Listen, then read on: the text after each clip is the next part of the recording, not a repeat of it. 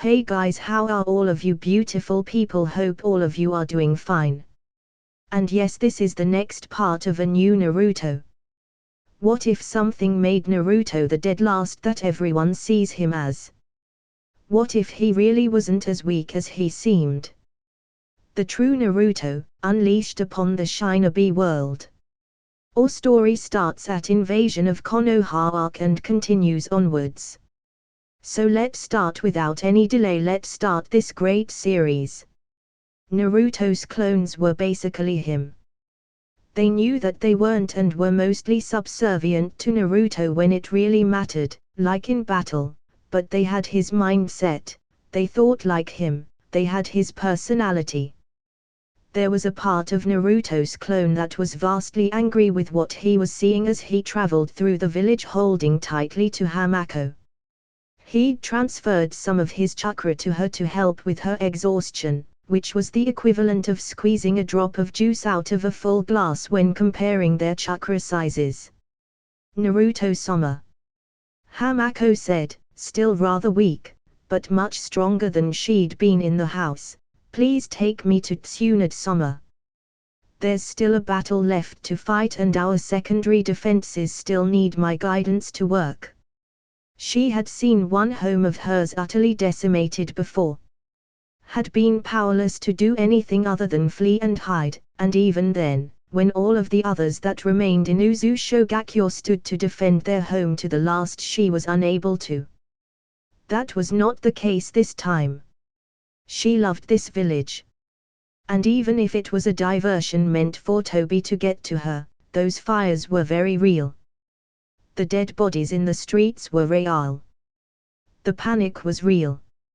Everyone fighting was real, and while she was no shinobi, no combatant, she was someone that could do something to protect her new home.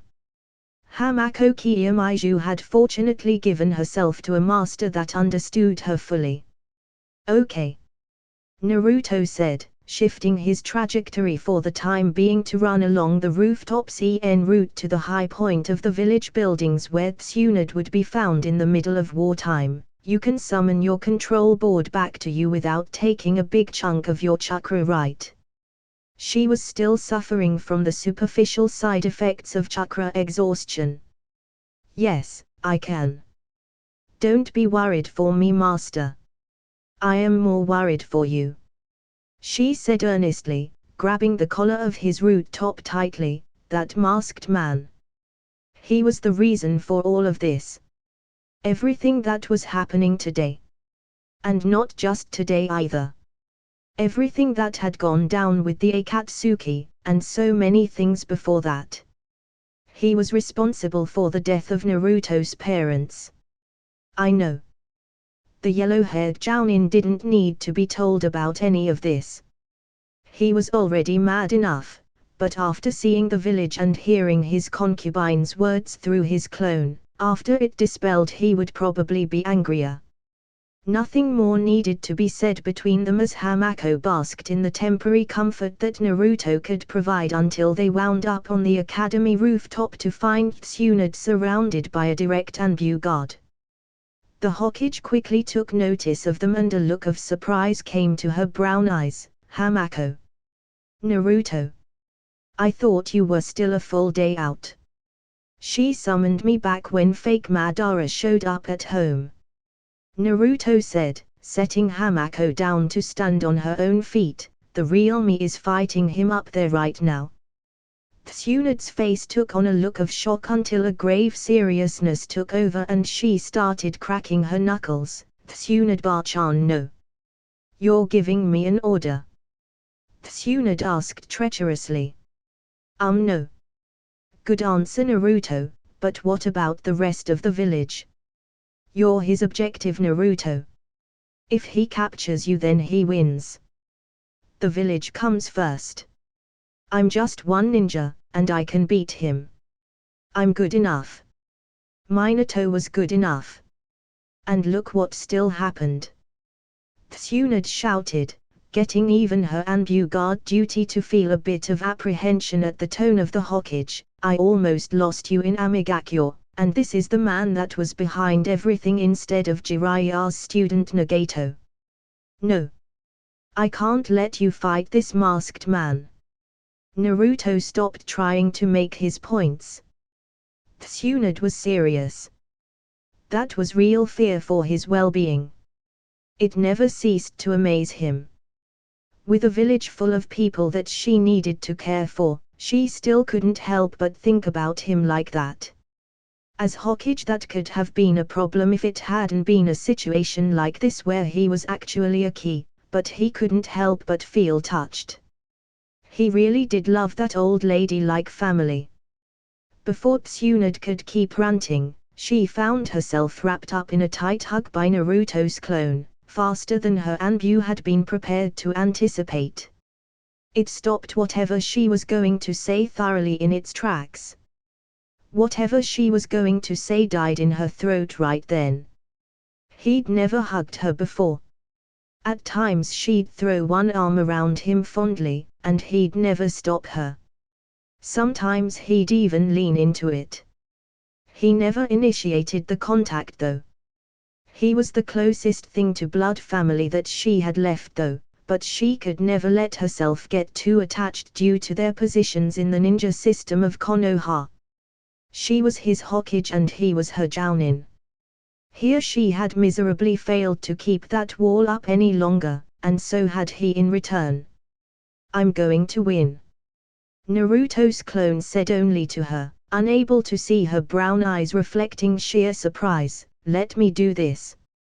I'm going to beat that guy, show his face to the world, and end it. Please? You've got to let me handle this.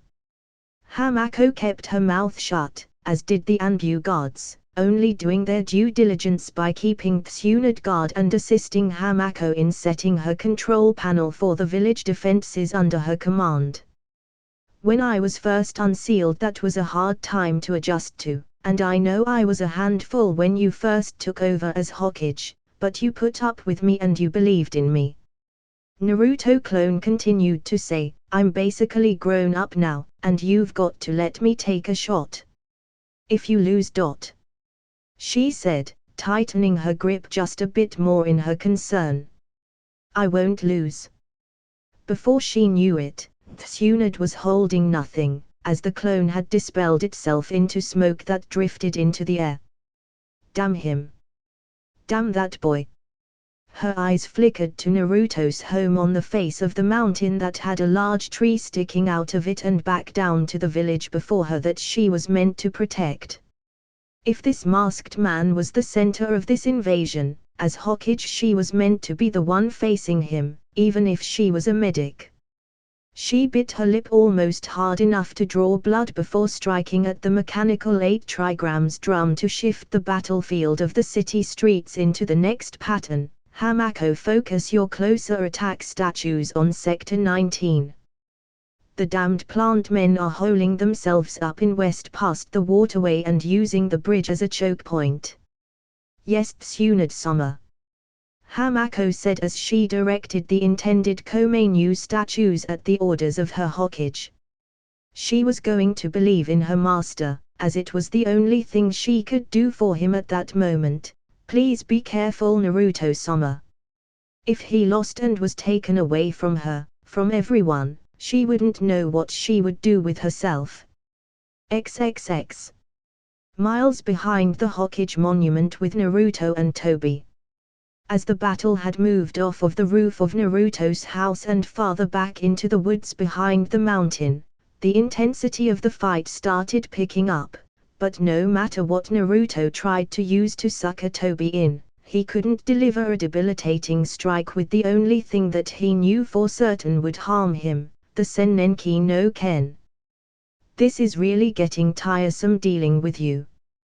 Tobi said as he stood on a tree branch, facing Naruto who stood on another. Honestly, what do you think you're going to accomplish by fighting against me? You can't touch me. You don't have the talent. Try as you might. For all of your ninjutsu, they're useless.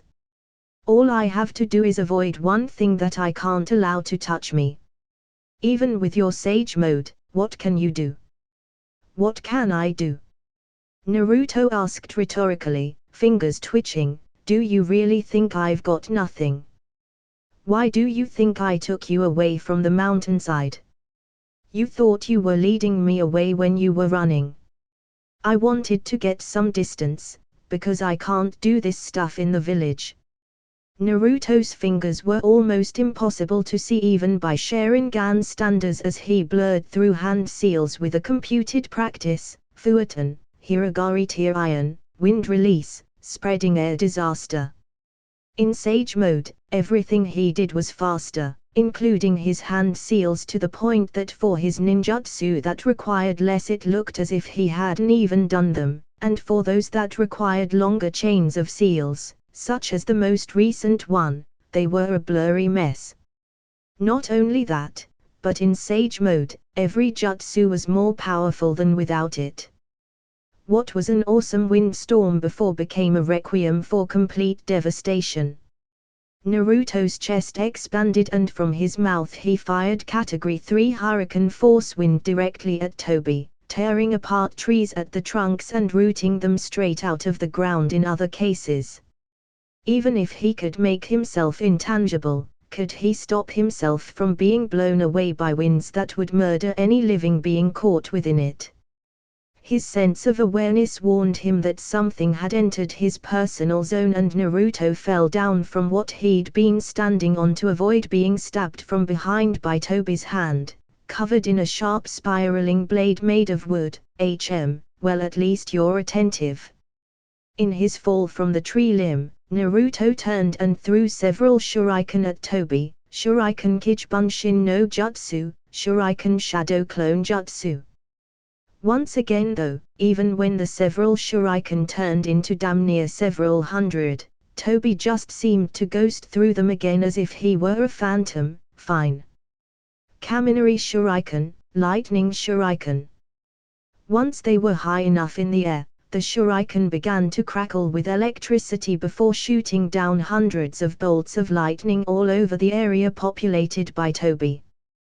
The trees that had been situated behind Naruto and had survived when he'd cleared the lands of the rest of them with his previous jutsu were struck and their tops were set ablaze as Naruto kept away and kept his distance to try and see Toby in case he escaped. You just don't get the point, do you? Turning around, Naruto's eye caught the vortex of Toby's space-time teleportation as he came out of it and delivered a punch right in his face, knocking him away with oddly imposing strength. By all means. An amused Toby said as Naruto regained his footing and faced him down again, keep throwing your best shots at me. I'm enjoying seeing what you've amassed in your little ninja handbook over the years. I mean, admittedly you haven't used anything that I can copy with my Sharingan yet, but keep going. I see I haven't taught you the true meaning of despair yet. It was remarkable, enough for Toby to admit it. Even without actively utilizing the Sharingan except in heated combat, Naruto's ninjutsu coffers were vast and dangerous in the versatility that he was allotted with his techniques. Dangerous for others that weren't him, of course. I told you I was going to take everything from you. Toby said as a small rippling vortex appeared in front of him and out flew a gigantic shuriken larger than his body, spinning at Naruto speedily like it had been fired out of a gun. Naruto avoided it, and watched it slice through one of the burning trees, felling it before he looked up and saw another rippling vortex prior to large, sharp branches growing out of it to stab down onto him. Mokuton, Chika Eni no Jutsu, would release. Underground Roots Jutsu. Upon missing him and stabbing into the ground, the branches formed titanic roots that grew out and tried to tangle around him. Nimbly and athletically, Naruto flipped and hand-sprung through the roots until they formed a veritable forest, surrounding him and boxing him in.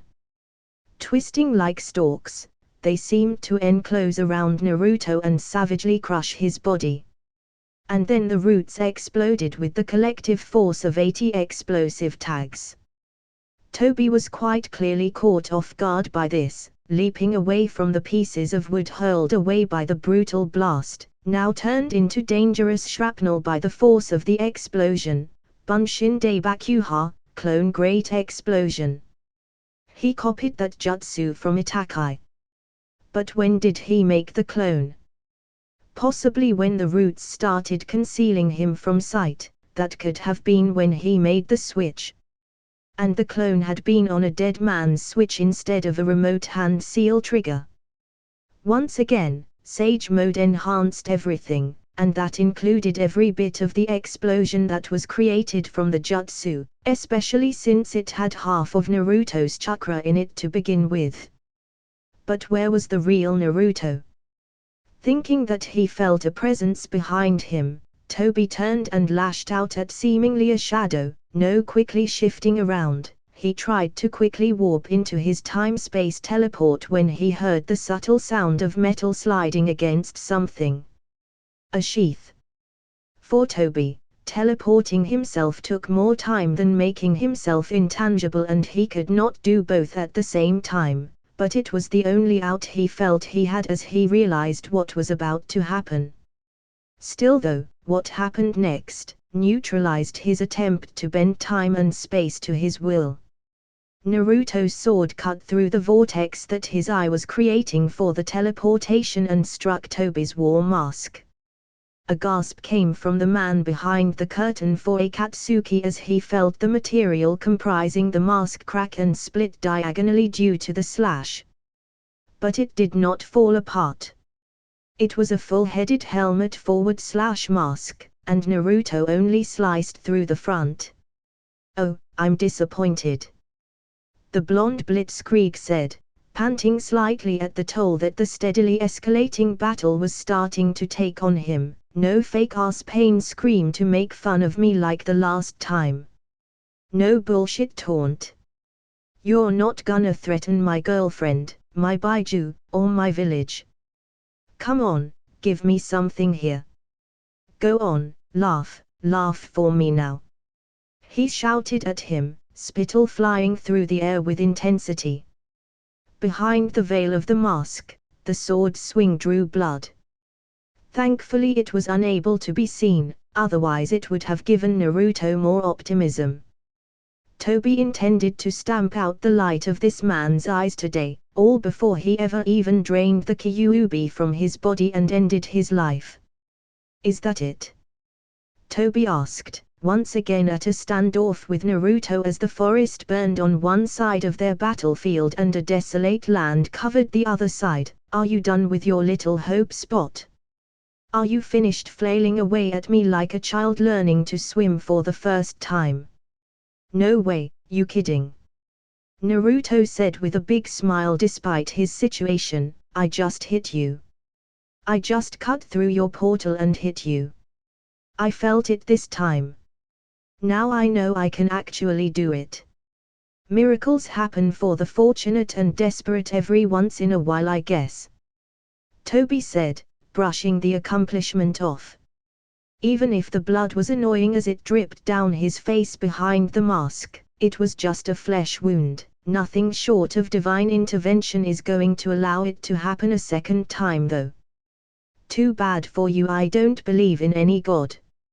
I do believe in blind, dumb luck though." Naruto held up his sword that still had a bit of Toby's blood on the end of the blade. "Who said anything about miracles or a god? If there is a god, I'm pretty sure he or she's got more important things to worry about than some random battle in the woods between some prick in a mask and a jerk Jinchuriki with an eye that isn't his, and even if they didn't, I'd rather save my favor from Kami for a time when I actually need it. The lucky horseshoe is coming out of your ass here and now, Uzumaki. There's a thin line between luck and talent. Are you sure it was luck that let me hit you?" Instead of answering, Toby created his vortex, and this time without an undodgeable rush from Naruto coming his way before he ever started the jutsu, he was able to get into it before Naruto could rightly take another slash at him to stop him. And now it was dangerous again. When Toby was inside of his dimensional rift, Naruto couldn't sense him with Sage Mode. What happened next could come from anywhere. Focus, boy. Kyuubi urged Naruto from within, remain calm. Breathe. You are not in over your head, get that thought out of your mind this instant. You're prepared for this. You can win against this enemy. We can win. This was a kid-level battle, and though it didn't show outwardly, Kyuubi could feel the churning dark emotions inside.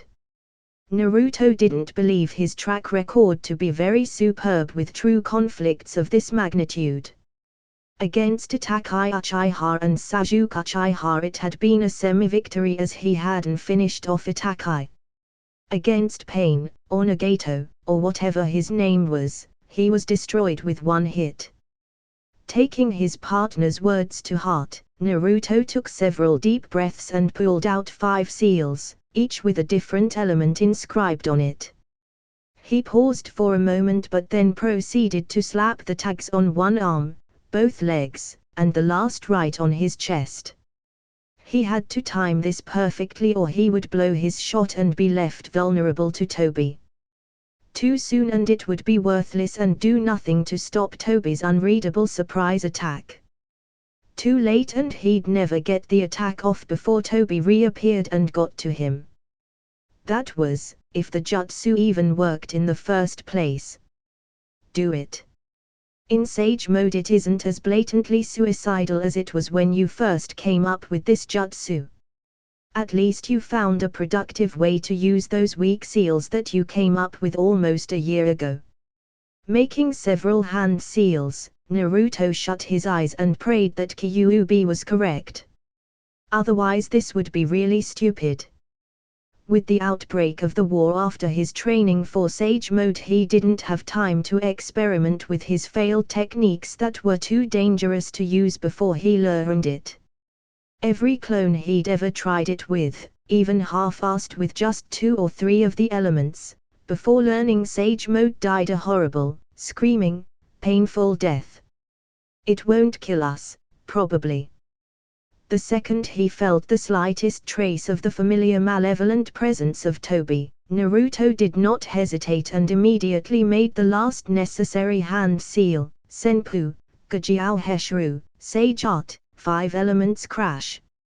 Powerful chakra surrounded Naruto's body like a flame engulfing his body with a color that shifted faster than the human eye could keep up with between red, yellow, blue, brown, and green, as if he were a walking rainbow. Screaming at the top of his lungs, Naruto threw his arms out away from his body just as Toby appeared to gravely wound him with his gunbai. All hell then proceeded to break loose. If this kills me you're coming with me. And then everything went white. XXX.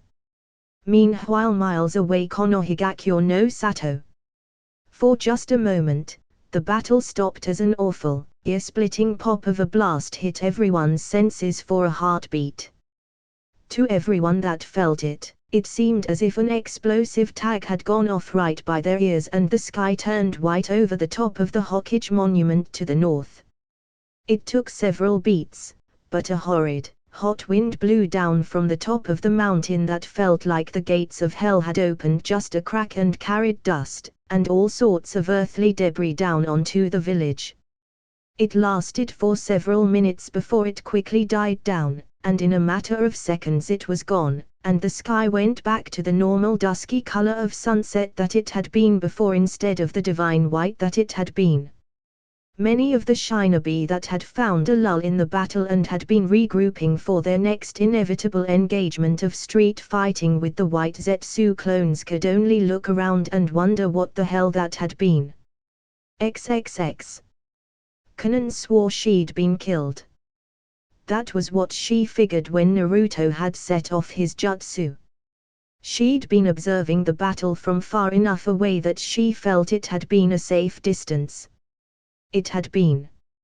She'd been high in the air, a little over a quarter of a mile away watching the Kyuubi Jinchuriki and the former true leader of Akatsuki tussle. She'd been safe from every massive attack that had been launched by them.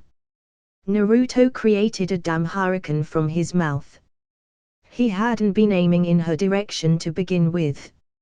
She was safe from that powerful force of nature. Toby created a deadly mini forest. Didn't get close to being high enough to touch her despite the lateral ground it covered. Then Naruto shouted, turned multicolored for a second, and nuked everything. That almost got her. The thing that saved her was the fact that she tried to get more distance the second she saw his body flickering with the telltale colors of the 5 elements. By the time the white flash of death shot up into the sky, she'd been far enough out of range of the horrid blast for only the shockwave to reach her and send her flying. She had to fly herself back to the site of the battle only to look down at what remained of it. Nothing. Nagato. She said to herself as she looked down at the outright devastation before flying off to find some sign of either Naruto or Toby. She spoke as if the person she was referring to could really hear her at that moment. Please hold off on summoning me back. I need to watch the rest of this battle. For you. XXX. Behind the Hokage Monument miles away from Konoha.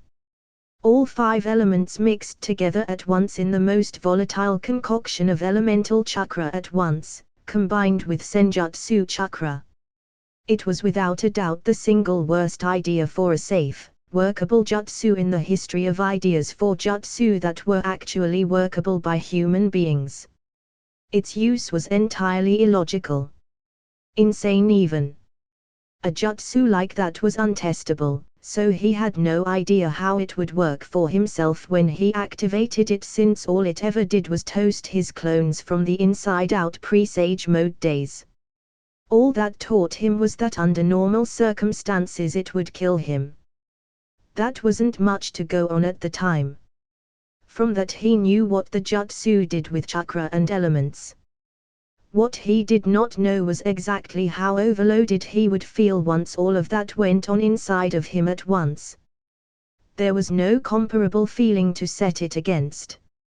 All he knew was that for once he had way too much chakra inside of his body, and he had to get rid of it all at once or pay the price. And that was what he did. He did it the only way he figured would work in such a dire situation. He just threw it away. He did not know though that the results would be quite so explosive, and so close. He didn't know what he had been expecting, but that wasn't it. Thank the toads for Sage Mode and the fact that it enhanced everything, his durability, and even the Kyuubi's ability to heal his body without a Jinchuriki cloak. The air was still filled with dust and smoke, and it was going to be there for miles around for quite some time. The site where Naruto activated the jutsu was now a grand crater a quarter of the size of Konoha, devoid entirely of life. This was entirely irrelevant, because Naruto was now nowhere near the crater that he had single-handedly created with the craziest jutsu he had ever come up with. The new setting for the young Jounin was a few rocky pillars that looked much like a ritual place at the center of a large lake in a rocky dell. In the recently risen moonlight, Naruto clawed himself out of the lake and onto one of the rocky pillars, clothes utterly ruined by his previous actions. If he had been panting lightly before, he was heaving and puffing heavily as he crawled up onto the little slab of land. That was a bad idea, that was a really bad idea. That was the worst idea I've ever had that actually worked, because he didn't kill me. But man. Are you kidding? That was the greatest thing I've seen a human do in ages. The Kyuubi uncharacteristically spouted from safely inside of Naruto's body. If you could have seen that from in here, these pipes were glowing like a laser show. Ha! And that explosion. Not quite on the level of my Baijudama, but it was a damn nice try. You do realize that you ripped a hole in the sky, right? There isn't a single cloud in the air where we were. Why are you so excited about that? Naruto asked in a pained manner as he sat down on the rock monolith, looking over his wounds and tearing away the now useless pieces of his shirt that had been sticking to him. The sheath was still strapped over his shoulder. Damn, that thing was tough. I am always excited about destruction on an elevated scale. You know this. With a few coughs, Naruto continued, the only reason we didn't die in that was because it blew us away instead of blowing us up, and we hit the water instead of hitting everything around it. I know. Maybe that masked bastard has something of a point when he says that you're lucky. The Kyuubi stopped its sentence mid-taunt when it realized where they were. We were thrown this far away. Heh, oh irony. What are you talking about? Naruto asked, head lolling to the side as he tried to get himself back together and stand back up. His blood went cold when he felt Tobi's chakra resurface as he was still in sage mode and then heard his voice once again. He was still alive. But if he could hear him, that meant that at least he couldn't get the drop on Naruto, such a familiar setting. This is the place that first bound all of our destinies together. 17 years ago. Naruto drew his sword and walked around the gigantic rock monolith to catch sight of Tobi, hands clasped in his lap, sitting on a rock that seemed like something of an altar in its appearance. He hadn't gotten away from the cataclysmic blast that Naruto had caught him in either. His cloak was ruined straight down to the sash at his waist, with only the right side of it and the sleeve remaining. Half of his mask was gone, revealing the left side of his face and spiky black hair. He was a young man, about late 20s to early 30s if he had to guesstimate. What was strange was his Sharingan. His left eye that Naruto could now clearly see was a regular Sharingan, while the other was a Mangekyou Sharingan. But there was something wrong with it. The left was completely dulled and there was no pattern in the eye. How the fuck did you live through that? Naruto asked, pointing the weapon at Tobi. I got you. I know I got you. You just stepped out of that portal when I triggered the jutsu and you can't teleport and be intangible at the same time. I know that. You didn't miss. You didn't slip up. Tobi admitted with a careless gesture of his hands as if he were conversing with an old acquaintance. I think I can honestly say that your timing was perfect. Absolutely perfect. Sage mode can be truly terrifying. He said with a slow clap, I honestly did not believe that you had something of that magnitude in you. Not exactly combat friendly, but well. I underestimated you one time too many, and I got caught. So why aren't you ashes then? Once again. Tobi said, pointing to his blank Sharingan eye, you know nothing about the secrets of that eye you hold. The most powerful genjutsu that can be cast upon the user, makes illusion reality and reality illusion. In the Izanage eye, the boundary between them both is removed. In the face of this Daojutsu that can only be utilized by those descended from the Rakuda Sennin, even true death is an illusion. And only at the cost of eternal darkness in the eye that was used to cast it. That was enough to take whatever wind was left in Naruto's sails out of them. He did it. He did everything right. He got that masked bastard dead to rights. He blew him away, and there was nothing he could have done about it. Nothing other than warp the general fabric of reality itself to erase his own death. Only the greatest sense of poise in the face of an enemy he still had to do battle with kept him from punching his fist through the rocky ground in fury. Are you despairing yet? Do you see how useless it is? Tobi asked, you gave me your best shot, and you almost took me out. Unfortunately for you, when you caught me using the power of my right eye, I still had a left one unused and ready to sacrifice just in case. Why the fuck do you have the Mangekyou in only one eye? That doesn't make any sense. Itachi had it in both. From looking at the slab in Nakar Shrine he knew that when an Uchiha achieved Mangekyou Sharingan, it wasn't done the same way that an Uchiha developed the Tomo in their eyes respectively for each one. The same reason you do, more or less. That still doesn't make any sense. You're an Uchiha. Those Sharingan are both yours. One is mine, the other one belonged to another dearly departed Uchiha clan member. Long deceased, you understand. He tapped at his defunct left eye socket. It was an implant. I gave the original Sharingan I had in this eye up to a friend as a parting gift before I died.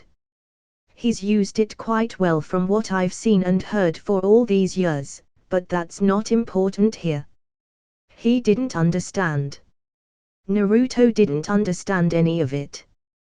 Barely anything seemed to tie together any longer.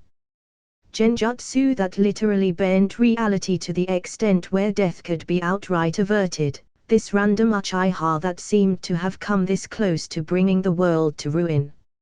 And why? For some plan to enslave the world. For what?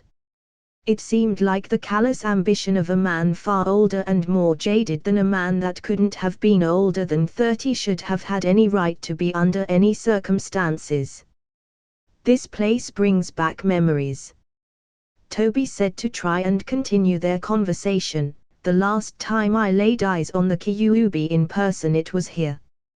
Right after I took it out of your mother Kushina. Naruto's eyes snapped back up to Toby and sharpened on his form. What'd you say? I thought you knew. Toby feigned complete innocence. You seem to be so attached to that monster inside of you. I figured it would have told you by now. Your mother was the previous Jinchuriki of the Kyuubi, and I am the one that removed it from her.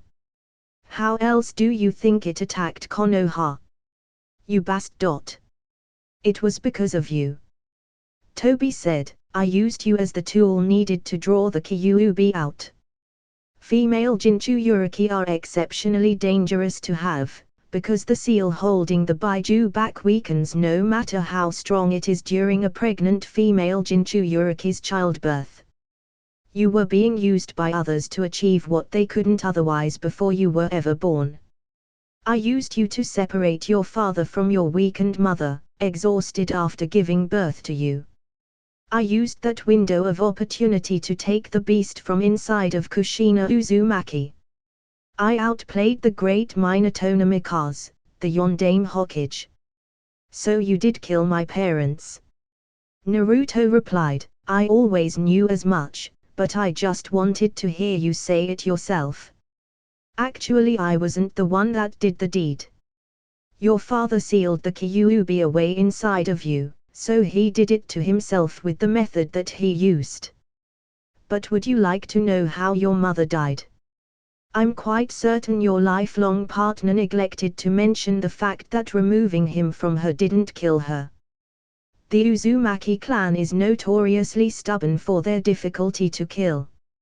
Naruto recoiled slightly but kept his eyes locked firmly on Toby. Kyuubi, what the hell is he talking about? There was noticeable hesitation inside of Naruto's mind in regards to their telepathic link. The Kyuubi was either choosing its words wisely, or it was really hesitating to tell him the truth. They were going to reseal me. I had just been released of this man's Sharingan control. I felt I had no other choice than to strike preemptively to try and prevent the ritual. Kyuubi, spit it out. Don't start lying to me now. You've been a bastard every now and then but you've never lied to me. I saw you, the ritual location, I knew what they were about to do, and I tried to kill you before I could be sealed within you. Kyuubi said, choosing not to mince words at this point. If he wanted it, it was time for all of this to come out. Your mother used everything she had left to bind me with her special jutsu, and half of my chakra had already been taken from me by the Shikifuin.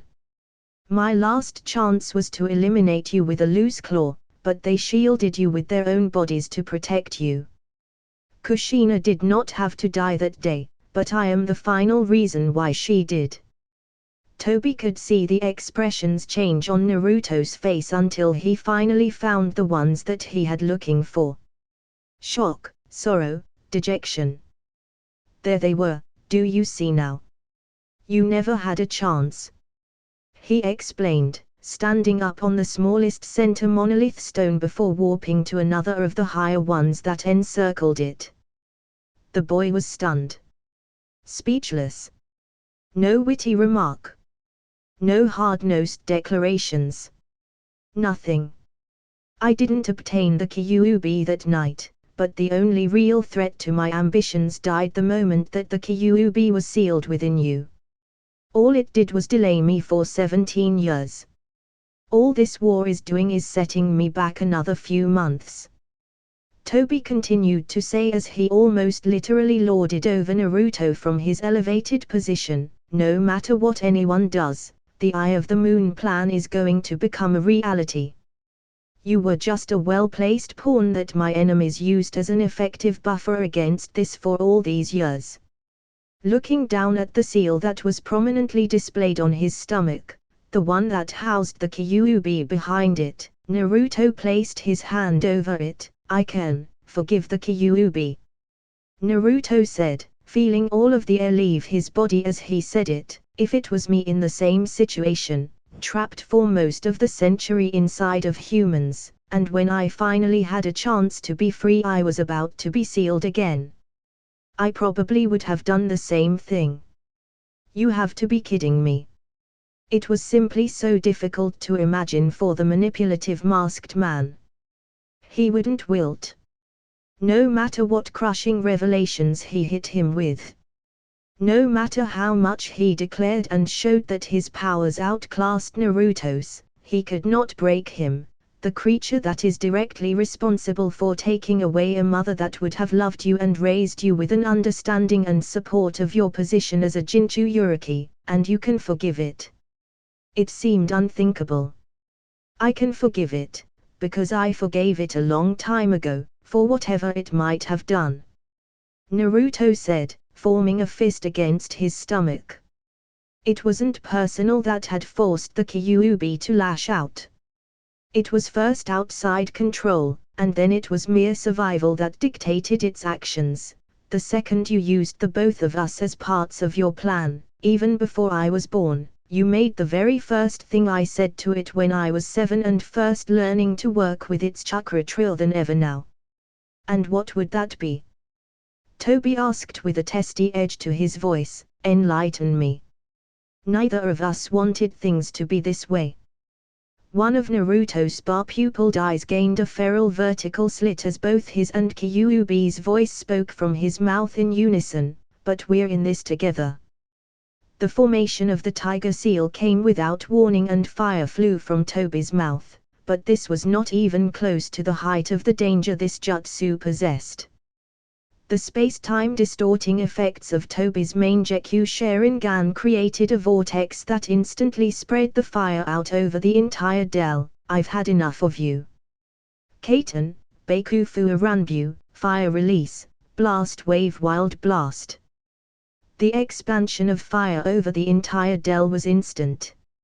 Even for Sage Mode's heightened reflexes and provided speed, it was too sudden for Naruto to react to, and he was engulfed in the inferno before falling off of his rocky pillar into the water like a flaming projectile. You're in this together. Toby snarled as the rock walls that surrounded the lake caught on fire, surrounding their field of battle in a blaze. How cute.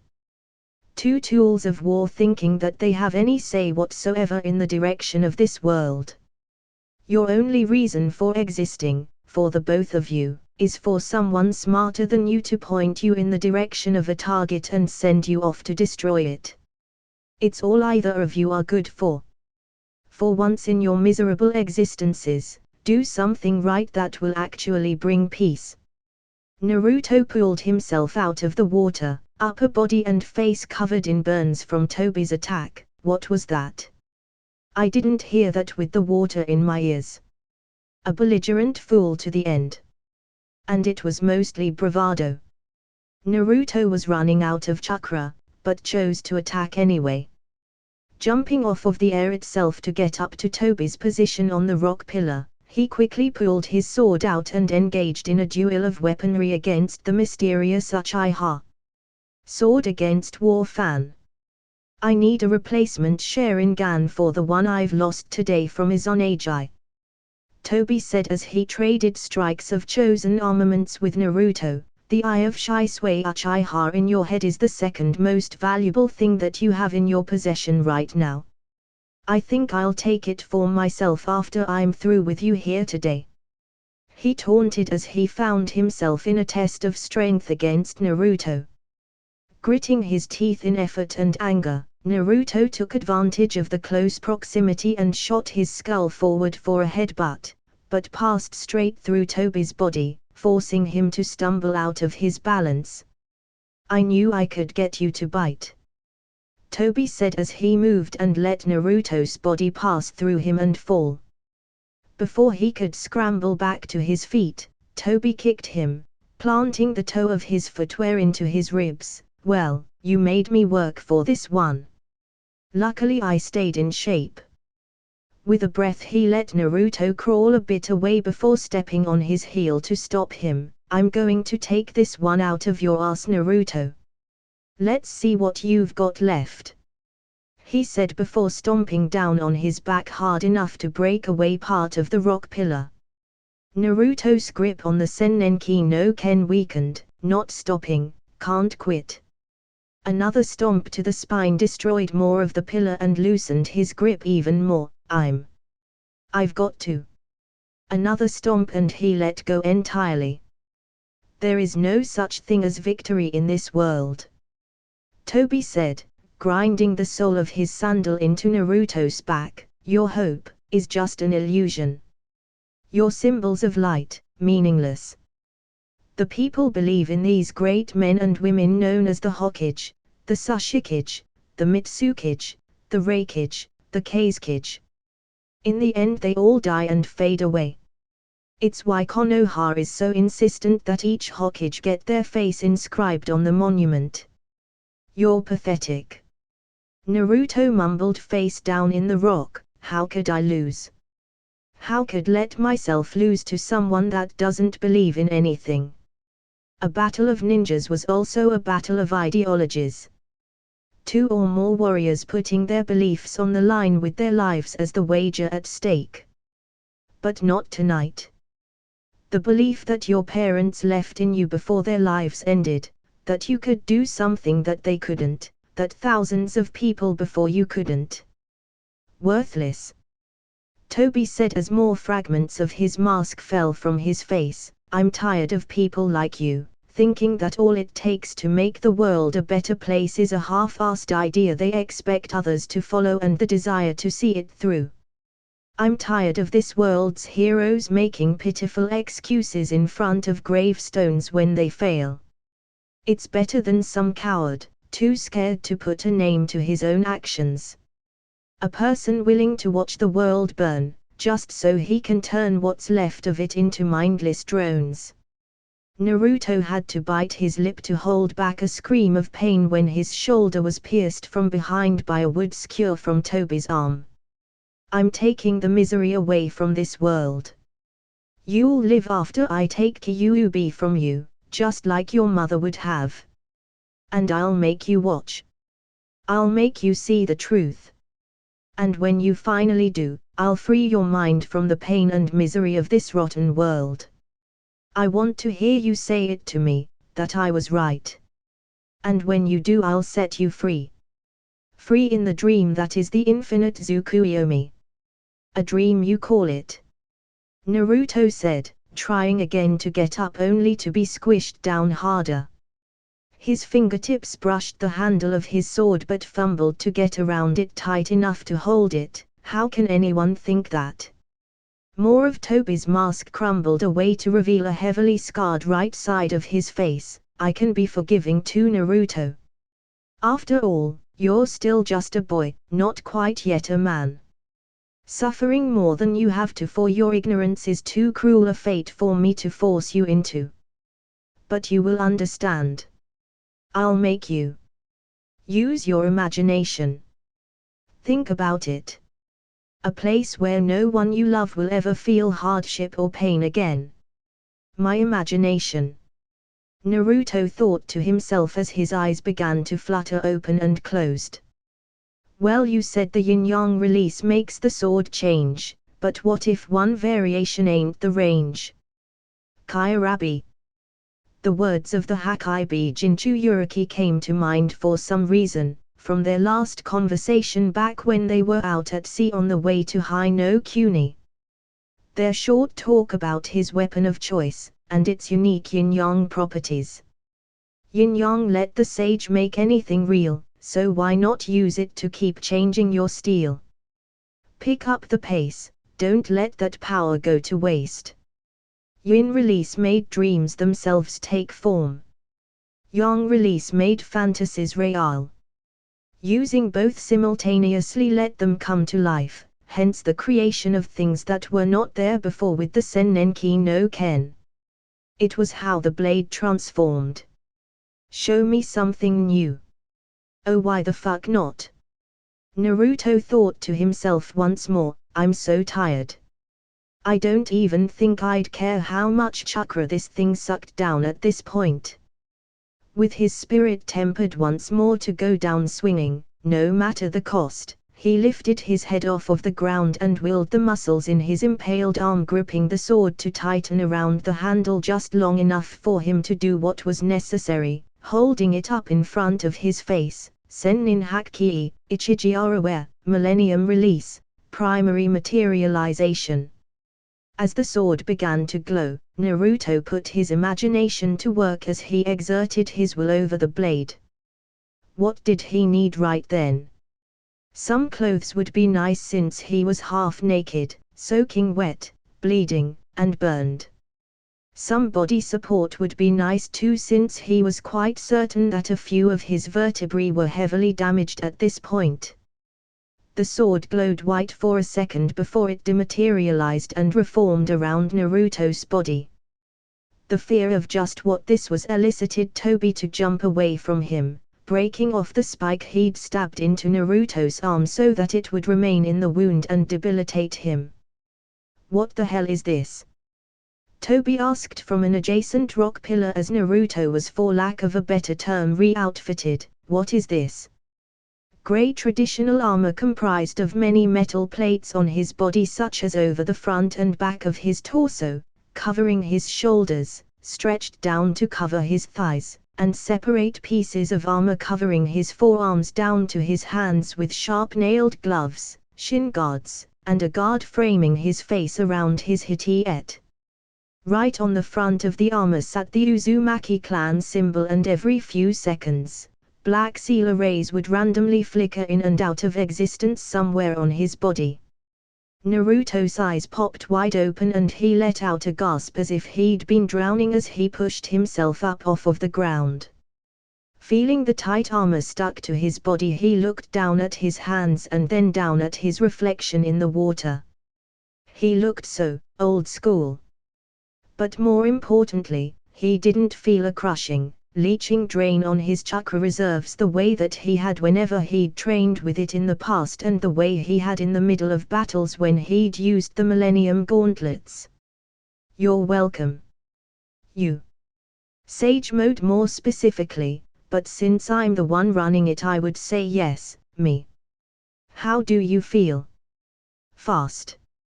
Naruto figured as he couldn't even feel the weight of what looked like really sleek plate and scale armor, lighter than a feather. Ah, wait. He cringed before reaching for his left shoulder underneath the plate there and slowly pulling out a bloody wooden spike that he tossed away. Cute. Toby said as he had been watching all of this, wondering just what was going on. This isn't the jutsu you used to beat Kakuzu. Not quite.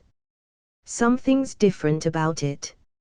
I thought that one only covered your shins and forearms. I did what you said. Naruto replied, ignoring the blood dripping freely from his wound underneath the armor. I used my imagination. I laid there and I thought about what you wanted me to. And that kind of future sucks. If everything was always perfect and nothing ever went wrong, how would you ever enjoy anything? So instead of thinking about how stupid your idea is, I thought about something more useful, and you're looking at it more or less. Toby rolled his eyes and formed a hand seal. And I'm supposed to be afraid and think you have more of a chance than you did a moment ago just because you got a wardrobe upgrade. Yes. Let it just be known right now that though it has been mentioned before, it bears repeating, Sage Mode enhances everything. The eye of Toby went to work just as he saw a single muscle of Naruto twitch in his direction, making him intangible to avoid another attack coming his way from the headstrong young ninja in the form of a high-speed body flicker. Only it didn't work this time, and Naruto's fist sank into Toby's right jaw, rattling his skull and sending him rocketing across the surface of the lake water, finally crashing to a rest against the rocky shore where his body left an imprint. He hit me. I hit him. Naruto echoed without hearing Toby say it from where he'd been standing in turn. He had to look down at his own armored fist and flex his fingers to readily accept it. Right. I just wouldn't have felt right winning this fight without punching that guy in the face just once. Toby pulled himself up and out, standing back up with a heavily bruised, bleeding cheek and cut under his right eye. That armor might as well have been the sword, all over his body. And he wasn't wearing down from simply wearing it. I hate that clan. I really do. He would not get that close again. Fuuka Hoen, Kai, Fire Sealing Method, Release. Naruto's left arm up to the forearm was covered in black flames before he made a tiger seal with his right hand and lashed out with a punch using his left. Senpu, Yami no Ryua, Sage Art, Dragon of the Darkness Flame. A mammoth open-moored dragon the size of 12 men formed and flew straight across the lake at Toby, roaring like the general article, or was that the sound of the flames burning together? He uses the Amaterasu he sealed from Itakai in his arm like a pilot light. Brilliant.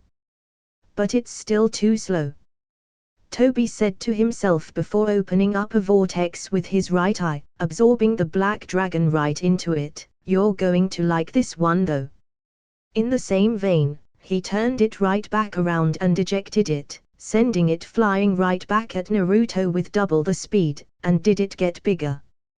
Naruto didn't stick around to find out, bending his legs and pumping every bit of power he could to them before jumping up, propelling himself higher up into the air with an outburst of wind chakra from the soles of his feet. Down below he watched the flames from the dragon fly toward Toby. The wily Uchiha teleported to the other side of the lake and waited for the dragon to reach that side just so he could absorb it again into his right eye and fire it back out at an airborne Naruto, once again faster and larger than it had been previously. That was fine though, he had all of the skies to play with in order to evade it. You're not the only one that can create diversions with massive ninjutsu, Naruto. Above Naruto's head he looked up only to see Toby looking down on him. He teleported directly above him using the deadly black Amaterasu dragon as something to capture and keep Naruto's attention for long enough to ignore the disappearance of his chakra signature, if only for just a moment. Out of reflex, Naruto shot a fist up to punch him, but Toby stomped down on it to block, anticipating Naruto's physical counter-reaction. You're mine. Toby said as Naruto felt himself getting absorbed into Toby's eye dimension. I'll save you here for later. At least I'll have the Kyuubi stored in my pocket where I can save him for last. Naruto quickly created a Kijibunshin that shoved him away as hard as it could, taking his place in getting sucked into Toby's eye. Falling down from the sky, Naruto twisted his body only to next have to face his originally created Amaterasu dragon. With a set of hand seals he held out his left arm as the seals spread back over it, Fuuka Hoin, fire sealing method. Like a hyper-powered vacuum, Naruto sucked every speck of the flames back into his arm from whence they came. Continuing onto the water, he flipped through and expelling wind chakra through his feet created a windfall as he neatly landed back on the surface of the lake. Immediately upon landing, Naruto created a grossly oversized Rasengan and slammed it down on the surface of the water just as Toby appeared out of his time-space vortex behind him ready to strike. The unexpected move blew the water sky high. It didn't do much to deter Toby's attempt to attack, as he still swung his war fan and created enough wind with the attack to blow away the water that Naruto had kicked up to conceal himself. He soon wished that he hadn't, as he then found 6 Narutos holding larger Rasengan variations, closing in on him from all sides and above. Ryo Shutsu Odama Rasengan, Zero Illusion Great Ball Rasengan. Forming small flames on each finger of one hand, Toby slammed it on the surface of the water, creating a cylindrical barrier around his own body, Uchiha Kinjin, Uchiha Flame Battle Encampment. Every Naruto that touched the barrier burst into flames upon contact, destroying all of them except for the original, who took a quick dive underwater and resurfaced immediately only to get punched in the face by Toby's follow-up attack. The hit sent Naruto spinning away on the surface of the water like a top until he stopped and chopped the water, splitting it straight to the bottom of the lake in Toby's direction. He didn't move an inch and simply made himself intangible to dodge. It's still not going to work like that. It's worthless. Even with that Sharingan, you're still blind. You have no idea how powerful that eye is, do you? You don't even use Shisui's Mangekyu. This isn't a Mangekyu Sharingan eye, you ass. Wasn't it? If it was, how the hell did he even find out or not? Such a fool. Naruto glared at him, but his face suddenly changed as if he realized something. Something incredibly relevant and vital. It was only for a flash though, as he schooled his features thoroughly, and Toby took it as Naruto merely being surprised that he'd forgotten he could phase through basically anything he could throw at him aside from physical contact. The Kyuubi was connected to Naruto and knew full well what Naruto had been affected by. Do you think it can work? Are you sure what you saw was real? I can see through genjutsu, so it can't be an illusion. I don't know if it'll work or not, but I've got to make it count if it will. A quick hand seal formed 5 clones and 3 of them went forward at Toby to engage him in close. They could hit him too, just like their creator, thus Toby was forced to defend himself. Kaiten, Housenkan no Jutsu, Fire Release, Phoenix Flower Jutsu. Toby leapt back and peppered the clones with fireballs, concealing shuriken within them for an added punch that did the trick in dispelling their armored forms. Now what? The sound of a clear bell ringing filled the air and his eyes widened at the sight of Naruto and his clones holding up a gigantic Rasengan variation with 4 wind points enshrouding it, giving it the appearance of a shuriken. This is it. Naruto and his clones cried as one as the extras dispelled. The original took aim and let it fly like a buzzsaw, Futon, Rasen Shuriken, Wind Release, Spiraling Shuriken. Fool. Toby stood in place, forcing his body to become intangible even as the speedy attack landed right at his feet and expanded in a massive, devastating wind sphere. All Naruto did was stand there and watch, a bead of sweat trickling down his face from underneath his face guard as he waited with bated breath for the results to show themselves. The wind sphere died down, though the waters of the lake continued to shake violently. But standing there, still entirely unfazed, was Toby. Instead, he just looked disappointed, like a master that caught its trained puppy peeing on the floor indoors. Was that really worth the waste? You didn't do anything, even with all of that effort. His lecture fell short when blood spurted out of his mouth like a geyser. What? His internal organs had somehow been turned to slurry and he could no longer stand up. What the hell had happened to him? He'd gone intangible. He avoided the Raisin Shuriken. He knew he had. Let's finish this. Naruto muttered to himself, and the Kyuubi, Fuuka Hoin, Kai, fire sealing method, release, dot. His left arm was engulfed in the horrid black flames of Amaterasu. One more time, you aren't dodging this no matter what you do. One way or another you're gonna burn. That insolent little. I won't let you. Toby shouted at the top of his lungs, blood pouring from his mouth and nose. Even his right eye was beginning to bleed from whatever Naruto had done. I've lost too much. I've seen how dark this world is. It's not fair. I want a world. I want a world where I have Rin back. Where things can be like they used to be without any of the war. The fighting. The system of the shinobi is broken. It's a sick joke. In the palm of Naruto's left hand, surrounded by the flames, he held a Rasengan that looked like a dark will-o'-the-wisp. Kuroihoshi Rasengan, Black Star Rasengan, dot.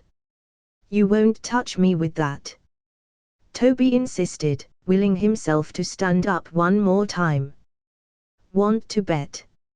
Naruto asked before dashing forward for the finishing strike. But much like Toby said, he leaned his body far enough out of the way to avoid touching any other part of Naruto's body than the Rasengan and made his torso intangible to make the attack miss. I'm finished with you. Toby's right hand turned into a wicked blade as he let Naruto move through and past him.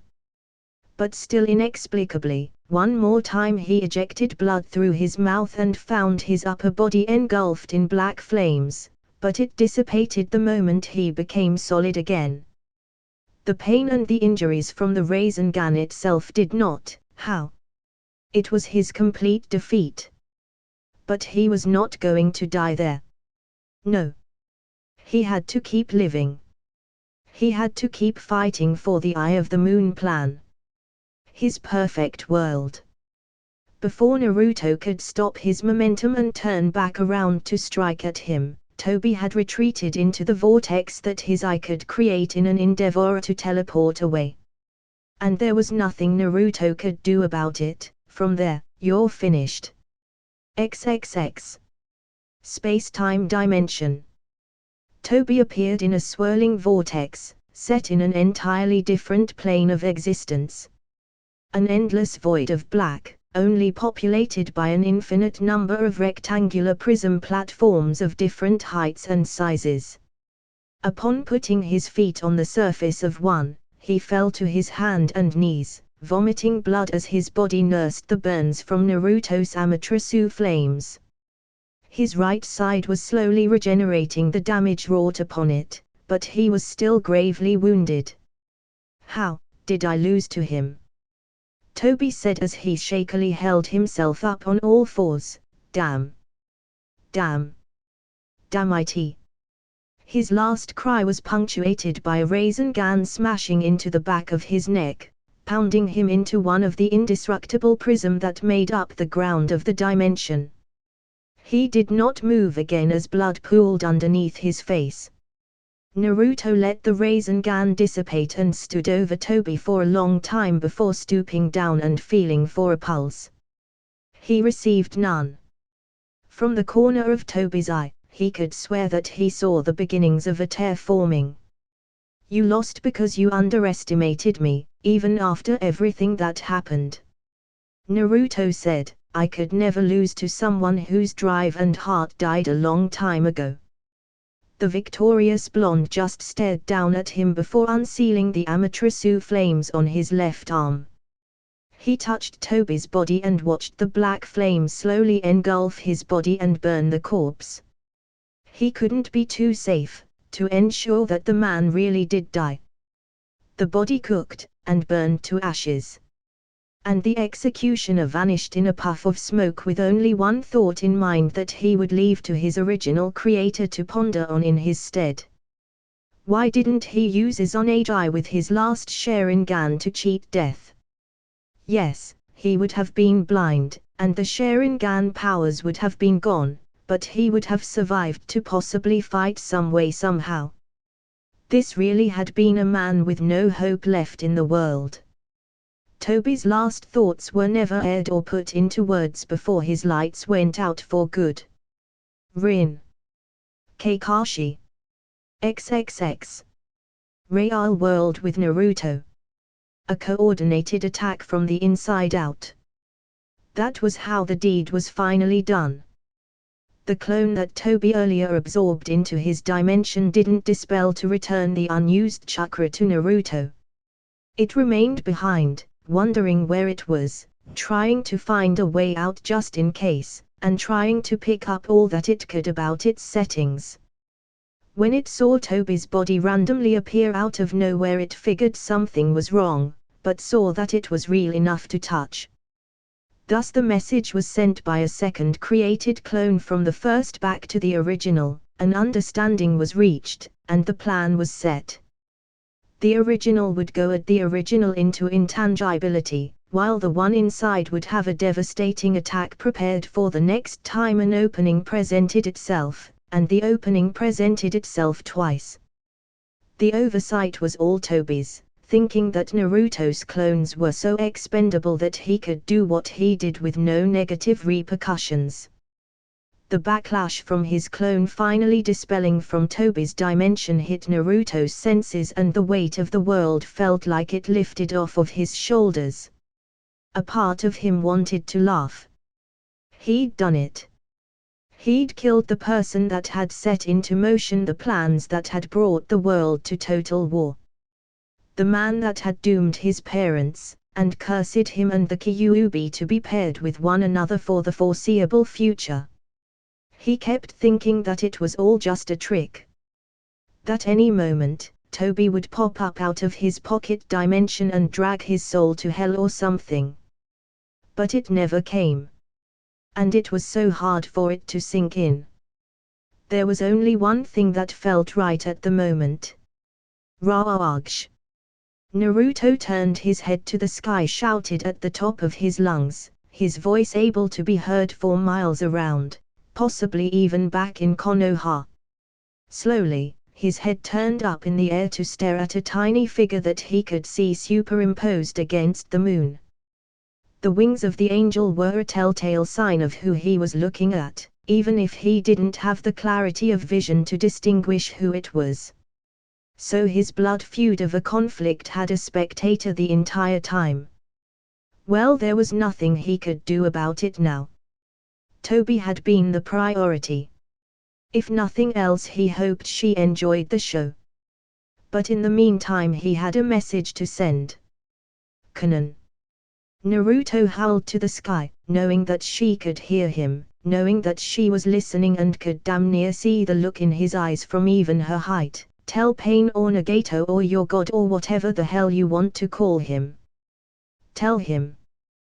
Tell him he's next. One moment she was up in the sky looking down at him and narrowing her eyes, probably for blasphemy or something along those lines, and the next moment she had disappeared in a puff of smoke. Good. She'd give him the message while it was still fresh. Perfect.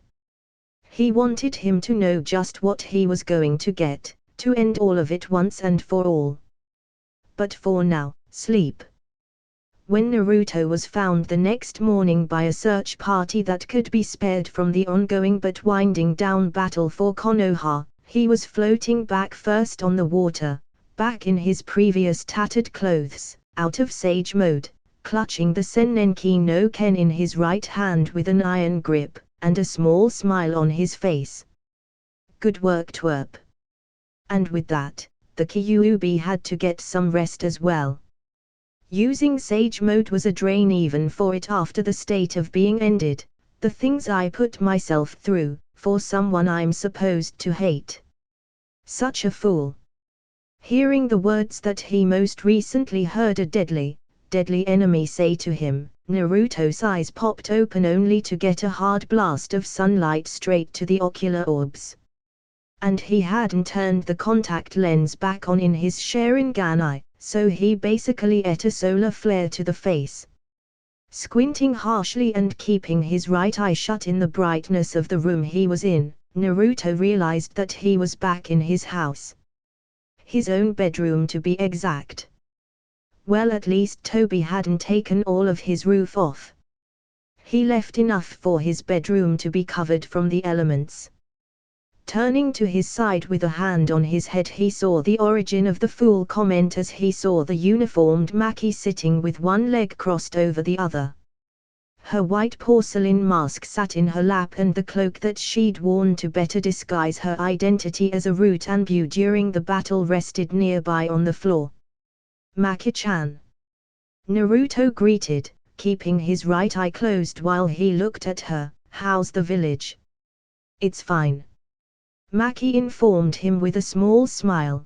The battle is winding down, but there are still small remnants of the white plant men holding out and hiding in certain areas around Konoha. Don't worry, we'll find them and get rid of the rest. In the meantime, the village was still under heavy security, with constant, more vigilant patrols in addition to the active hunting parties, as well as extensive guard placements than normal at high-priority places that could have been potential targets to the remaining white Zetsus that might have wanted to go down fighting if they were really that obedient to the masked man that had led them into battle. Even if they didn't know, they'd just been diversions for him to get to what he really wanted. But he'd failed in both of his endeavors to obtain those things. At least that was what Maki had figured.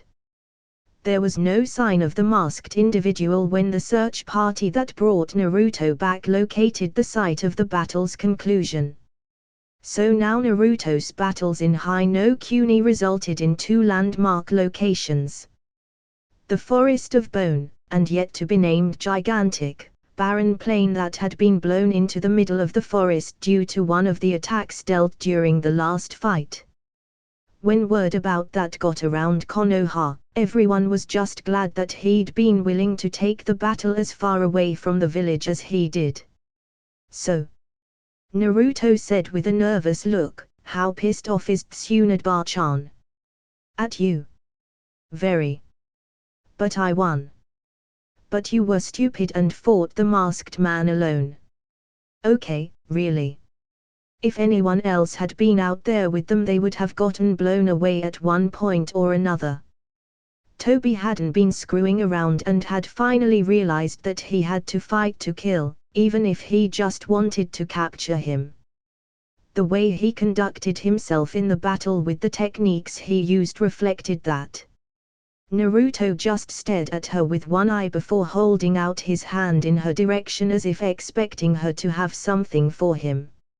Maki just stared at him blankly with the most killer poker face he'd ever seen on a woman before she slowly reached over and dropped something into his hand, his contact lens that he proceeded to stick back into its proper place. Mission etiquette says that you cannot question the confirmed mission plan while the mission is in progress. Maki admitted, moving over to sit down on the side of Naruto's bed, but since your fight wasn't really a mission, and since it most definitely is over now, I feel I'm completely in the right on calling you a gigantic jackass. Yeah, I'd tolerate that if you were my wife. Naruto drawled, taking note of the way Maki's cheeks heated up even if her stony expression didn't change, but you're not. You're just my sexy little junior. Winning solved everything. If you went about something the wrong way, as long as you won, what could anyone really say? So what's up? Any news? Maki rolled her gray eyes, but felt the need to touch upon anything Naruto might have missed while taking his last mission to Kumo. Things were definitely afoot around the continent. Northern K's no Kuni watch teams have reported something that could be either really good or really bad. Iwagakure is mobilizing along its southern border. Naruto's eyes went wide at the possible implications of this fact. You don't think? Never one to be suspenseful, Maki cut him off and nodded. There is probably a very good chance that Iwa has finally decided to make a move to try and conquer Suna. At this point they may figure that they can win even if we fight alongside Suna. But what? They're around the border of lands held by Amigakure. Oh, that was a double-edged sword in of itself. If the Sushikage was reading the ebb and flow of the war correctly, he would know that the CNF was reeling and on the ropes. The great fence-sitter probably wanted to get while the getting was good and take the constantly disputed lands of the minor villages for himself before the war's end.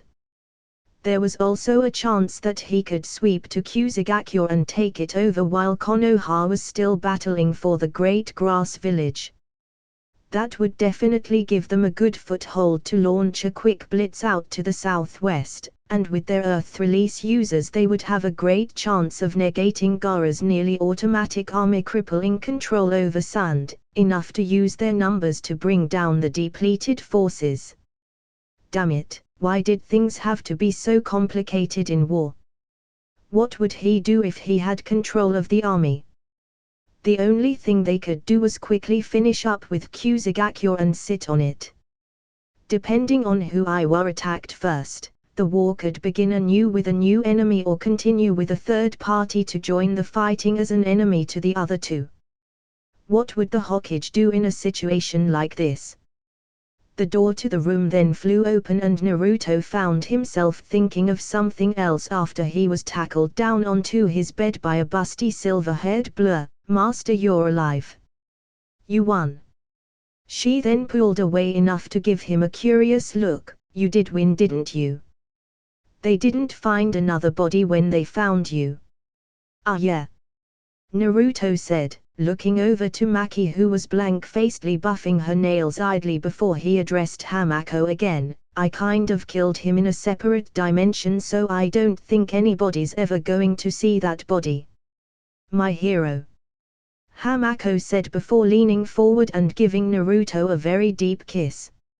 It lingered on for quite some time until Maki cleared her throat, letting the Uzumaki clan servant know that she was in the room also. Oh. Embarrassed at being caught in so brazen an action, Hamako backed away demurely, face glowing red. I am sorry, Maki-san. I didn't notice you were there. Did you want to go first? She offered. It took a lot to make someone like Maki lose her composure, but being offered first dibs on the only man she had ever seen in any kind of sexual light was enough to throw her off. What? We're at a red level threat alert and you're talking about doing something like this with Naruto-senpai now. The Seal Master didn't answer with words at first, instead choosing to climb onto Naruto's lap while beginning to loosen the obi around her waist that held her kimono blouse shut. Maki held back a very UN root-like squawk and turned around in her chair to avert her eyes. This time, Hamako was much less apologetic about her affectionate actions. My master went off to war without any kind of incentive to return from what is supposed to be his loyal servant. She explained with fond eyes on said master, a motivation like the kind I can give him could be the difference between life and death on the battlefield. And Naruto was all for that. Just not in front of Maki. That was just insensitive. Also, it was weird to have sex with someone in front of someone else that you had sex with already. He would have told Hamako to stop, but a massive, dominant chunk of him just didn't want to in the slightest, and that was the portion of his mind in control.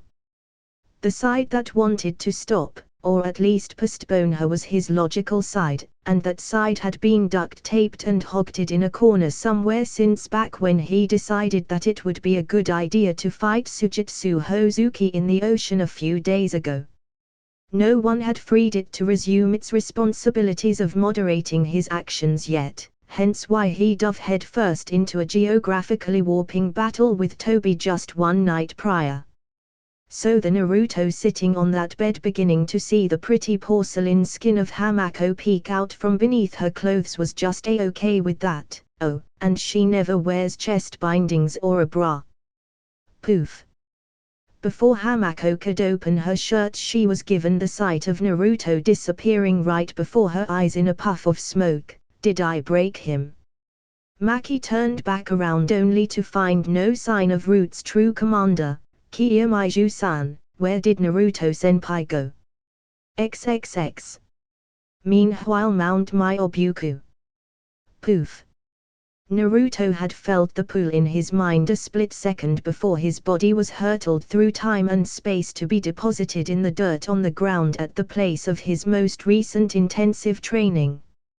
Usually he wouldn't mind being reverse summoned, but right at this moment he wasn't feeling it in any way, shape, or form. No. No.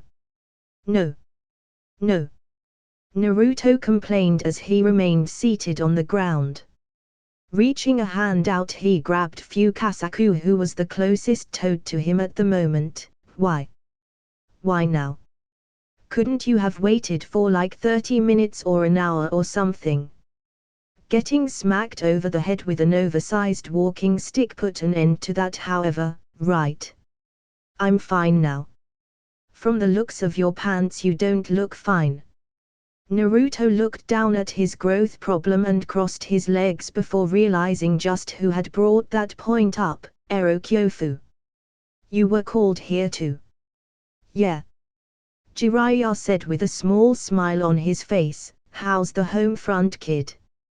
Got anything good for me to take back to the troops when we get sent back? I just killed the masked guy that called himself Madara. That's good. Hell, that's great. The creator of all of this insanity was finally down and out. And with him clearing out the route of all of the guerrilla attacks going on behind the lines in the northeast front, it was only a matter of time until that battlefront was settled.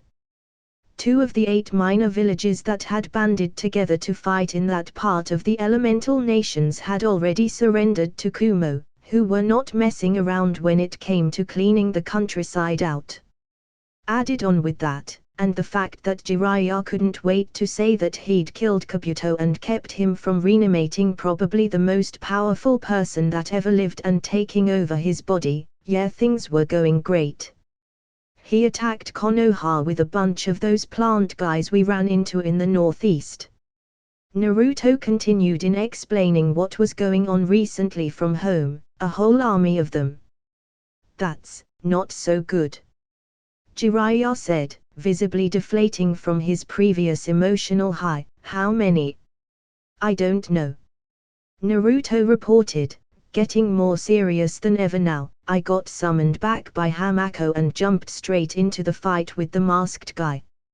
I only got a bit of a look at the village before things really got rolling, but the defenses were working.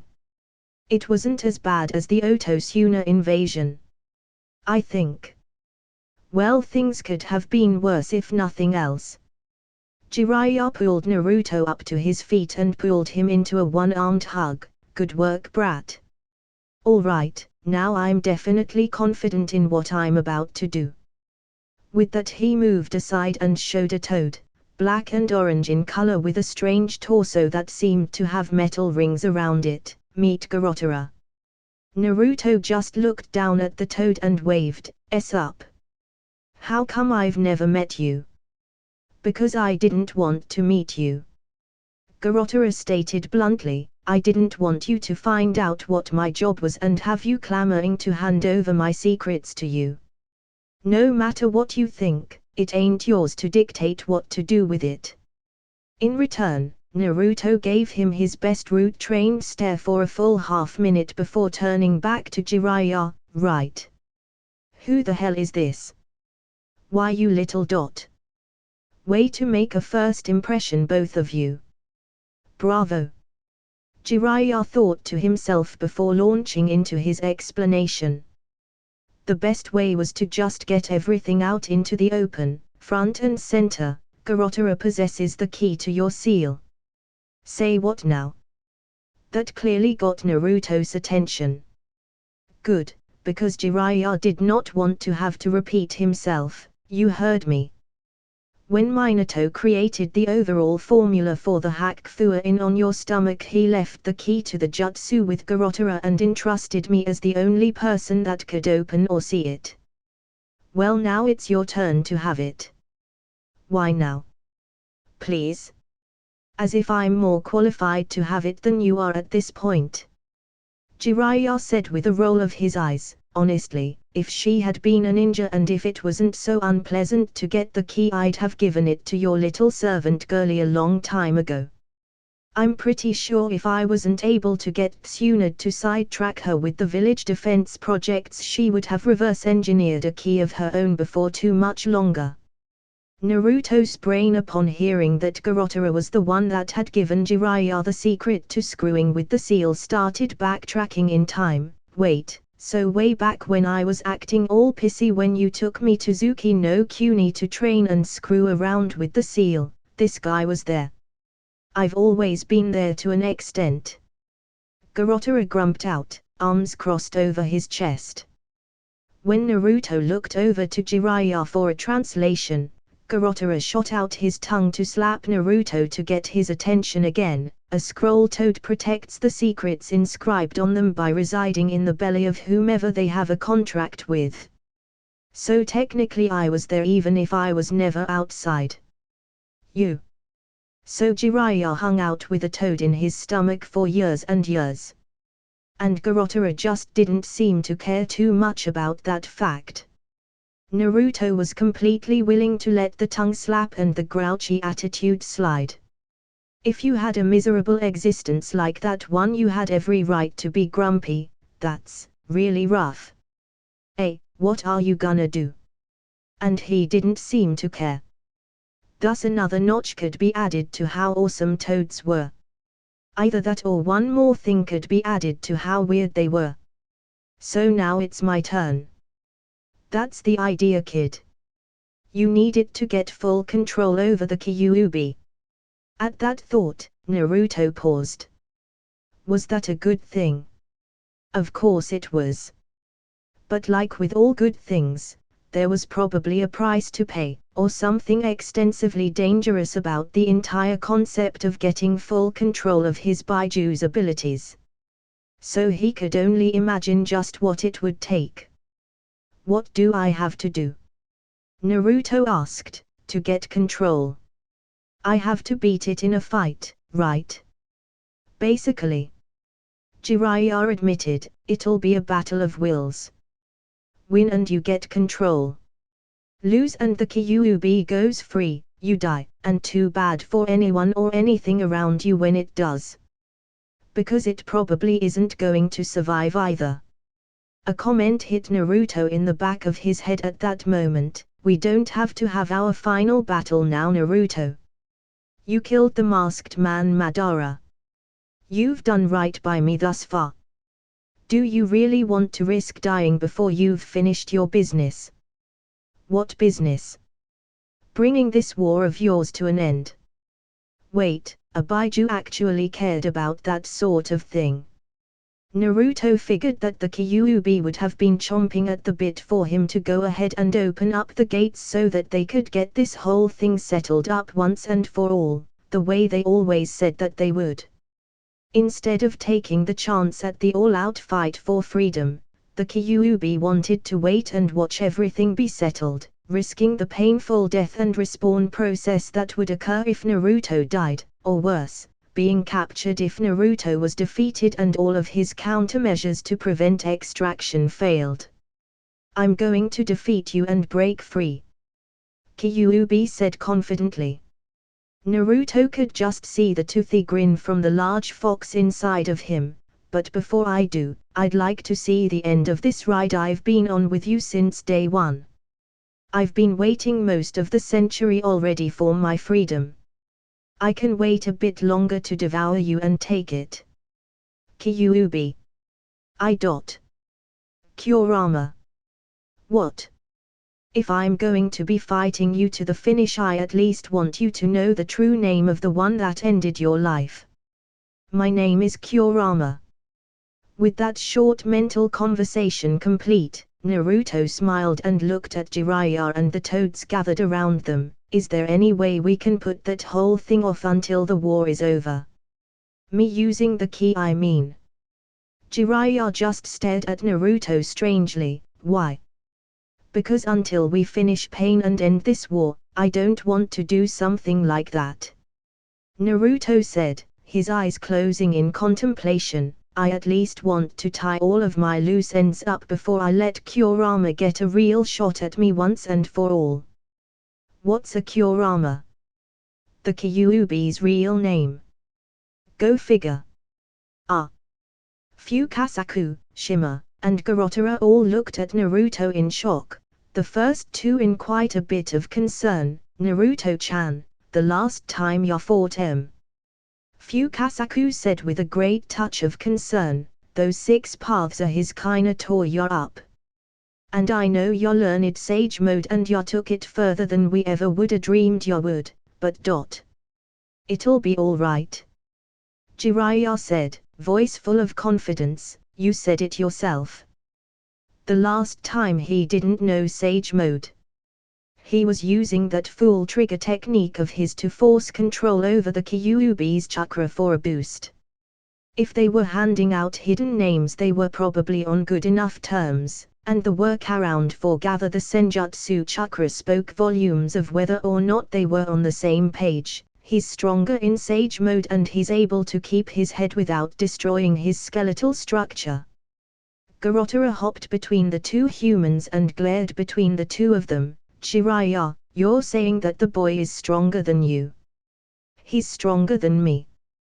The original Toad Sage asserted, and the secret to Nagato's jutsu isn't exactly a secret anymore. 6 separate bodies, but the real one isn't amongst them. He controls them from elsewhere somehow. Garottara spat, I'll be waiting for him to wisen up then. If Jiraiya couldn't win at his best, I don't see how the child can. He might be young, but he's no child. Jiraiya said, besides, I can't make him take the key, even if it is his. With a grin forming on his face, he rubbed Naruto's head. Well, that's what this was all about, brat. And it's up to you. Naruto didn't need to think twice, save it. I want something to do after the war ends. He felt Kurama smashing his tails against the bars of the cage inside of the seal at the sheer arrogance of the statement. Gah! You suck. I dare you to say that in front of someone that'd actually hit you for it, because I can't. Jiraiya just stared at Naruto for several seconds. Kid, that was the cockiest thing I've ever heard you say out loud, and you've given me some doozies in the past. He ran a hand through his own hair before holding his chin. Part of me is proud of you, because that sounds like something I'd say. Another part of me wants to hit you, but the other part doesn't want to start a fight right now while I'm still in command of the Northeastern Front. I've got a war to finish up over there. So I'll see you back home when all of this is over, yeah. At some point or another. Don't worry about me. Worry about yourself and the village. With that, the 2 Toad summoners were sent back to their respective places of origin via cancellation of the reverse summoning. XXX. Konohigakyo no Sato, Naruto's house. In a puff of smoke, Naruto reappeared back on his bed following the informal meeting with Jiraiya and the Toads, only now there was no Maki or Hamako in the vicinity. So there would be no chance of continuing where he'd left off back before he'd been summoned. Unfortunately, post-victory sex was not to be in his immediate future. It simply wasn't in the cards on this occasion. Damn it. XXX. Amigakyo no Sato Pain's Tower. Kanan walked her way out onto the ledge on the top floor to stand next to the Deva path and overlook the village and the lake that surrounded it.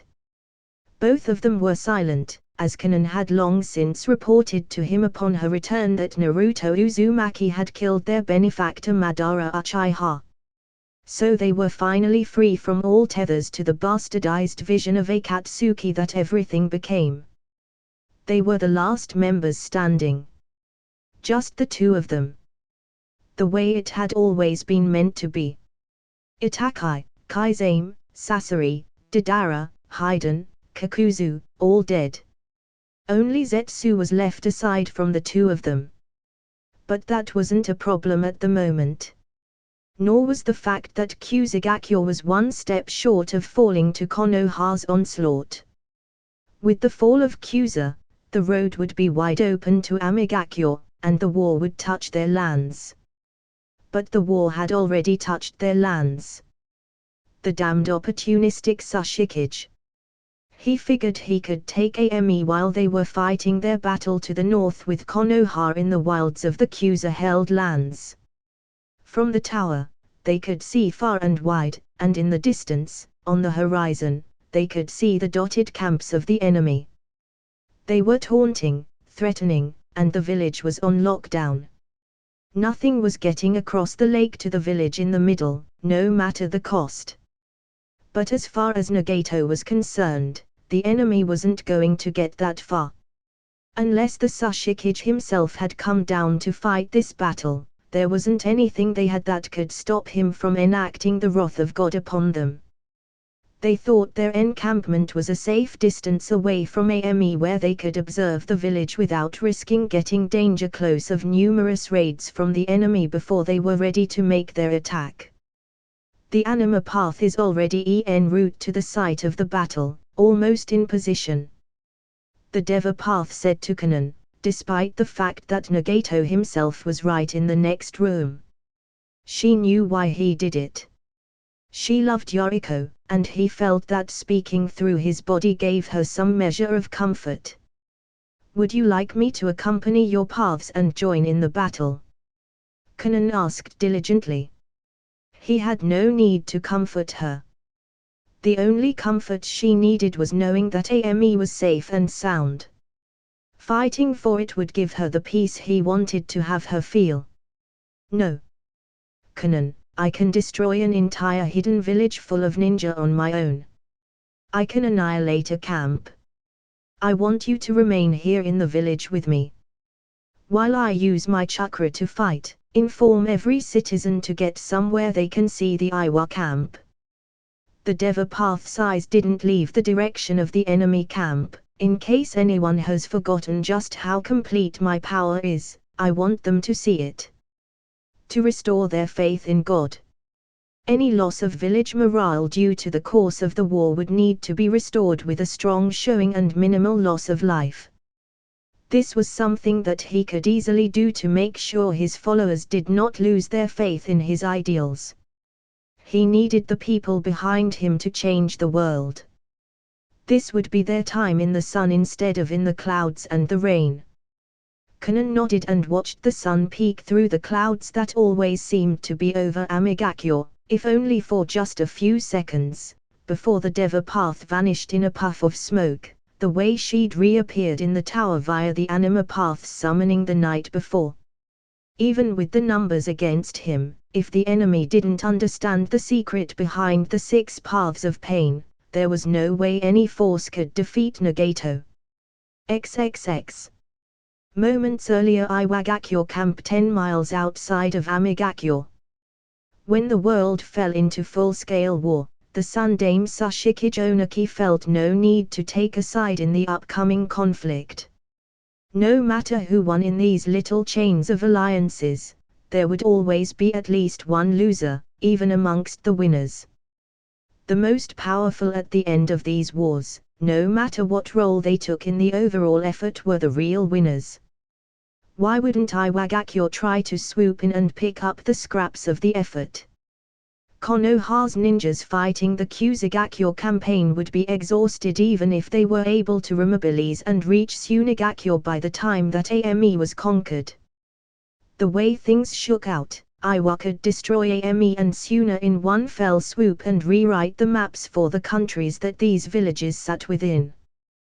This was the moment that Iwa had waged entire wars for in the past, the sort of thing that it had even started the Third Shinobi World War for, and it had fallen into their laps without having to deal with any long, bloody campaigns to put them right at the door of the enemy.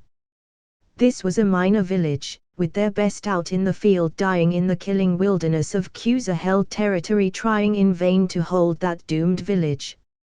A quick strike force division of 1,000, comparably small to conventional armed forces which would normally be 3 times as large at least to wage any kind of full-scale attack on a major hidden village.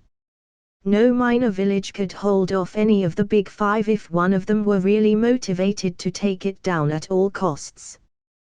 This was a weakened minor village battered from the war effort that had been infiltrated and partially destroyed almost a year prior by Konoha's Jinchu Yuriki, Jiraiya, and an unknown unit that had somehow gotten to the very limits of the main center portion of the island village. Right now the plan was a rather rudimentary one. It boiled down to basically forming a wide bridge with earth release specialists across the lake, just under the surface of the water to disguise it but allow them to use it to move across the water and use the moved earth to defend and fight back against distance attacks that would come from the center village. It was more complicated than that, but this was what it boiled down to. The land of the camp was easy for them to defend. It was barren and wide open to begin with, capable of allowing people to see far and wide in any direction. Some rudimentary earth jutsu was all it took to make a fortified stronghold. So when the sentries saw a lone figure walking across the grounds, the entire camp was up in arms. Sensor ninjas couldn't feel anyone else around. Just one signature. But it was absolutely mammoth, dwarfing the majority of the invading strike force by itself. This is it. One of the red-clad Iwa shinobi said, waiting for the order to attack. This is the guy, isn't it? The one that called himself God. I heard he destroyed Suna with one jutsu to start the war. No way. There had to be a trick to it. Someone that strong can't exist. People don't get that strong. Those are just stories. As the figure got closer and became easier to see, everyone prepared themselves. An old man with shaggy orange-dyed hair and an X scar on his chin, eyes closed, and clad in a black robe with red clouds. Is that Danza Shimura? It can't be. He disappeared months ago. It was Danza, or it used to be. Now it was just Nagato's animal path. Through the animal path, Nagato spoke to the amassed enemies. You hidden villages claim that you cherish peace, but every stretch of peace that has ever been brokered in the elemental nations has been nothing more than a mask. A mask for villages like yours to secretly build their strength, come up with new and more dangerous ways to fight, new strategies to use against the other villages or any other enemy you see as your next threat. All in anticipation of the next excuse to start another war. Stepping out at the head of the force, a tall, brawny, bearded Iwa ninja that bore a strong resemblance to the Sushikage stood firm with his arms crossed. Mutterings of the man's name, Commander Kitsuchi, echoed out through the shinobi and kunoichi amassed. So you're the leader of Amigakyo? Kitsuchi said, not willing to let his guard down against this man for a second. Who do you think you are, thinking you can fight 1,000 shinobi single-handedly? Akage. No. The animal path said, opening its eyes to reveal the Rinnegan, God. Kukiyos no Jutsu, summoning Jutsu. A large puff of smoke covered everyone's sight before 3 titanic orange and black centipedes with large piercings in their bodies stampeded out, crawling across the ground at a blinding pace, straight over the earthen ramparts constructed to protect the camp and right into slaughtering every Iwa ninja they rolled over.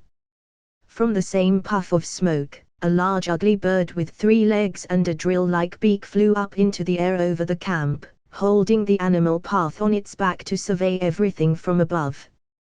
"This is going to be easy," the animal path commented to itself. From the sky it was clear to see the carnage that the centipedes had created had been quick. "The losses were piling up already. I won't even need to take the risk of using the large-scale Shinra Tensei to destroy these fools." Iwa had clustered together. They wanted to form up in that manner so that they could defend en masse to whatever Nagato wanted to try at the outset. They hadn't been expecting massive monster summons. He hadn't even used a hand seal, and he'd summoned 4 creatures at once. 4 creatures that they could see anyway. "This is not going to be that easy, you bastard!" Kitsuchi shouted angrily, "Form up your squadrons. The centipedes are too quick to pursue. Wait for the approach and counter. Corral them decently and I can kill them all in one move." With his strongest solo technique, the inspired Iwa troops did their best, trying to hit the centipedes with what they could without trying to let them get close enough to kill them. They had already lost almost 200 in the opening moments of the battle. Projectiles with explosive tags, the ranged ninjutsu they had in their repertoire, anything they had up their sleeves that they thought would make a difference in hurting the monsters, or at least moving them into the appropriate position. They were fast bastards though, moving swiftly through the camp to hide their own movements. But before they could truly start boxing them in for Kitsuchi to aim at, dozens were cut down in a matter of seconds, right from the middle of their groupings. The air shimmered and a giant chameleon with Rinnegan eyes and a snake tail appeared suddenly, the perpetrator of the bloody attack. "Kill it!" Springing to attack, they were caught entirely unaware when the chameleon opened its mouth to reveal within the brawny, mechanized Asura path without its cloak, revealing its 6 arms. Every hand it had detached from the arms at the wrist, only hanging on by a covered in dozens of spine-like missiles that fired at the enemies that had chosen to attack before discovering the deadly Asura path concealed within the chameleon. Everyone else that was able to react to the attack did so in the most reasonable way that they could. Doton, Doryu Heki, Earth Release, Earth-style wall. The slaughter wasn't as horrible as it could have been. But those that survived behind the raised walls still saw, felt, and heard the impact of the explosions. Some of walls weren't created by strong enough ninjas to hold up, collapsing behind the force of missiles that blew up too close. Blood and body parts flew past the eyes of many. And then there were those that saw the horribly smiling face of the emotionless Asura path, more machine than man, before it cut them down with a saw blade protruding from its torso, or crushing their bodies with the raw power of its taijutsu. On the drill-beaked bird in the sky, the animal path had been joined via its summoning jutsu abilities by the Naruka path and the Prata path, so that if needed the animal path could summon any other injured paths back to the bird to be healed by the Naruka's abilities, and the Prata's abilities could defend this mobile dispatch hub with its own. Kitsuchi didn't know what to make of this battle. Almost half of the people that he had brought to attack Amigakyo had been killed or wounded already. He watched hatefully as 2 more paths dropped from the sky after being summoned to the battlefield by the animal path, the Deva path, and the human path. Despite the height they fell from, their landing was safely cushioned somehow, leaving them entirely unharmed. The Deva path looked at Kitsuchi's enraged scowl without blinking. "You're angry. Someone like you, you've experienced war, that much is clear. As the son of the Sushikage it's obvious, you're probably a decorated ninja from the last war. But, also being the Sushikage's son, you've probably never felt the true pain that war can bring. You should be thanking me." "Thanking you?" Kitsuchi's voice held a dangerous edge to it, Did you just say I should be thanking you? Yes.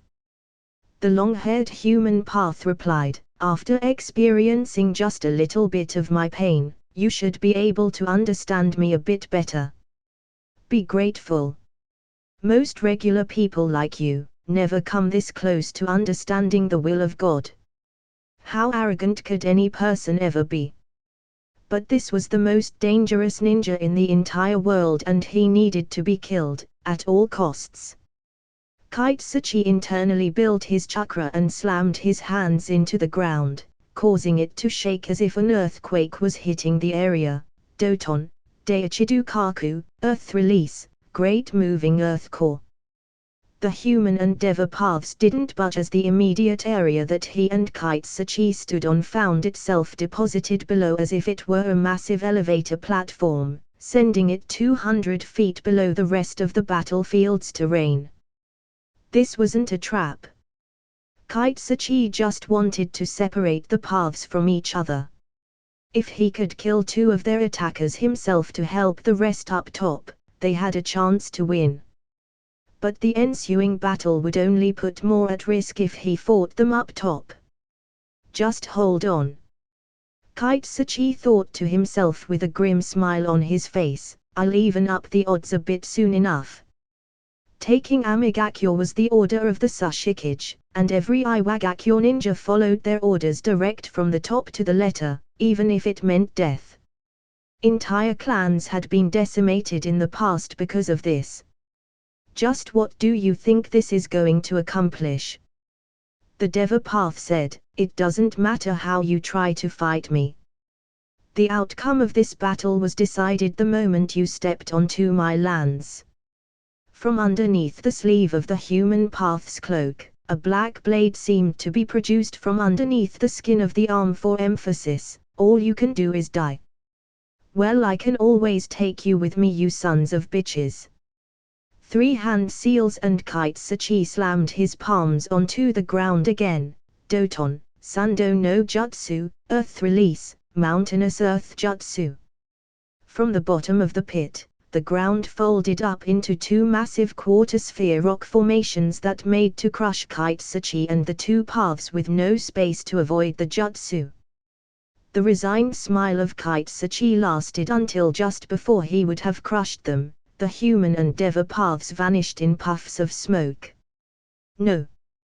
Kitsuchi cancelled the sacrificial use of his jutsu by pulling them off of the ground and placing them against the walls before they could slam closed on him, but it still stopped just short, turning his body and pressing him awkwardly, face and back, to the walls. You bastard! He grunted to himself, as despite avoiding the crushing he was still stuck there tightly. That was a summoning. Summoning humans. That was unfair. It was impossible. Above he could still hear the sounds of the battle raging on, though the sounds of the fighting grew quieter and quieter. Less and less explosions, less sounds of orders, suggestions, and warnings being yelled. When it stopped altogether from what he could hear, Kitsuchi closed his eyes tightly in pain. The silence was haunting. The battle had taken all of 20 minutes at the longest. Kitsuchi let out a yell of anguish as he couldn't even move to make hand seals to try and escape. The scope of his jutsu was too large for him to even begin to budge the slightest bit of it with his own strength. When you used your strongest jutsu in a suicide bid to destroy the enemy and failed, you couldn't expect to just be right back into the fight. But he could hardly move a muscle. He heard the echo of the Deva Path's voice come through to him and went berserk, trying to somehow jostle himself free, just to get at him. It would be a shame to kill you so soon after finally showing you just a bit of my pain. So I'll give you time to contemplate what you've just experienced. Rest assured you're still going to die though. Uranium, grudge rain. The heavy rain created by the jutsu would gradually fill up the gap that Kitsuchi was stuck in. By the time it reached his ankles it would begin draining his chakra, making escape all but impossible as it would continue to rise until he died of chakra exhaustion or drowned. That would give him plenty of time to think about the pain he felt from losing 1,000 souls in a matter of a half hour. XXX. From Amigakure, the entire village turned out onto the rooftops of the skyscrapers to watch the quick obliteration of the enemy at their proverbial gates. Above them in the sky with an even better view of the fight, Kanan didn't turn her eyes away from the base camp for a moment. War coming to AME hadn't been this real ever since the days the last Great War had ended. The Civil War, as deadly as it potentially could have been, wouldn't have resulted in AME's destruction whether Akatsuki won or Hansa did. This had been the first sign of the sword being set at AME's throat since the Second Shinobi World War, and even though Nagato had crushed them fairly easily without even having to use his chakra for any dangerous and forbidden jutsu, she had a sense of dread in the pit of her stomach. In Nagato's bid to make the world feel his pain, he was choosing to bite off more than he could chew. Could he do this every single time an attack force came? What kind of war would that be for them? He had lost sight of what the original plan was supposed to be. The original set of goals they were supposed to go after to really make the world understand the futility of fighting. The more he fought and dealt this sort of destruction to the rest of the world though, the more it seemed that Nagato liked inflicting that kind of devastation. It was as if he enjoyed subjecting the denizens of the stronger ninja villages to the complete feeling of helplessness and weakness that they had felt decades prior. The sense of accomplishment he exuded after destroying Tsunagakure hadn't been like the one that he had after defeating Jiraiya or killing Hansa, the view that he had done what he had to do. That no longer seemed to be the case.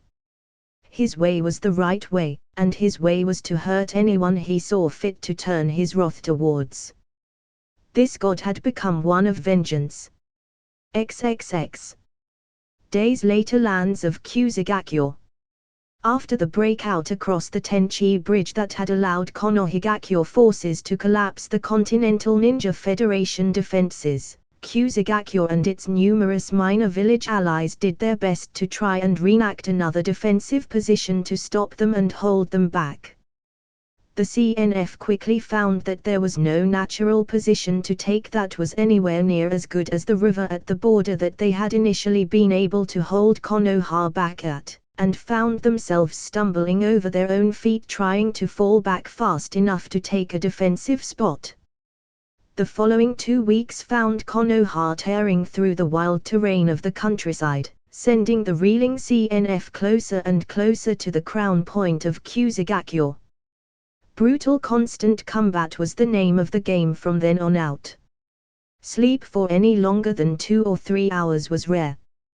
The shinobi had to keep moving until it was clear that Konoha's push had stalled, but that never seemed to happen. Some of them were almost wishing that the CNF got their crap back together and managed to defend so that they could take a step back themselves and get a breath. They were running out of soldier pills for fuck's sake. One of these moments of downtime for some was a time to be vigilant for the others, to watch over their tired comrades before the positions were switched and they would get their rest before the push continued. The line could never stop moving. The momentum had to be maintained. Fuck. Teiya said, cursing at the nicks she had in her trusty demonic flute after prolonged combat in the jungle. I hate close-range fighting. Can't this be over by now? No one's gotten any leave since Uzumaki took down the fortress behind the bridge.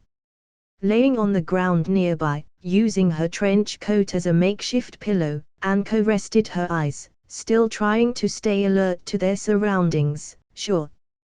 This can be over. Just teleport us into Kusa so we can sack the place from the inside out and that'll end it. Smart ace remark aside, Teiya understood her mentor's point. She still flipped her off though, but Anko couldn't see it so the gesture was lost on her. You know what I mean. but I think the AME ninjas are the ones that want to keep fighting more than any of the others. You see that too, huh? Anko said, cracking a pupil-less brown eye to look over at the former Oto ninja. Yeah, even the ones from Kyuza don't seem to want it that bad. They're the ones that are the first to enact a retreat. The battles were almost formulaic at this point. The two sides would come across each other in pockets across the countryside and in the jungles and would do battle until the CNF found themselves overmatched and would flee, setting traps and fires to cover their withdrawal. Sitting nearby was the division commander Yamato, who found himself almost spearheading the advance with his Mokutan ability. An invaluable ability in the kind of setting that they found themselves fighting in. He could hear the conversation between two of his Takubetsu Jounin in Anko and Teiya, and decided to chime in between cracking walnuts for him to enjoy in his leisure. Remember, Amigakyo's leader strong-armed the lesser villages around the continent into joining them or meeting the same fate as Sunigakyo. These places didn't like the bigger villages that much to begin with either. Give them a few kicks in the teeth and they don't know which fate would be the worse. Anko commented, they just want to go home and protect their own now. I can't say I really blame them. Commander Yamato. Izumo Kamitsuki, longtime tune-in from Konoha, barreled into the temporary rest position in the jungle that Yamato had been taking with a few other shinobi in his direct squad. Sir, there's... I don't... I mean, I've got to tell you. Calm down and spit it out. Yamato said, what's the matter? Nothing. Izumo regained his composure to get his message across. Kyuza, they accepted the standing terms for surrender. AME is cutting their losses and heading to the border right now to prepare for the move on their village. That was great news. Even if the other two small villages that had fallen in with Kyuza and AME in the war kept fighting, there wouldn't be that much they could do to hold them off. Hoshigakyo wasn't that strong a force, even with their ninjas with odd chakra. Takegakyo already surrendered not too long ago, leaving the western front open for the most part. It was almost too good to be true. Maybe now they could move some people off of the line and send them back to Konoha to rest and restore parts of the village that had been destroyed during the attack from the plant men and the masked man posing as Madara Uchiha. This war was almost over. Fuck yeah! Teiya exclaimed, throwing her hands into the air, can I finally go home for a spell? This war shit is for the birds. Not really. Yamato said, standing up from where he was sitting, the most important part is still to come. Now we've got to turn AME's way and set up for the end of all of this. We've also got to dispatch advance troops up farther northwest to watch Iwa and make sure they don't pull any sweeping moves before the dust clears. At that, Izumo cleared his throat to get attention back. About that. Iwa already tried it, on AME. They were going to try and take AME and flow over to take Kyuza in one fell swoop before any of us knew what had happened. Apparently that's why Kyuza surrendered now, so that if it happened they'd at least have Konoha covering for them somehow. So the war really is over? One of the other nearby shinobi asked. Izumo shook his head, they didn't win. AME destroyed the division sent their way. Teiya's face fell and she looked at the flute in her hand before muttering, we're still not getting any leave, are we? Afraid not. Yamato said, I'm sending word to the Hokage that we're about to leave a detachment around here to work around Kyuza's surrender and the rest are heading south. Enjoy a few hours of rest, because then we're going to pick everything up and turn it to AME. Oh. Does anyone have a problem with that? Yamato asked, giving the lot of them a ghoulish look that somehow frightened them into line. A man had to rule his division with fear every now and then, good. XXX. with Naruto Konohigakyo no Sato village streets. The battle had been over for a few days, but there were still pockets of white Zetsu soldiers that had hidden themselves in the village. Things were still on red alert, with constant patrols from vigilant shinobi. Civilians were kept out of certain areas of the village for safety, with a strict curfew enacted until further notice, but things were way better than they should have been. Funerals for the ninjas killed during the battle were to be held off until the alert died down for good. And the village was still being sifted through in areas where there had been heavy fighting, so bodies were still being discovered. Naruto found himself walking through the village day after day looking around. A lot of people had died, but things could have been much worse. Compared to the amount that died during the invasion of Konoha, this hadn't been as deadly a battle. I've seen a lot of people die, Naruto said to himself, hands in his pockets as he strolled through one of the worst areas in Konoha affected from the battle. Why am I more pissed this time than I was during Oto and Suna's invasion? Because when that happened, your head was full of scrambled brain hash from the unsealing. Kurama said without even being prompted, you were mentally shot for a while after that. Moody, violent, and you were so out of it all you cared about for half of it was linking back up with Danza. The only reason you didn't break is because Danza rooted you when you were a brat, so it wasn't the first time you had your head screwed with. Yeah, Kurama kind of helped him keep his shit together back then. Maybe because he knew what it was like himself to be the recipient of a seal. Also, you might be seeing this as your village now. Ha! The last few days when you walked around, what did you notice? It wasn't just the ninjas of this village acknowledging you.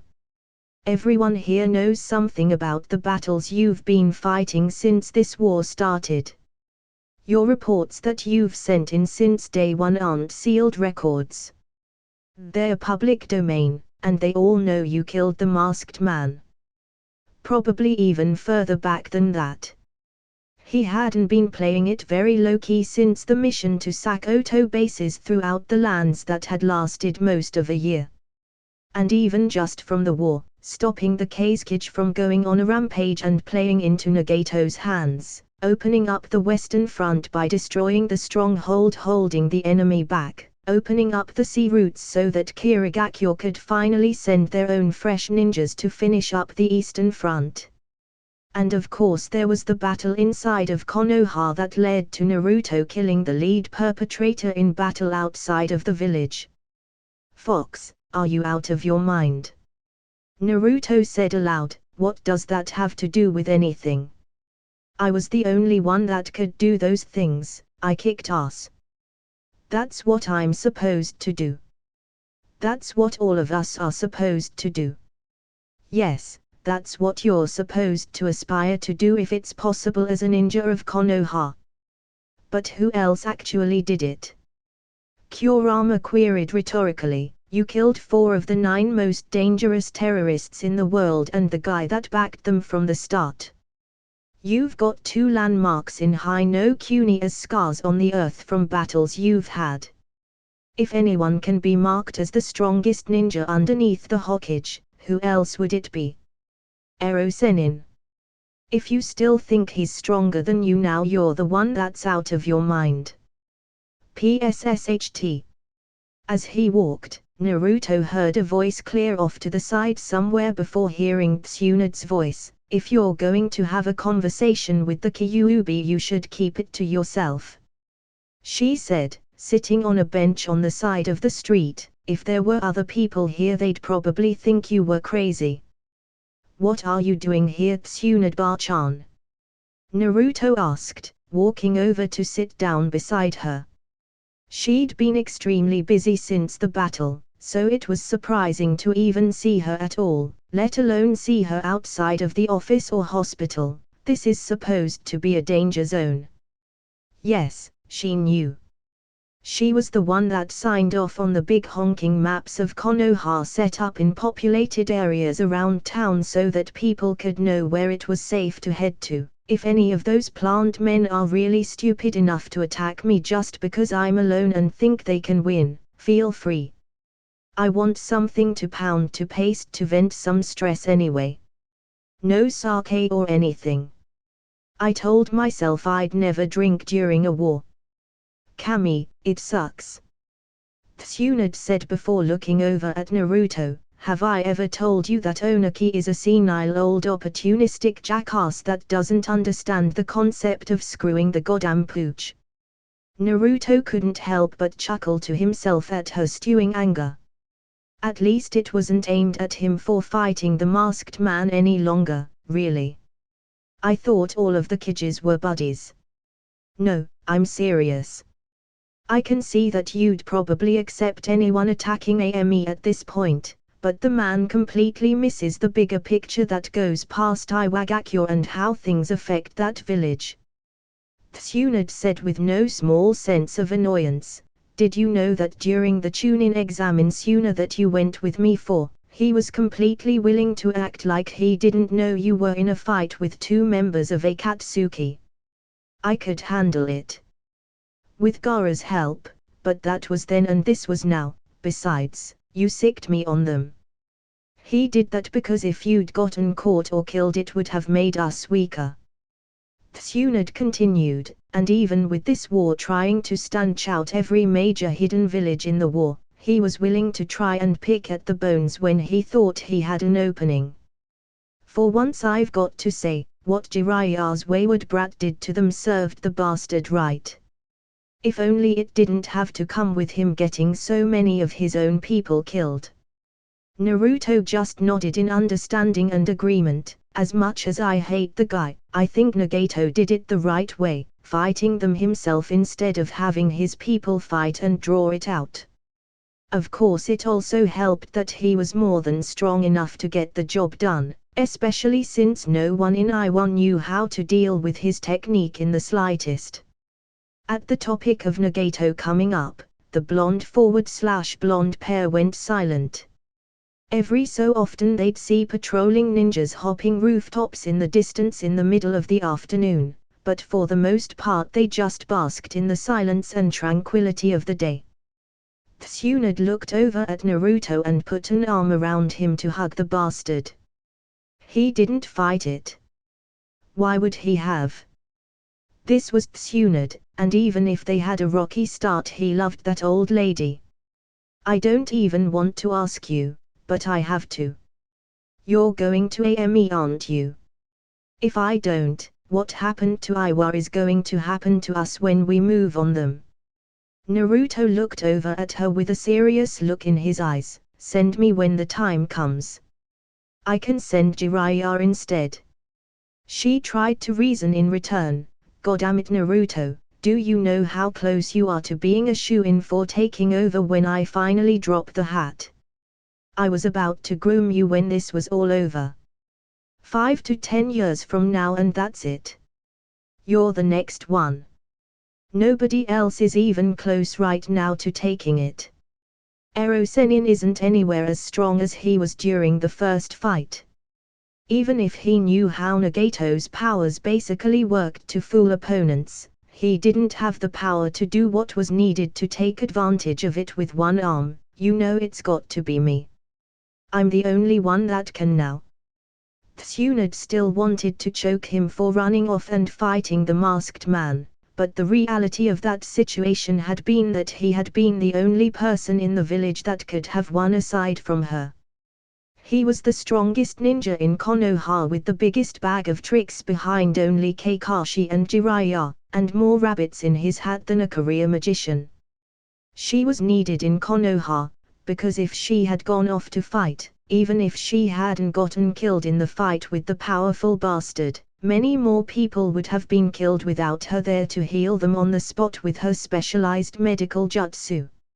So if Naruto was a Kage-level ninja, but not the Hokage, it was his place to fight the strongest enemies. And with him spearheading the final push, their forces would be more than willing to fight. Besides, a Hokage in the making needed that one thing to drive the point home to the people that he was the man or was going to be the man, and there wouldn't be anyone else better suited to be the focal point of the battle with the best aim he had left. "Get your rest, brat," Tsunade told him, planting a kiss on his cheek before getting up to go and work out the logistics of the upcoming final campaign. She needed to get Shikaku and his son and see what they could cook up with the land advantage that Konoha would have behind this offensive. "If you die after all of this, you'll be disappointing more people than you know." "If I die, I'm taking that bastard with me," Naruto thought in immediate response. "I owe him." When you're raised to do one thing, when your entire childhood development is centered around achieving one significant far-off task decades in the future, the gravity of your situation doesn't set upon you at first. How could it? You can be told that something is all-important, and that you should take it seriously every day, but as a child yet to hit double digits in age, how much can it weigh on you? This doesn't really occur until you grow, until you gain a practical understanding of your situation and of just what you are slated to do. As time carries on, things settle into your psyche more and the pressure builds. But that's not really strange. That occurs with almost every facet of your life. As you grow older, you begin to see just how important even the mundane things in your existence are when you gain the knowledge needed and truly look back on things. No, what really brings about the crushing weight, the pressure of your own situation, is when you know that you're shooting for the absolute top, and that there's no one else in position to take it except for you.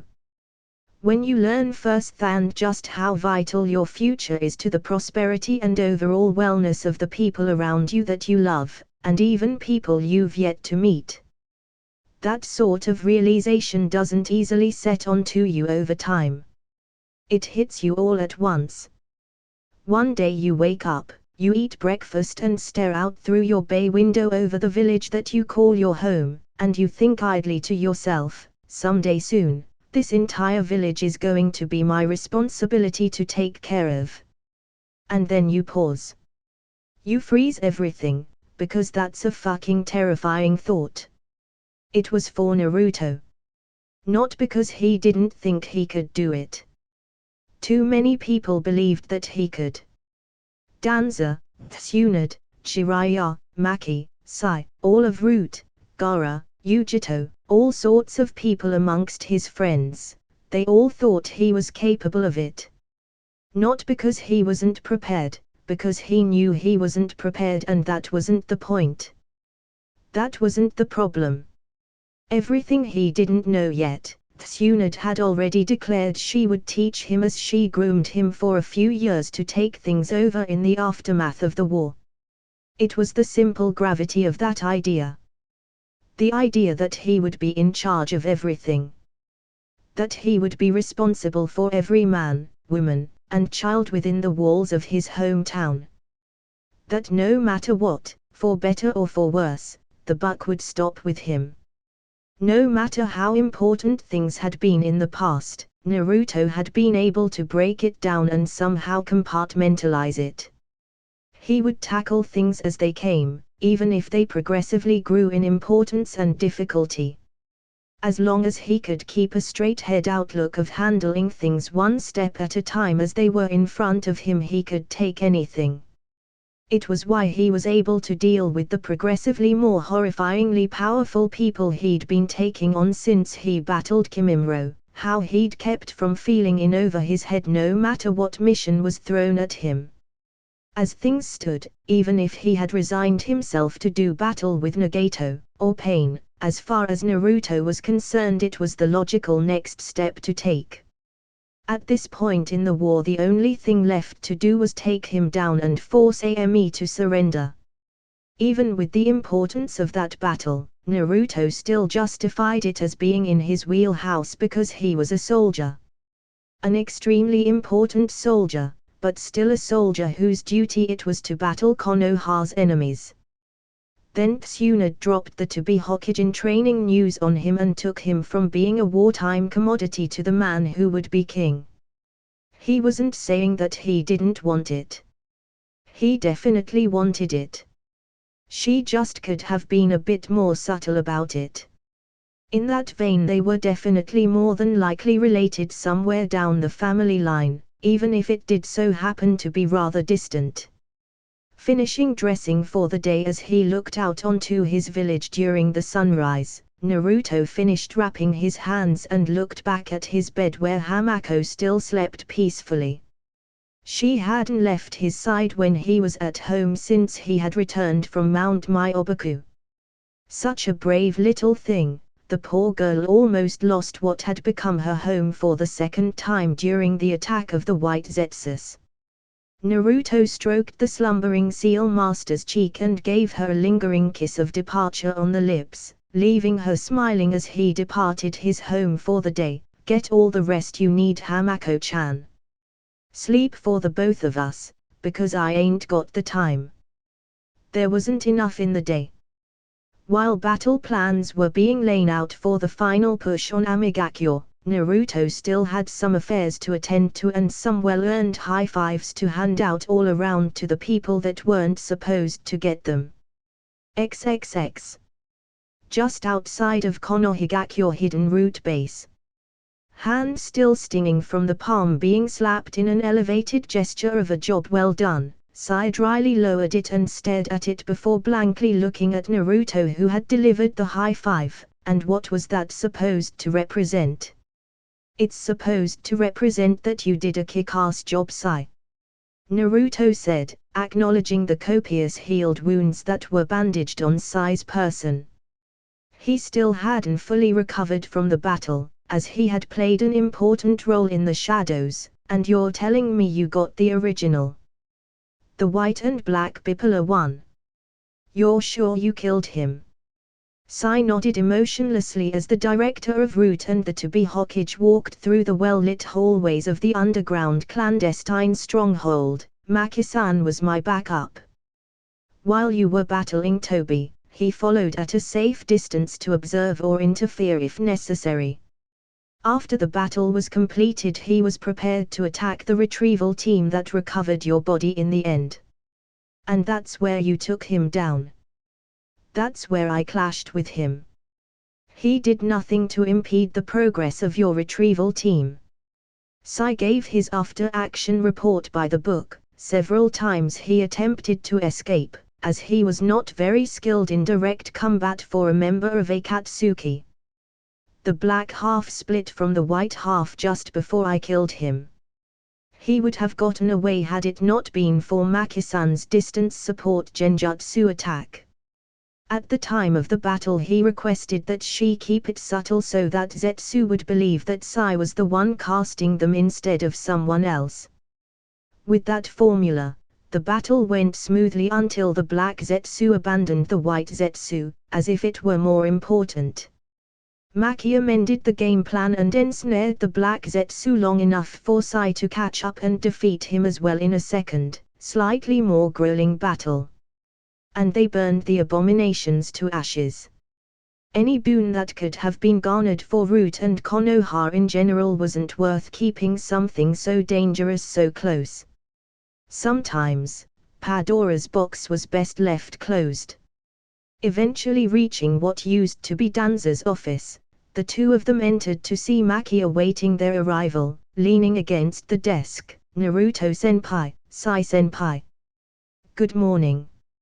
She greeted with a slight smile. So, is there anything in the works yet for the attack on Ame?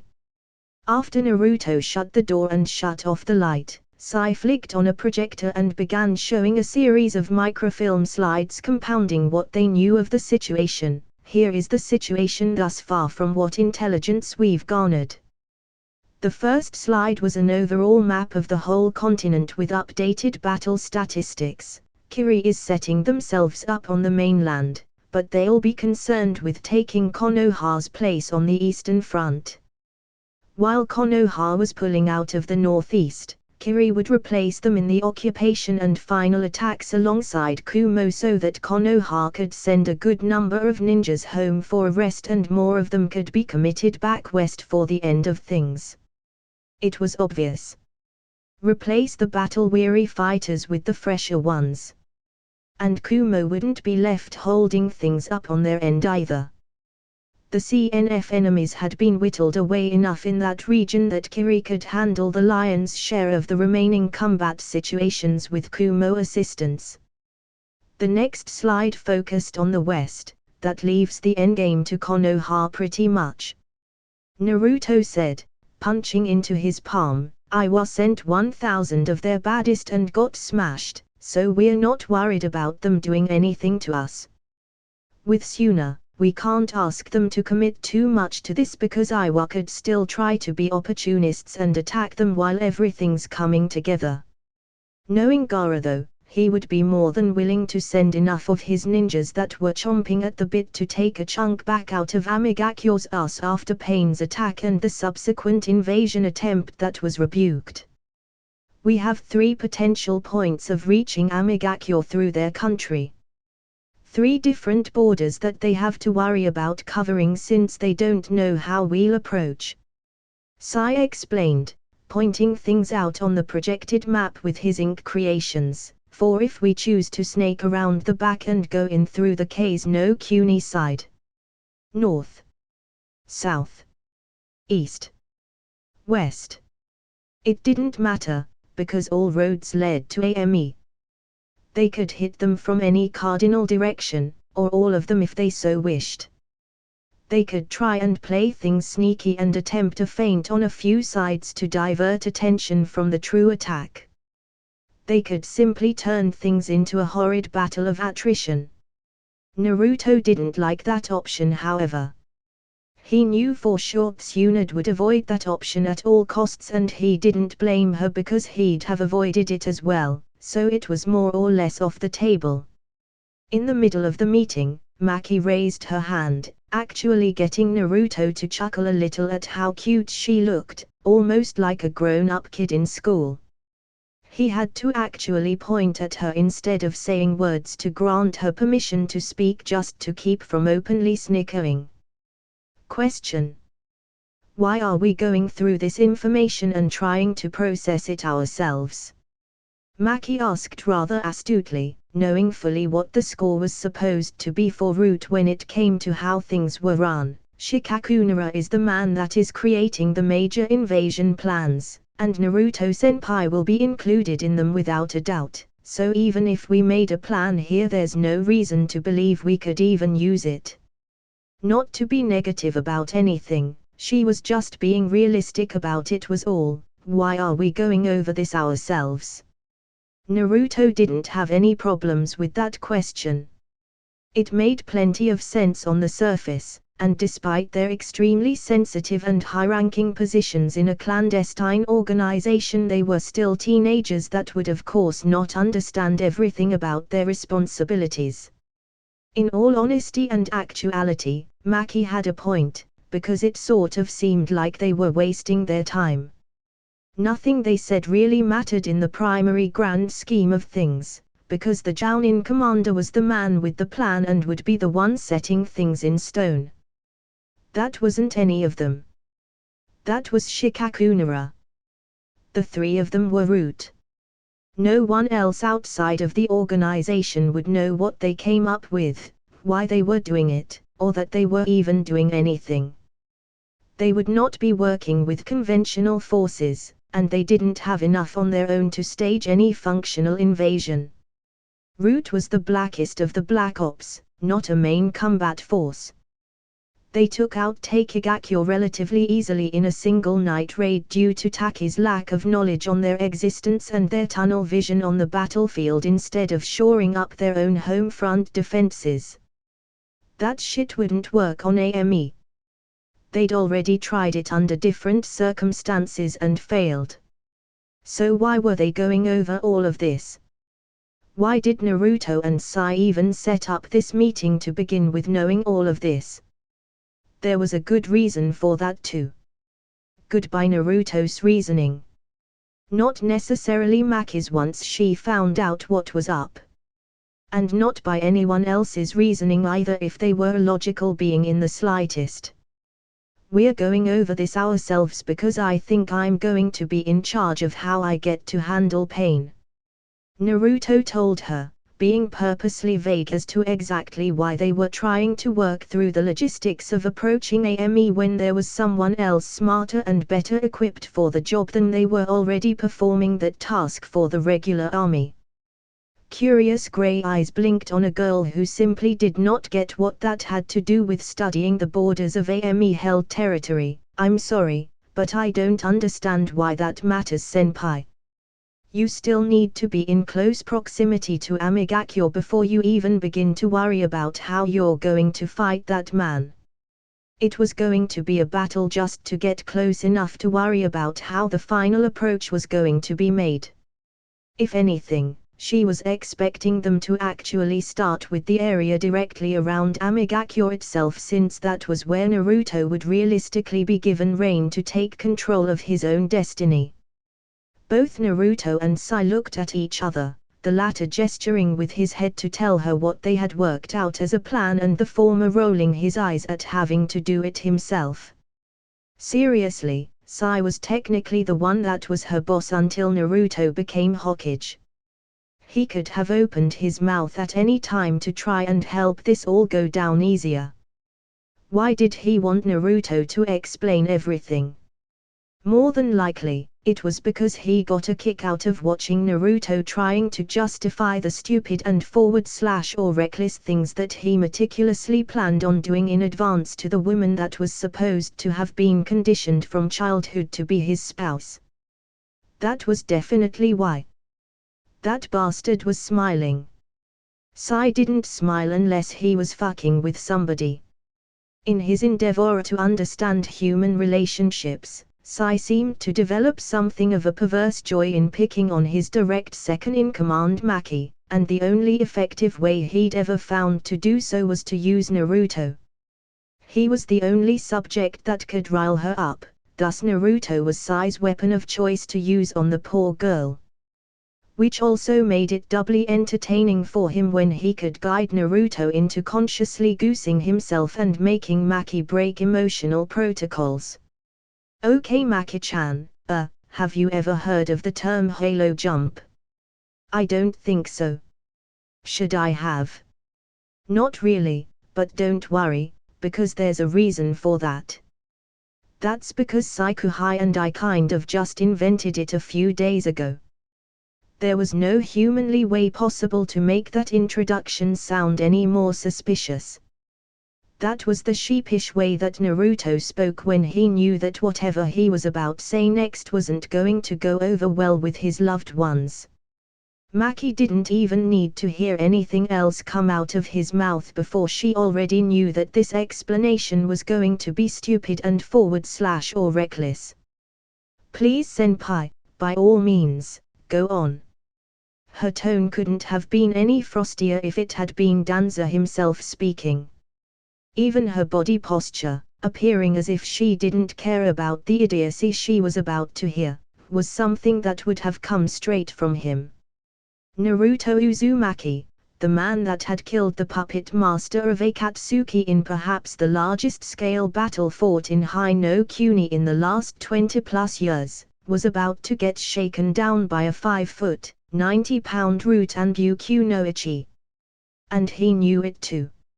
Sai was a psychological terrorist.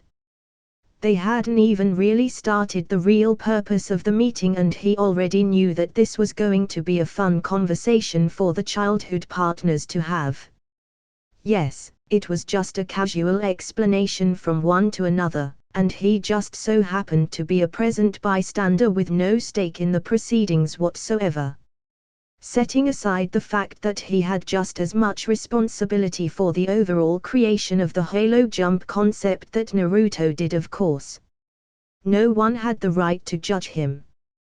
That fight with the original Zetsu combined with the amount of time Sai had spent coordinating route to assist the village in battling the White Zetsu army was difficult, and the only thing he got at the end of the battle and a few days of healing afterwards was an explanation of how a lame-ass high five was supposed to work from Naruto.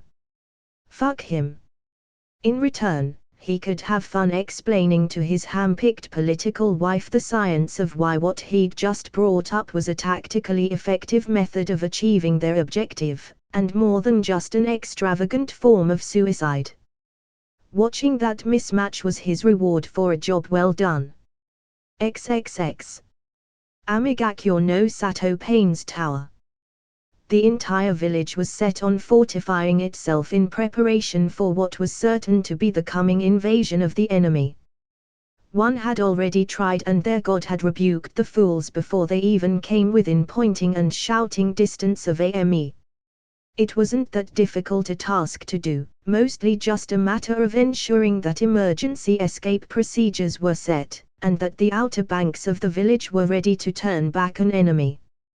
Due to being surrounded by the large lake around their village, and long plains around that, it was a place where they would be able to see an approach coming from anywhere, even if the attack could come from anywhere. There were plenty of nasty places on the way to the village that could bog down and deter an assault force altogether. It wasn't just luck that kept Amigakyo from being conquered despite the number of wars that had been fought between the other greater nations that had ravaged their lands. Don't worry about anything, Nagato said to Kanon, able to see her staring out over the village from his mechanical command chair. I won't let anyone get close to our home, and with your jutsu as a last resort, no one will destroy this place. You have a plan. I do. Kanon's heart swelled in the hopes that Nagato had retained the leadership traits that one would expect from someone that all of their faith had been placed in. We will destroy them, break the back of their attack. Nothing in the plan has changed. And her heart sank. With everything that had happened since Yoriko's death, the whirlwind of events in the rise of Akatsuki, and the last 2 years of their plans coming to fruition, she had missed a point that was extremely notable now that everything was on display on a larger scale. Nagato didn't have the true qualities of leadership that one needed in a ruler meant to lead a hidden village. It was as simple as that. Toby, Madara, whatever you wanted to call him, he really had been the one in charge. All of the plans for Akatsuki that had been more intricate than splitting up the members into groups and selecting which Baiju to send them after, all of the plans that had truly been laid out to get their power and shake up the landscape to set the foundation for them had been facilitated by their masked benefactor. The upheaval in Kiri that led to them getting not only setting up a situation where they could later get to the Sunbi without taking on a hidden village, as well as resulting in their obtaining the services of Kaizame Hoshigeki, Toby. The failed attempt at obtaining the Kyuubi which resulted in perhaps the finest Hokage in generations dying, a superpower in the ninja world losing significant power in one night, and what eventually set the stage for the extermination of the Uchiha clan, further weakening Konoha, and the inclusion of Itachi Uchiha in their ranks, Toby. There were other incidents over the better part of the last 17 or so years that would also make great examples of this. Nagato had been an executive that had power over the rest of Akatsuki, and the simple concept of the task of capturing the Baiju, despite its importance and danger, was an operation that any of the members of Akatsuki could have had overall control of. Other than telling who to go where and when, being the leader of Akatsuki didn't mean anything. They had all been bodies, tasked with collecting the Baiju in Toby's stead. Nagato was the figurehead leader directing the remainder of them with the illusion of possessing real power in Akatsuki, as Toby had never once tried to control how he did things. All paths led to him collecting the Baiju. How he got there never mattered because he knew Nagato would do it regardless. When the scope of their operation expanded past just 9 or 10 people that had been somehow coerced or cowed into joining the organization, after Nagato had achieved one of his dreams in killing Hanzo and taking over AME, it became slowly, shockingly apparent that Nagato was not adept in being responsible for that many people. The immediate aftermath after he'd taken over had masked this as far as Kanan's eyes had been able to see, with the incident involving Jiraiya and Naruto and the eventual declaration of war around 2 months later. But in that entire span of time, the quality of life in AME had declined steeply. The setbacks after the initial victories in the war had illuminated it, but ever dutiful to the cause of supporting her childhood friend, she ignored them. After the war everything would get better, that was what she told herself. War brought hardship in heaps, and after they won and achieved it all, the sky would be the limit. These were the thoughts that she used to cloud the logical perspective that she should have had regarding her home's situation. Nagato simply did not have the ability to see what was in front of him that was necessary to run the day-to-day of a village. Akatsuki had no hierarchy, it was Nagato telling the others what to do, and it worked because their task was simple and there were just 10 of them at their height of manpower. He tried to run AME similarly. He'd give blanket orders, issue general commands to the entire population. After taking over he'd killed everyone attached with Hanzo's rule, basically stripping the entire governing hierarchy, and had never been replaced, so there was no quality control, no micromanagement. A hidden village ran like a machine, with integral parts all over that were needed to ensure that the main part was able to do what it needed to. It had to work like that in order to thrive, but that didn't exist here. There was no system of command. How he could believe that everything would still work the way they had originally designed it to. After everything that had happened, after it had all come down to the 2 of them and the village that surrounded them incurring the wrath of all 5 major hidden villages, 4 of whom were aligned together, it reeked of lunacy. This wouldn't drag the entire village down with them, would it? It couldn't.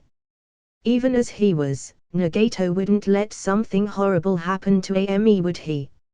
Above everything else, this was the place that they swore first and foremost, above everything else, to protect from the injustices of the bigger villages. Or had he forgotten that? XXX. Konohigakyo no Sato Academy roof. With the closing of the eastern front for Konoha, many ninjas came home in time for the funerals from the defense of the village, even returning with bodies from their theater of the war to bury and pay their respects to as well. It was a moment of closure for those that had been fighting so hard out on the battlefield, and the village shut down for a few hours for the duration of the service. But it could only last for so long. Like the machine that it was, there was still work to be done, and those within the walls of the village remained strong. Tomorrow was the day that those meant to head out to join up with the division on the western front were to be dispatched. It was all coming to a head. Most of the ninjas that knew they were going walked around the village with a nervous swagger. These people would be shoulder to shoulder with their trusted comrades, and they were still nervous. There was one man that had decided that it was up to him to take his own approach to keep more lives from being lost. If this worked, not only would less GSA ninjas die, less ninjas from AME would die as well. Only one hurdle left, and Naruto's generation would have survived their first major war. Hopefully they never got any bigger than this. So the only other person I've told my plan to assassinate Pain to is still pissed off at me, which is great.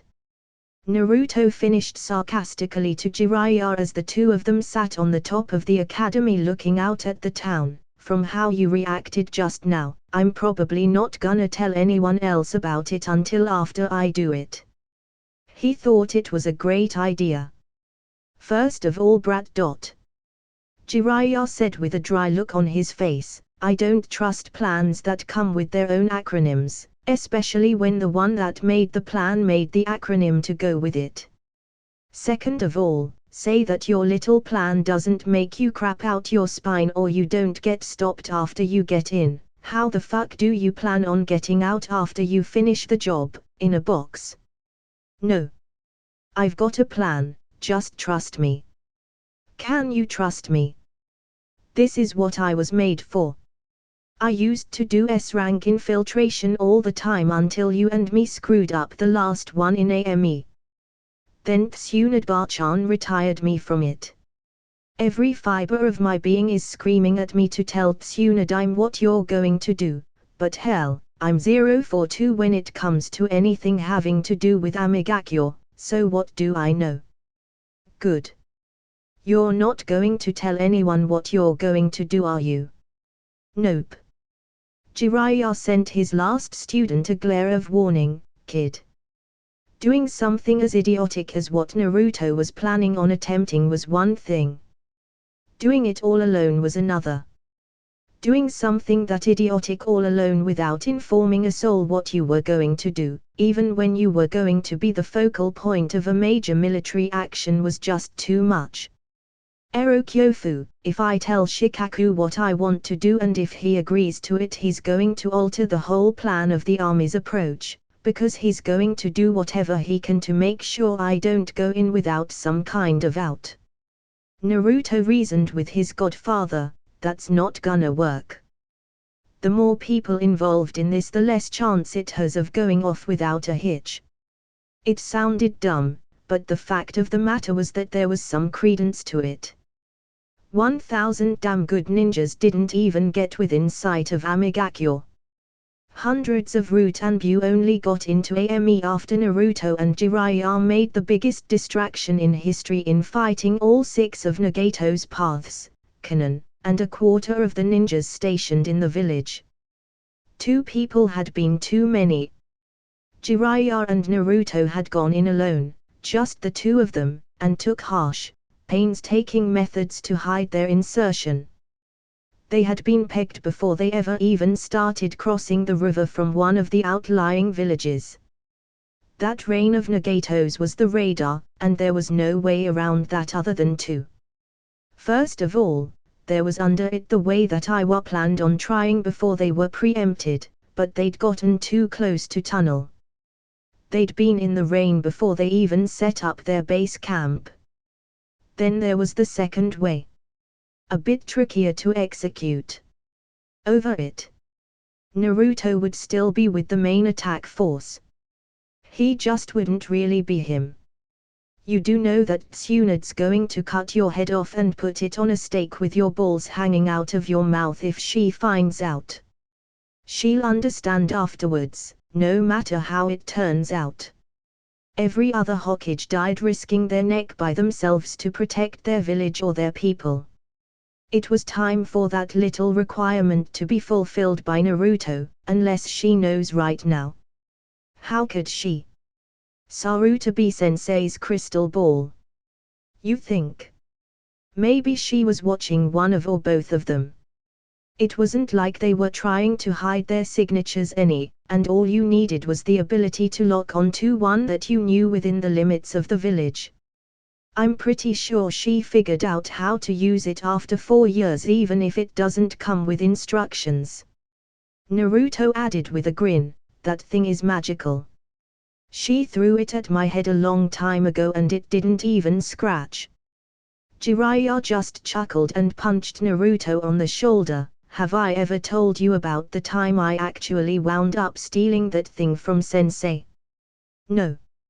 You stole it before. Why? Heh, well, he had at least one spare, and do you remember that story about how Tsunade almost beat me to death for finding me peeping at her? Yeah. Oh, no way. You didn't. How do you think I did it, in person? No, I had it for 3 weeks, and then fucking Orochimaru decided he had morals about something. Jiraiya personally wouldn't be going tomorrow, but he'd prepared Naruto as best as he was able to, and he could say that he had been surpassed, even if Naruto never wound up being Hokage. If this was the last day he was going to get a chance to spend time with his godson, he couldn't think of a better way to spend it. Well, maybe he could think of a better way, but Naruto wouldn't go with him to peek on hot springs. He had enough potential ladies in his life both near and far that it made doing so redundant for him. XXX. A few days later, Kumogakyo no Sato Reikige's office. Go home. Get some rest. A stated commandingly to his second most powerful ninja under his command as she stood in front of him, making a request fresh off of a sortie on the battlefield. Yujito, you just had 10 straight days in the field at the front of the lines. I'm not sending you across the continent to take part in that battle. Even as she was standing trying to fight for her request to go through, Yujito looked tired. Ever since being returned to the village by Naruto's escort, she had been set at the front lines where she had been invaluable at lessening the losses in the days of the cross-country offensive breakout. For the last week since Kiri had been making landings and switching out with Konoha, Yujito had been used in the liaison role she'd been used in with Konoha in order to teach Kiri about fighting the kind of war they were getting themselves into. With that job it brought even more constant combat while Kiri ninjas were getting their feet wet and taking over the heavy lifting for Kumo in the waning days of that conflict.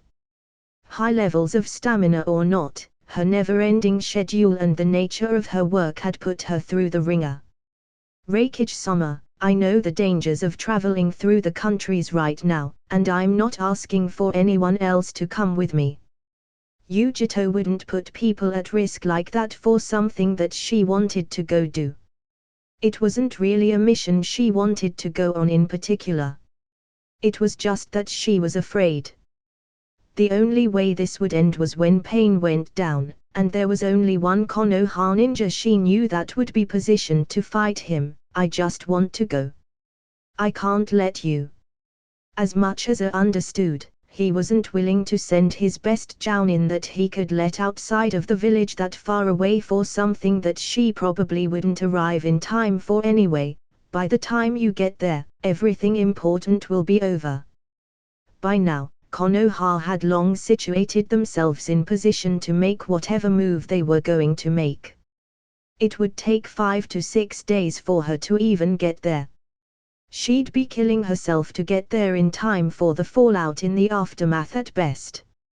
Even if she did have strong feelings for Naruto, and even if he did know how important a relationship that close and intimate was for a Jinchuriki like her, he could not justify sending her out there. Then put me back into the field. Yujito requested, her muscles tense as she dealt with the refusal from her village leader. I would rather be working than sitting around and waiting.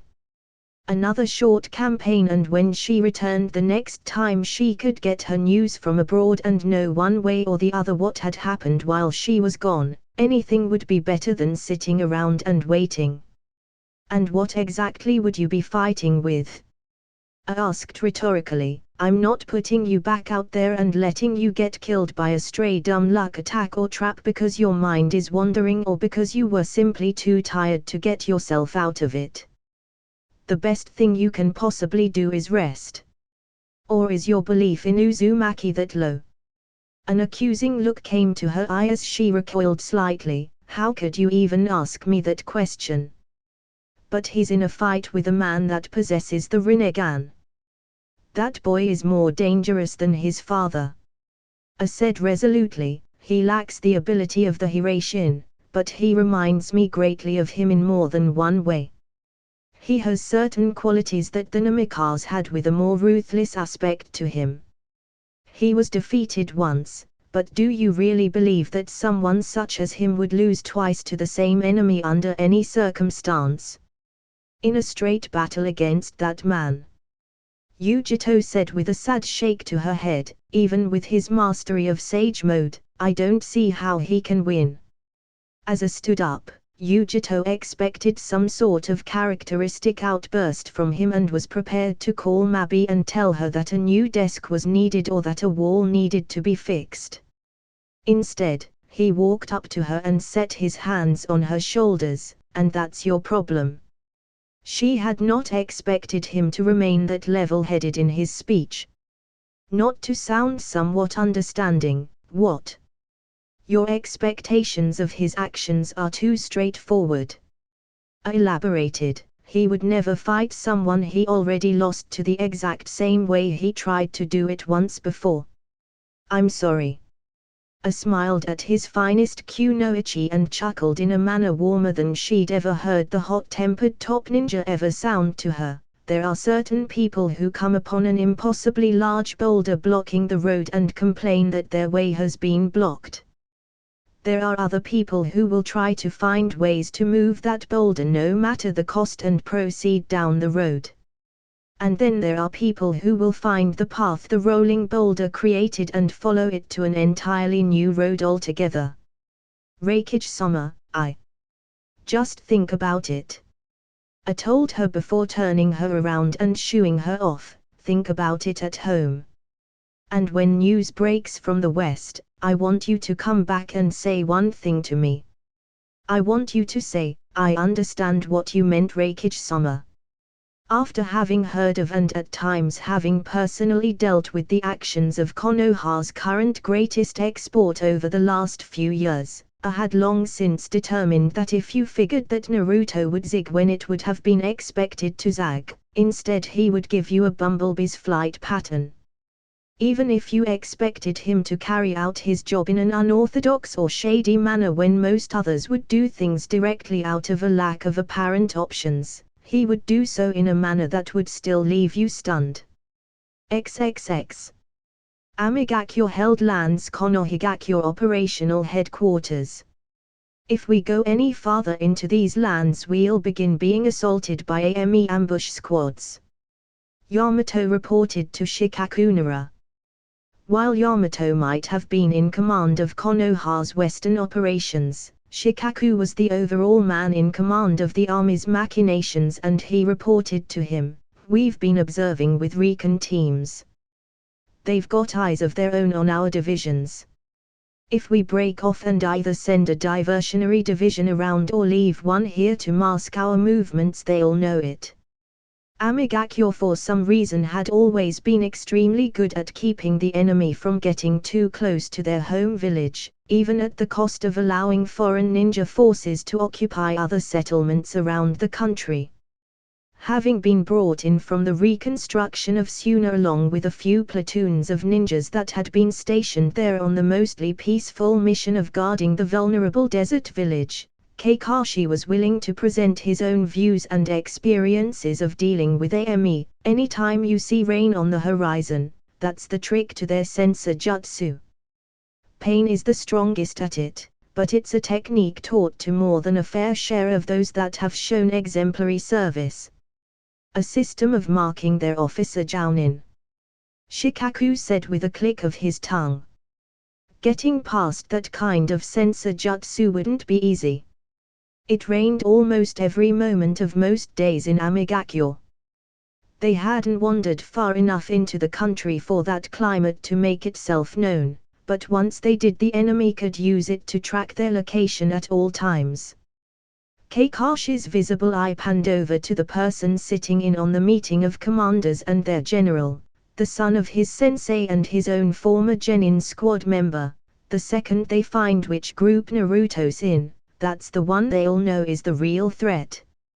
Like it or not, Naruto was the only one that could defeat Pain. Everyone in Konoha knew it and everyone in AME knew it as well. No matter how they'd try to disguise it with numbers, or movements, or path taken, Naruto was the key to it all. No matter who he was with, where he was coming from, none of that mattered. The second they sensed him, they would know that whatever capacity he was being used in, that was the method of checkmate being used against them. For some reason, Naruto began to grin in front of all of them. Come on, really? He simply crossed the index and middle fingers of one hand with the ones on the other. How many divisions do we have? Naruto's clones.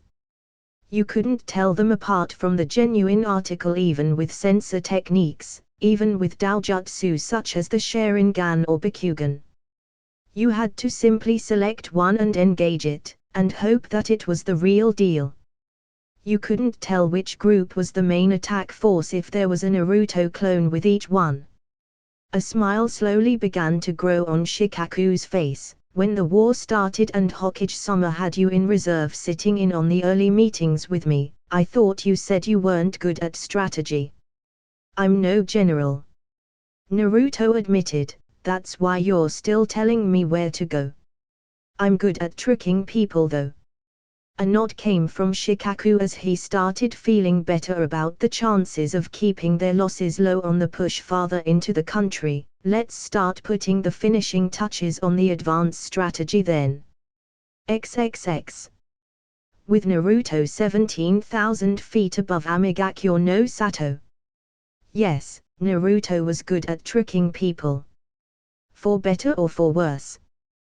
The thing about Pain's sensing abilities with Rain that had been picked apart and scrutinized after the disastrous Iwagakure attack attempt was his range. He couldn't possibly be in control of all of the rain that fell all of the time. Being able to manipulate when it rained was a powerful ability, and that led to even further delving into the ability. His ability to sense was extremely powerful. Stronger than anyone else's that he'd taught the technique to. It ranged for miles and miles, but its effectiveness varied until you got within 3 miles of AME. 3 miles, because that was how high up the clouds were in the sky. If Naruto could move fast enough, he could outpace the technique's ability to allow Pain to sense him. That kind of speed would be faster than a ninja could possibly run on foot or move in a direct line without the assistance of some ungodly sort of speed or space forward/time technique. He didn't have that option or that ability, so he had to be stupider in his approach. Stupid like a fox. A suicidal fox. Wearing modified breathers over their mouths that they'd copied technology-wise from Amigakure Shinobi, Naruto and Sai sat on the back of a large ink bird circling the area they'd marked as being above AME itself. For the sake of preserving the weapon safely in case something went horribly wrong, Naruto had left the Sennenki no Ken at home and instead replaced it with a regular ninjato for the time being. He didn't know if it could be sensed or not due to how powerful the weapon was, but he didn't want to take the risk. This wasn't about brute force and having a bigger cannon than the other guy. He just needed to get close enough to seal the deal, not to nuke the whole town. Due to the chill of being that high in the air, -4 degrees Fahrenheit, the two of them wore thick, full-body covering versions of their usual root-based outfits.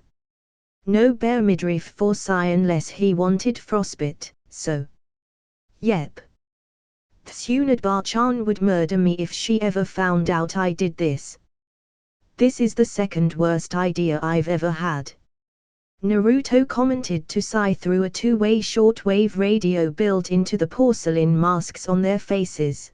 The messed up thing about this is, if this works, I'm training a squad of Anbu to do this after I become Hokage. Hopefully you'll find a way for others not as adept in wind release and senjutsu to execute it. Sai said amusedly behind his mask, you'll have to work the other kinks out as well. There better not be any other kinks. Naruto groused, remembering just how much preparation went into this on short notice. We practiced this. We even had Maki-chan work out all of the medical stuff. After she'd gotten over how foolishly dangerous the entire endeavor was, of course. Well, first of all, in the future we can come up with better situational clothing for the operation. I know. It's cold as fuck up here. Naruto shouted safely. There was nothing near them in over 3 miles, and that was all downward to boot. There's nothing even blocking the sunlight. Why's it so cold? I'm not a scientist, Naruto-senpai. I couldn't tell you. Sai responded in his efficiently dry manner of speaking. Is this really the best thing to spend the last minute before 0 hour talking about? There were better things, like going over the plan once more, or talking about the contingency plan in case Naruto's landing was off. I wonder, if I spit right now could I beat my Lugi to the city? Well, that was a random thought for the situation they had found themselves in, as well as wildly untopical. I wouldn't recommend worrying about that right now. I know, I'm just nervous. If this doesn't work, I've got exactly half of my chakra to work with. You have 15 minutes to get this done no matter what. I know that, Sai. I was right there with you when we were making the plan. I'm not going to forget a step. I guess I'm just nervous too. In return, Naruto just patted his junior on the shoulder before he made his way to the underside of the bird where he stuck with chakra, crouched and prepared to rocket himself off downward at a moment's notice. Kurama. Sage mode on, and just remember, you're aiming for the big gaudy tower in the middle. Feeling the wash of natural energy being regulated within him, Naruto let out a sigh and allowed his Sharingan eye to show itself behind his mask. I guess I'm ready for the scariest 2 minutes of my life. No matter what, senpai, pass or fail this mission, you have to last 15 minutes starting. Looking at the synchronized watch on his arm, Sai timed the exact moment of beginning the mission perfectly. Now. Naruto jumped as hard as he could, aiming himself straight at the ground. The force almost disrupted the flight pattern of Sai's bird, but he simply used the kickback to turn it around and send it back off in the direction of Konoha. As he flew off, he turned his head in time to see Naruto fall the first few thousand feet into the rain clouds. If all went as planned, Naruto would use the principles of his burst limit flight ability to slow and stop himself at a low altitude after inserting himself into the village faster than the rain could keep up with sensing. Depending on where he landed and how smooth the landing was, Naruto could infiltrate Pain's tower without ever touching the ground. That was where the Sharingan came into play. The Sharingan coupled with Sage Mode would allow Naruto to not only analyze his rapid pattern of descent and his trajectory mid-fall, it would allow his body the reflexes to alter his motions as needed to guide his way smoothly. Sai's job was done. There was nothing else he could really do, he'd performed his task. The rest was up to Naruto to put this to rest. As Naruto flew down through the clouds, in a matter of 5 seconds he'd dropped the few thousands of feet to begin passing through the rain clouds, emerging through the other side soaking wet. The circular target that was Amigakure grew bigger and bigger as he got closer to it. In Naruto's head he counted the seconds he needed before it became necessary to apply the air brakes, as it were. Would be discovered and picked out of the sky before he even landed. Would something go wrong and cause him to turn himself into a stain on the ground? No. To hell with that. He was going to survive this. He was going to make it home. There were too many people waiting on him. Too many people he would leave hanging if he failed. This needed to be done before Konoha tried to move forward and advance. Naruto waited until he could make out the spires of the skyscrapers and began slowing his descent with a spread eagle posture, pumping wind chakra ahead of him to prepare for the eventual gravity-defying jutsu needed to complete the jump. It was kind of funny. All of this started with an S-rank infiltration mission on what was a former Akatsuki member in Orochimaru, and now it was ending on another Akatsuki member years later. Hopefully this one would end better than that one did. Either way, it felt like things had come full circle. XXX. Pain's Tower. Konoha would not beat Amigakure to the punch when it came to the resetting of the battle lines. No matter how fast they turned things around for the move on the village, It didn't matter. The moment Ame realized that Kyuza was a lost cause, they abandoned the sinking ship of fighting that campaign and departed back to shore up the lines of their own nation. Even with Nagato's rather vague orders as to how to handle the threat of invasion, there was still enough of a dearth of ninjas that had lived through Hanza's reign to know exactly how he would have had them go out and keep the enemies from reaching the gates.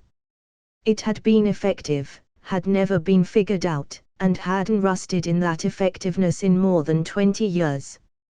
Added on top of that, Nagato actually wisely teaching dozens of high-level ninjas Yukojutsu no Jutsu, Rain Tiger at Will Jutsu, was one thing he'd actually done that made the military ability of Amigakure stronger as a whole.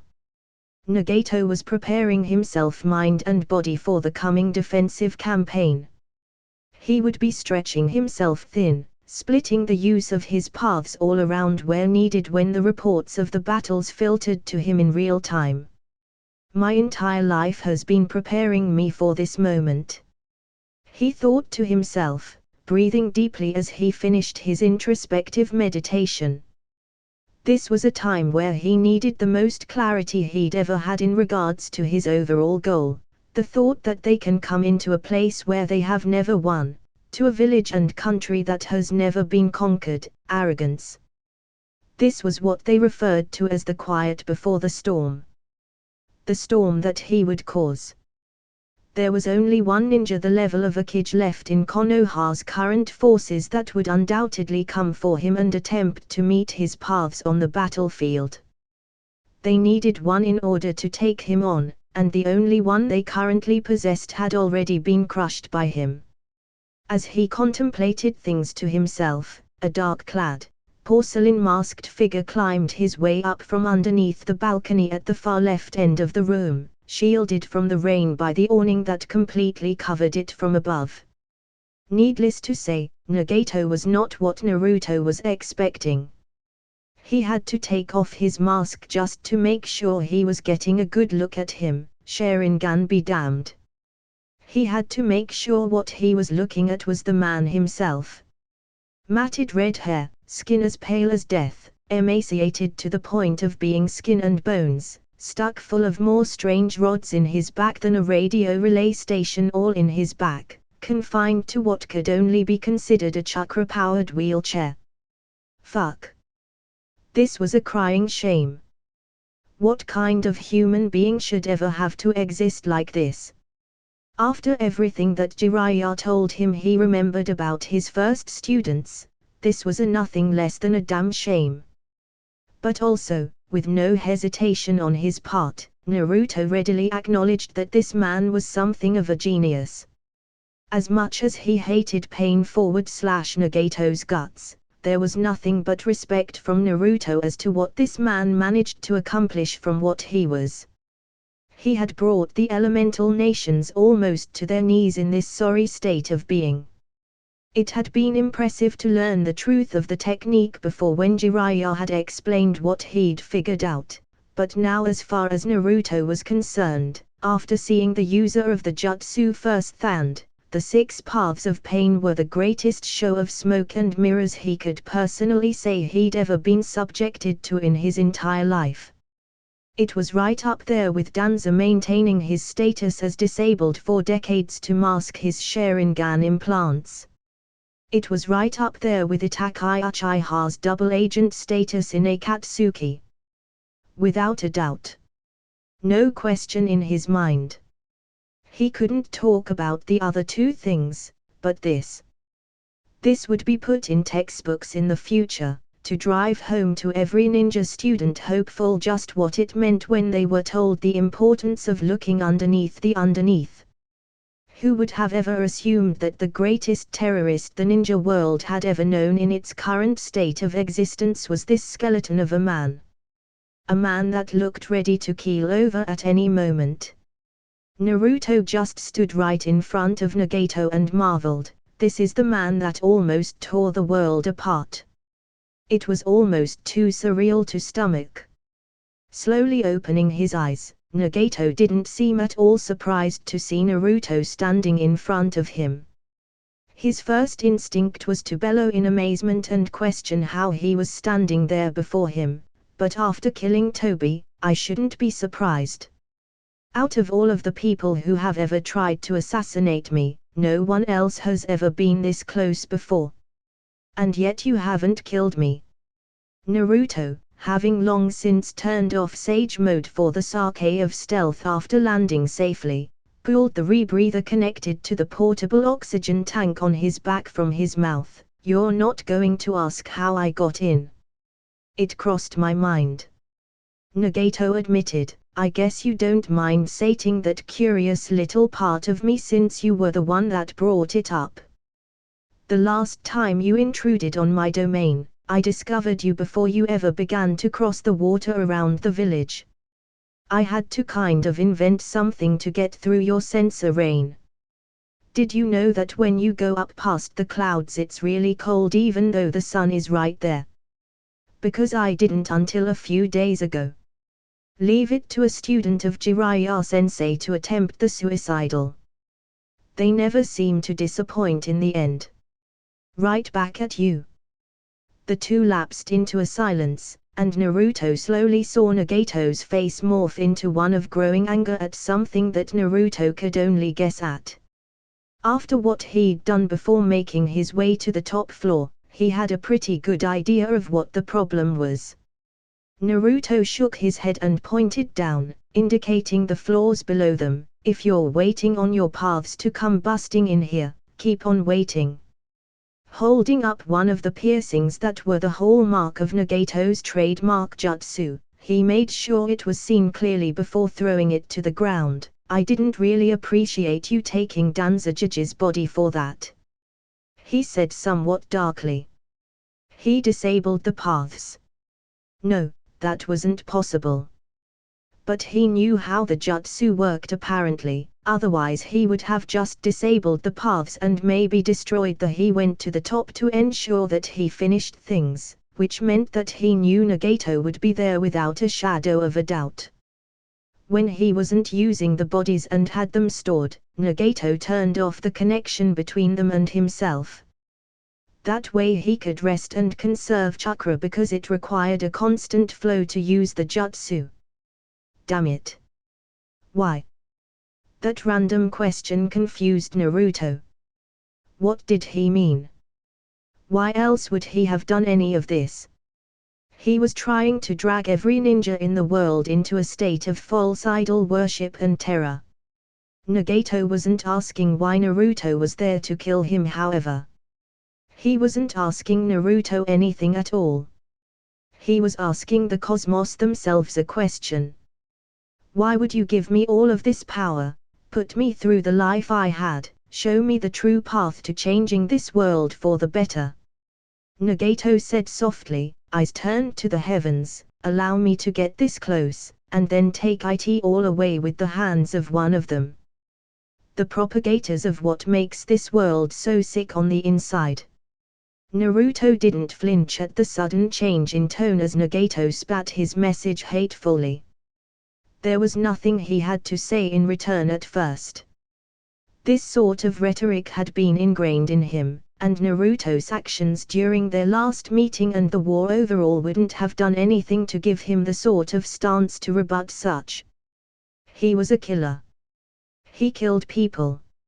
He knew this. More people that faced him in real battles died than survived. He had come to terms with just what he was a long time ago. Because you're such a messiah of peace and all. The scar-faced blonde muttered in return, I'd admit to everything you just said, if you hadn't spent the last 20 years trying to end the world as we know it. I kill, but Root never killed civilians. Even when sacking Takegakure, the targets were extremely detailed for a terror assault of that nature. I've never tried to justify any kill I made by saying that I was some sort of god. No one that supports this cancerous system is innocent. Really? How many civilians in Suna did you kill when you crushed it? And I remember hearing people say that you didn't just kill Hanzo and people loyal to him. You killed their families. You killed Hansa's family, down to the kids. The untrained kids. The toddlers that weren't even ninjas. Who are you to question my actions? Nagato replied, you, who readily claims your foundations in root. An organization more steeped in violence and the continuation of armed conflict in the world than any I could ever bring up. I just said I never justified anything I did. But you still are. Naruto didn't raise his voice. He didn't have to. His point could be made on his end without having to scream it in Nagato's face. If you'd just come out and tell the truth, I think I could have some actual respect for you, because you got this close. Naruto held his index finger and thumb less than an inch apart for emphasis, to changing everything. You say that as if I'm finished. The front of the chair opened up and shot a long black chakra receiver rod out directly at Naruto's chest, only to find it slashed away by a quick draw of Naruto's sword. I just want to understand. Naruto said, as if he hadn't just been attacked by the head of the CNF, the head of Akatsuki, and his enemy. What makes anyone think they are a god just because they've got a pretty pair of strong eyes? Why you think you've got the right to pass judgment and show the world what pain is, or what makes Amigakure so pristine and innocent compared to the rest of the world? How could one such as you ever understand? You're a blight on the planet that can only destroy. I can give life just as easily as I can take it away. This isn't the peak of my power. Until you've lived the life I have, until you've endured the constant struggle I have, surviving day to day, seen the cruelty of the major villages, and seen betrayal, you can never understand. Naruto just shrugged his arms out and looked around as if waiting for some sort of orchestra to start. Your parents were killed in front of you. So were mine. And we both got the people that did it back, it just took me longer. Your friend died in your arms. I just had to pull piercings out of the man that believed in me enough to stake everything he built from the ground up on me, because you were controlling his corpse. What's your point? My point is, worse things have happened to way more people. Welcome to the life. Suck it up. Ninjas didn't get to make excuses for becoming a psychopath. You lost that right the second you took on the lifestyle of people training to learn how to deal with killing people and fighting against others entirely willing to do the same thing in return. I did suck it up. Nagato spat bitterly. Those events enlightened me and formed who I am today. I became a god that will guide the world to understanding by inflicting immeasurable loss and pain on it. Naruto just shook his head. It does sound like you've had a hard life though. Like I said, you would never understand. It's a good thing it's over. Naruto's run-of-the-mill ninjato buried itself through Nagato's chest and found itself twisted deeper by its owner before the victim was allowed to react. In a bid to keep from wasting time in some ideological battle any longer, Naruto activated Sage Mode on the spot to cover even the short 10-foot distance that it took for him to get to his target. Constantly twisting the blade deeper and deeper until the guard touched Nagato's chest, Naruto held one hand over Nagato's mouth, muffling any noise of pain he would have made. His physical body was too weak to do anything to cast the young killer off in the slightest. My real problem with you isn't that you started all of this. You see, a long time ago I came to terms with the fact that people are going to do what they are motivated to do. Naruto whispered to him as Nagato continued to physically struggle futilely, his life slipping away as Naruto continued to twist the sword when there was no way to stab any deeper. No, what I really hate about you, is that you dragged your home, full of people that believed in you, that you were supposed to look out for first and protect, into your little beef with the world. You could do whatever you wanted. There was a reasonable excuse to do almost anything as a ninja to a ninja, but the moment you took over leadership of a country with people to do right by, and you used them as nothing more than vehicles to get your revenge, you didn't deserve the honor of being any kind of leader.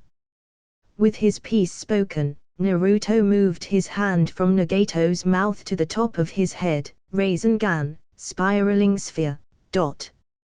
Take the principle of forming a Rasengan inside of a balloon without popping it, add years of experience forming it in various ways, and apply it to the human head. He was unable to see just what that jutsu did to the inside of Nagato's skull, but then again he didn't need those nightmares. The blood that ran freely from his sockets upon the rupturing of his Rinnegan eyes, as well as from his ears, nose, and mouth was more than enough of a visual for him to declare that he'd finished the job. There was no coming back from that. Pulling his sword out of Nagato's chest, Naruto swung it to clear the blood from it and resheathed it. He heaved a huge sigh from his body. That was more violent than he wanted it to be, but he had to ensure without a doubt that Nagato died. At least it took care of the Rinnegan issue too. Nobody needed those implanted just to restart this nightmare all over again. A quick glance down to the watch on his arm told Naruto that there was no need to let the adrenaline fade yet. He took a few steps away, but he wasn't going outside unless forced out there, and he had a bit more time left on the mandatory clock. I have altitude sickness. Like hell. Naruto said in a by-the-way manner, gesturing with his arms wide open, if you want to take your shot, this is probably the best chance you're ever gonna get again. It took a few seconds, but the wall collapsed to reveal that Kanon had come into the room sometime during the actual process of the assassination. There wasn't any disguising her appearance, the tears streaming silently down her face. No. It won't change anything, she said, walking past Naruto and over to Nagato to smooth down his eyelids to give him some semblance of peace in his post-mortem appearance. Naruto simply let her move past and do as she wished, but he had to ask, you could have stopped me. Why? When he'd turned sage mode on, he knew she'd entered the room after he'd stabbed Nagato. She could have saved him, but instead chose to see things out until the end. Because I knew it had to be done, Kanon said, voice trembling as she tried to retain some sort of composure, because he'd forgotten why we started this in the first place. All of this inflicting pain, he wasn't about the peace any longer. All he talked about was making the world understand suffering. The people of this village just became spare bodies. Why didn't you? Because he was still Nagato. How could I? Kanon shouted at him before dropping to her knees in sorrow, entirely spent, so I'm all that's left. Now go ahead and finish it. No. Kanon's amber eyes went wide and she peered up at Naruto, who said that with no absence of seriousness on his face, what do you mean no? I'm not saying that I'm doing this for you out of some kind of pity or remorse for killing Nagato. Naruto said bluntly. Now was not the time to mince words or sugarcoat things. He was working with a limited time span at the moment. I'm doing this because if I kill you, who's gonna tell everyone out there to stop before this place gets destroyed? Kanon looked out of the opening past the balcony and at the skyline of the village. Her village. They would keep fighting even after she and Nagato were killed. It would be horrible. The only thing worse than getting sparse orders like the kind Nagato had been issuing were getting no orders at all from your central command. It would be an absolute disaster. There was no system of command. No hierarchy past Nagato and Kanon. The buck stopped with the two of them. Control didn't trickle down any further. Any ninjas that perhaps would have somewhat qualified for the position of village leader had already been killed in the purge of Hanza's regime. There was literally no one else that could do the job. If she didn't, Amigakyo really would be destroyed. I don't want this to go on anymore. Naruto said, I don't want Ame destroyed. So I'll ask you one time, are we done? There's nothing left. Without the Rinnegan, the Jidomazo can't be used to contain the power of the Jinchu Uriki. It can't even be accessed. Kanon admitted remorsefully, I couldn't continue this. And even if I could, I'm tired of the blood. Just leave me Nagato and Yoriko's bodies. Naruto nodded. He'd already taken Danza's body and sealed it away, and with the Rinnegan gone he had no other use for anything involving Nagato's corpse. You're wrong about something though. You don't have nothing. You still have Amigakyo. Kanon smiled bitterly. It didn't come anywhere close to even reaching her tearful eyes, for the sake of my village and every man, woman, and child that calls this place home.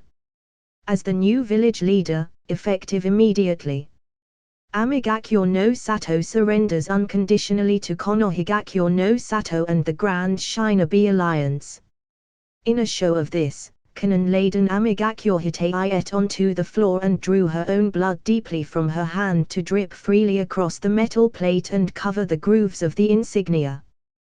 The old way of acknowledging definite surrender.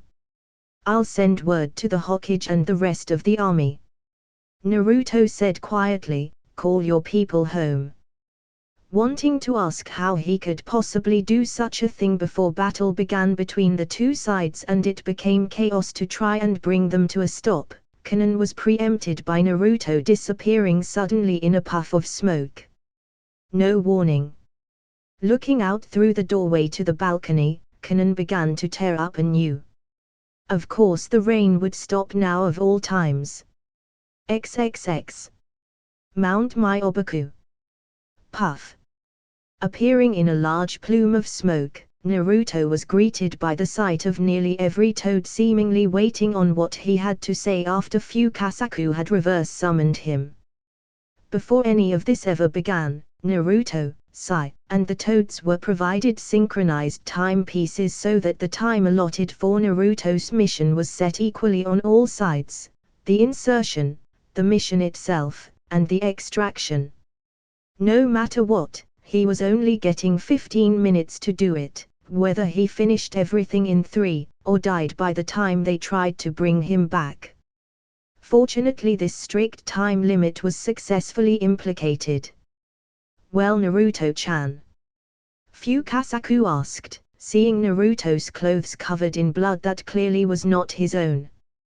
But then again, that could mean anything, is it over? Naruto just walked past Fukasaku and Shima and was given plenty of space by the other toads in the background to lumber past them. He spared a second to create a clone and instantly dispel it immediately thereafter to relay the results of everything to his clone, with the standing army. Kami, I hope so. I really can't think of anything else that the universe could possibly throw at us anytime soon. Shima nodded grimly in understanding. Ya killed Jiraiya-chan's first tadpole didn't ya? Yeah. He answered in a somewhat weakened voice. Can you guys take me home? I think I've got the bends. What the hell does that mean? The bends? Gamekichi asked, shouting over his older toad brethren to be heard. Altitude. Altitude sickness. Bad. From 17,000 feet in the air, to below sea level, to the top of a mountain in less than 15 minutes. Yes. Altitude sickness was a definite possibility. Ooh. Can I go lay down until someone summons me back to Konoha? Fast. Kinda got some wartime news to break. AME, surrenders.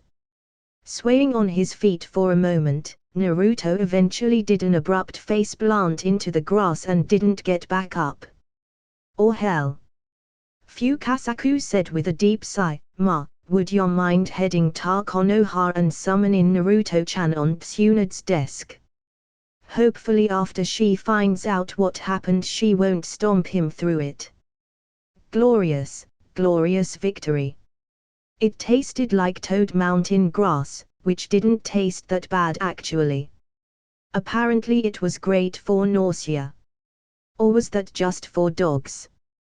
With the war effectively over, the early peacetime days of scrambling around for the scraps of power, land, etc. that the defeated Continental Ninja Federation dropped never occurred the way that Iwagakure had planned.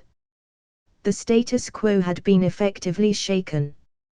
They had been effectively frozen out while the GSA seemed completely willing to negotiate and hash things out amongst themselves. In the last few months since the end of the war, even a few of the minor villages that had been enemies managed to garner entry. This was infuriating to the proud village that had always been involved with the fallout from every single one of the 3 previous Shinobi World Wars, and they wanted their piece of the pie. To be kept out of such an important time in the history of the elemental nations simply burned them up. They were Iwagakure. You did not forget that you set a place at the table when the time came to dice up this continent like the dessert piece that it was.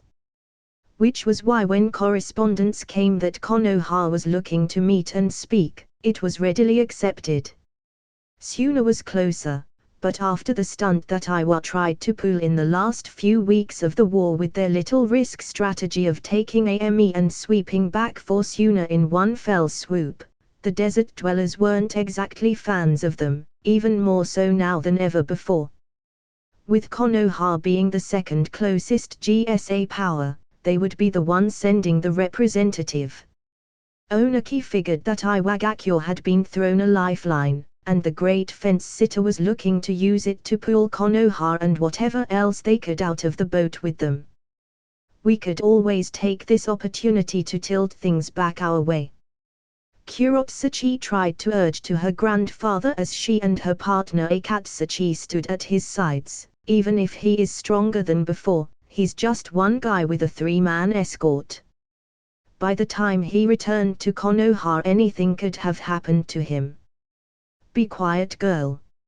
Onaki groused, this isn't as simple as him being the Kyuubi Jinchuriki. He's Tsunad's next in line for the Hokage seat. Whether it was in 5 to 10 years, or whether it was tomorrow in case of an emergency, their guest was next up if the way he'd been utilized lately had been any indication. Apparently the remaining 3 Kage accept this as an action for the future. The towering Akatsuchi began seemingly counting on his fingers after hearing that. That'd make him how old when he gets it? He asked before looking down and over at his leader, Sashikage-sama, how old are you? When are you gonna pick somebody else? When I find the right candidate. How many times do I have to say it? Kurotsuchi just crossed her arms and rolled her eyes at the predictable response that her grandfather gave. It had been the same thing for years, even decades before she was even born. It was just a sign that Iwagakure had been accustomed to the way things were.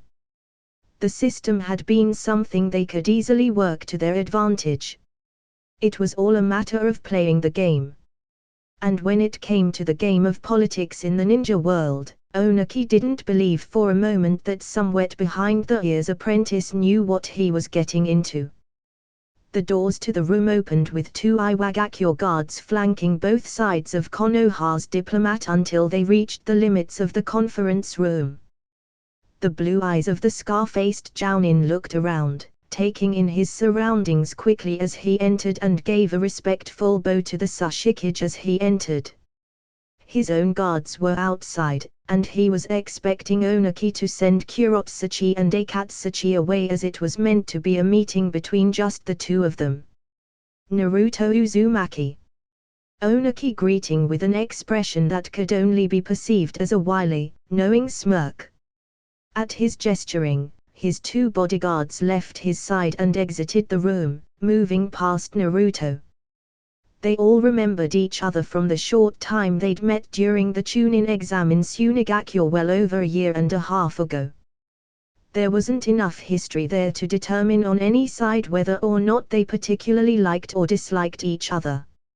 Upon being left alone, Naruto took a seat at the table and clasped his hands in front of him on the surface, a classic negotiation posture that Tsunade had almost literally beaten it into him to take whenever put into a discussion situation such as this. Well, Sashikage-sama, I have to say, to hear that you reached out to the GSA, it surprised the Mitsukage and the Reikage. Straight to business, I see. Onaki's smirk didn't drop, however, but not the Hokage or Kazekage. Well, honestly, Gaara isn't really big on this at all, so he didn't care as long as Iwa had nothing to do with Suna. At all. Naruto let his hands part for a moment to gesture in a balancing beam manner. We've got 4 villages in this thing. Give and take, checks and balances, you know. Well, you seem to be the type that isn't too good at beating around the bush.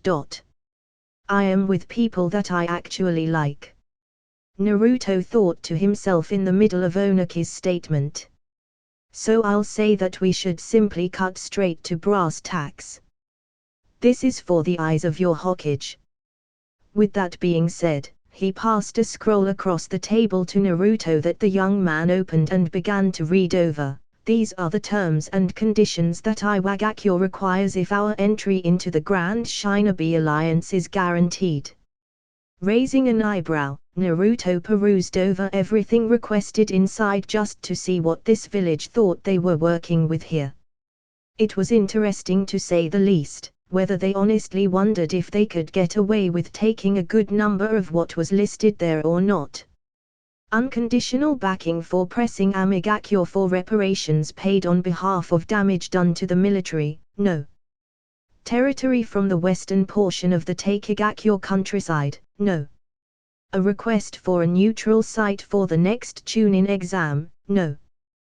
Promises of inclusion in a rumored minor major village trade parity agreement meant to restore a semblance of economic stability to the losers of the war, no. Allowance to annex buffer state minor hidden village Ishigakure that stands between Kase no Kuni and Sachi no Kuni, hell no.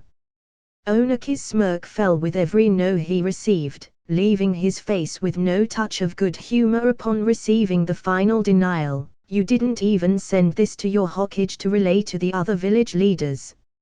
I'm not going to either. I think you're forgetting your position here. You don't have the ability to make the decisions. Onaki said, dropping all pretenses of cordiality at this point. If the boy wanted to be blunt, he could do blunt. You're basically a glorified messenger ninja in this situation. You can title yourself diplomat or whatever you'd like, the game remains the same. Your job is to scurry on back to Tsunade and give this to her, and then maybe you get to come back and return here with her answer. This goes back and forth until a compromise is made that benefits both sides. Yeah, no. Naruto said flatly, rolling the scroll back up and setting it aside. The reason Tsunade-chan trusted me enough to send me here to negotiate with you so early in my apprenticeship, is because there is no negotiation. If you get into the GSA you aren't getting anything. I'm the only one she could send that would flat out say that to your face instead of dragging it out for 6 months with the back and forths. Any diplomat from Suna would have been completely willing to show up and say it to his face just for the sake of seeing the look on it afterwards, but as Suna was right now, it might have made Iwa feel froggy enough to jump at something. With Konoha, there wouldn't be any rash responses to the declaration that there would be no concessions made. Iwagakure was the last holdout of the Big Five to join. That did not make them special or unique. They had missed the boat and now wanted it to turn around just for them. That was the reality of the situation. And the other 4 villages weren't keen on making room to a village like that. What the hell is this? What did you think? We were all going to give you something to sweeten the pot for trying to join. No. You get the same conditions that everyone else gets and nothing else. And they would be lucky to get that. The only reason they were being offered the standard conditions of joining the GSA was because it was simply pragmatic to get the entire continent locked down instead of allowing 4 separate treaties to be set to let this whole mess start all over again in less than 3 years. The others had asked Iwagakure to join at the outset of the tensions rising between the major and minor villages, but they simply said that it had nothing to do with them and stayed clear. They weren't necessary now, and as things were, if the other villages so wanted they could have Iwa wither at the end of the vine, so to speak. Naruto rolled the scroll back across the table and picked up where he left off. You don't have any leverage over any village in the GSA, even the small ones. You don't have a legitimate claim to a single spoil of war against the CNF, because you didn't fight a second of it. Yes, you lost 1,000 shinobi, and that's terrible, but you were the aggressor against Amigakure. You think leaving us out is the best option then? Onaki rebutted, throwing the scroll away like trash once it reached him. Are you really sure that this is the unanimous opinion of the GSA? Even the minor villages now involved? Yes. Your army is hurt from the attack on AME. You don't even have a Jinchuriki as a deterrent. So trust me when I say, you really want to join now and be done with it instead of doing whatever you think you're going to do to screw with things. You see, the rest of the 4 villages actually like each other. We all fought alongside each other and saved each other's tails. You waited the whole thing out just to see who won so you could swoop in and pick the bones. Suna was actually hoping that Iwa would turn around and try something, because they really wanted an excuse to fight them. No one had forgotten the BS that they'd tried to pull with their sweep through AME in a bid to conquer them and then swing over to Suna. If Iwa didn't play ball, within 20 years' time the Big Five would become the Big Four instead. None of the others really had a problem with that in the least if this was the way that it wound up happening. How much influence do you think you have? Onaki asked, his glare trying to burn a hole through Naruto. I don't mean your alliance, I don't mean your village, I mean you in particular. To say these things to me. Powerful or not, you're no kid yet. You know that I could have you crushed, don't you? Naruto's serious countenance actually cracked a bit as his lips turned upwards. Maybe. He wasn't going to lie. He was in the middle of Iwa and Old Man or not, this was still the actual Sashikage he was speaking to, but I do know every other kid in the elemental nations, and I know for a fact that right now they like me better than you. If he wanted to fight, either personally or on a nationwide scale, he could feel free to do so. Whatever happened after that point was entirely up to the fates though, and if Onaki was a betting man he wouldn't have taken that wager at his most desperate. To his horror, while he'd been sleeping the status quo had changed. The rules to the game that he had spent his entire adult life learning how to play to perfection had changed without his knowledge, and to get along in this new world he would have to go along. Bitterly he snapped at the young Jinchuriki, is this the kind of Hokage Tsunade is raising? No. Naruto answered straightforwardly, it's the kind of Hokage that Tsunade is raising, that Jiraiya already raised, and that Danzo Shimura built up from scratch. He couldn't have felt any more pride in saying that to the man across from him as he got up to leave, so go ahead and think about that. You already have the universal concessions for inclusion in the GSA. Sashikage-sama. We'll all be waiting on your reply. XXX. Teiya-chan. Naruto warned as he and his 3-guard entourage made their way back home after leaving Iwagakure, get that shit-eating look off of your face. Seriously. It's not funny. I heard all of that shit. The sound-using genjutsu specialist noted for Naruto's knowledge, bumping him with her hip as she, Naruto, Neji, and Shikamaru were exiting the country of Sachi no Kuni. Seriously, soundproof walls and a privacy genjutsu cast around the room. Who do you think I am? Looking curiously over at Naruto, who seemed to be somewhat embarrassed by whatever had been said in the conference, Neji couldn't help but wonder. All he could do was see through the walls, unlike Teiya, who specialized in sound-based things. What exactly was said between you and the Sashikage?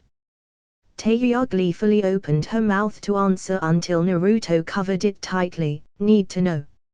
Naruto said in a chiding tone of voice that only made her eyes twinkle. Seriously, what am I gonna do with you? MMMPH me.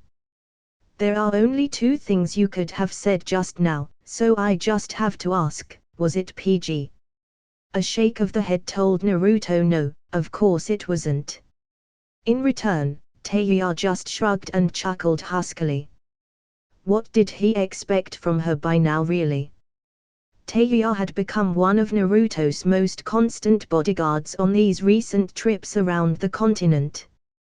Oftentimes she would try to make herself available on his excursions to ensure that she would be able to broker some guaranteed alone time with him.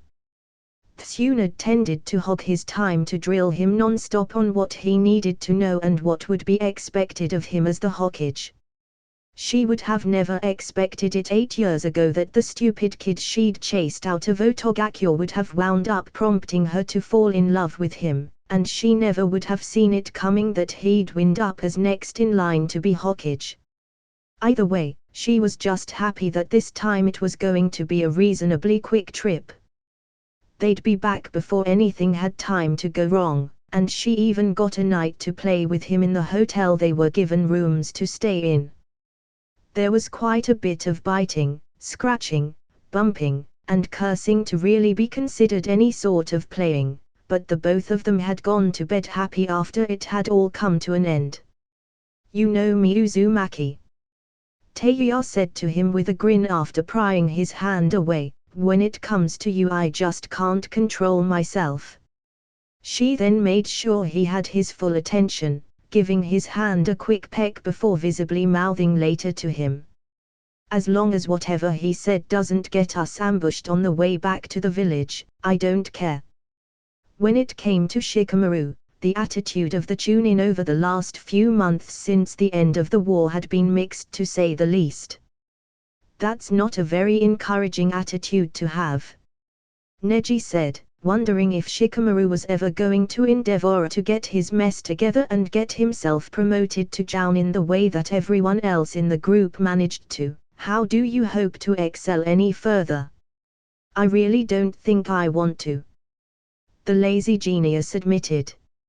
Inside he was wrestling with himself over his dislike of doing active things, and his dislike of having responsibilities presented to him. On one hand, there was no more fighting for days at a time, which was great for him because he actually had to give his best in the field. On the other hand, Naruto had basically picked him to shore up the administrative side of things in the future once he started taking things over.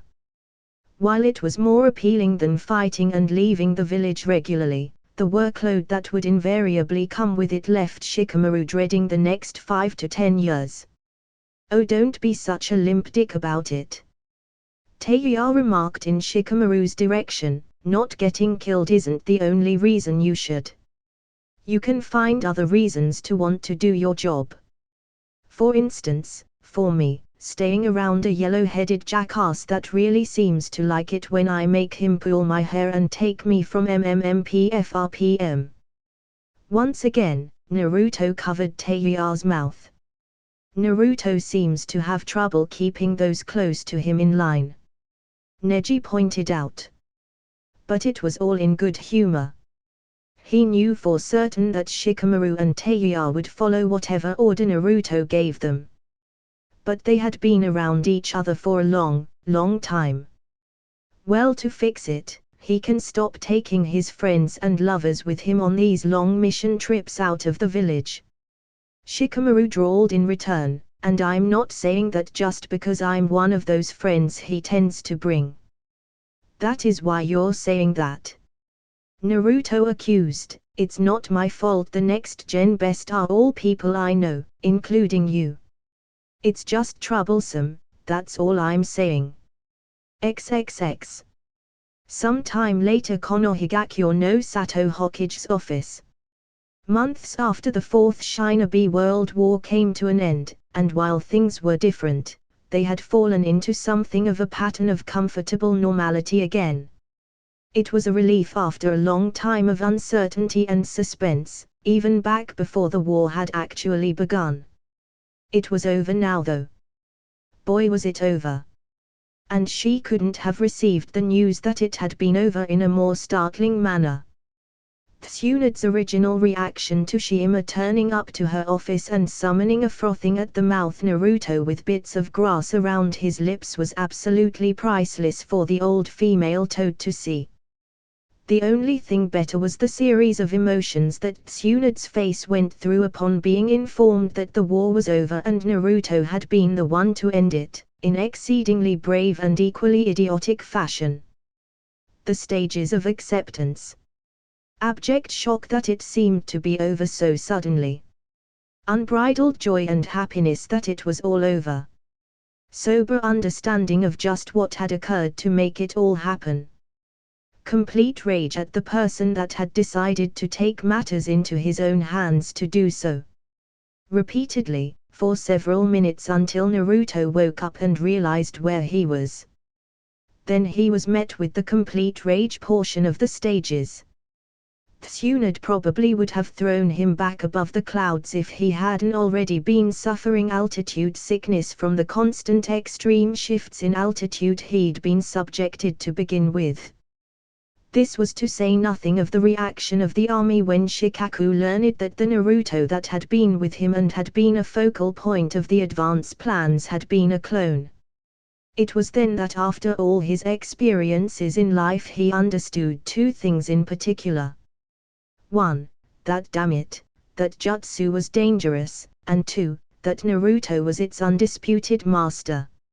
Needless to say, the knowledge that the war had ended without a single life lost in what was shaping up to be the next and final campaign of the conflict elicited widespread cheers and celebration from the battle-hardened Konoha faithful that lasted from the early afternoon until late in the night. Even away from home they found the drive to party. It was a celebration. Everything was over with.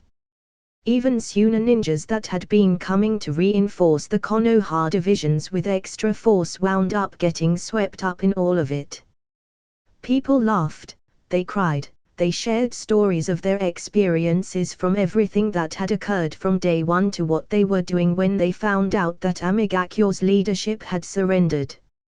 Naruto's clone stuck around due to being located by some of his actual friends. Instead of bursting the bubble of every single ninja there by saying he wasn't real, he rolled with being the genuine article for the day, and partook in the real delights and revels of victory, including lots of time with some of the women that had found themselves close to him over time. Tamrai was especially excited to find him and celebrate the end of hostilities between the two sides, more than willing to steal him away and keep him to herself once she got a hold of him. Shikaku didn't inform anyone that the Naruto with them had been fake, deciding that some things were better kept under wraps. As opposed to the original who spent that day in Konoha dealing with being fretted over by Tsunade while she provided him the medicine needed to fix him up quickly, and being chewed out by her as she forced him to stay behind and assist her in beginning to draft the armistice that would be sent to Amigakyo. The first thing she would make sure come hell or high water by the time she was willing to drop the reins to him was that even though you were the strongest and the leader meant to ensure the village's safety, you did not put yourself out on a limb unless there was no other option.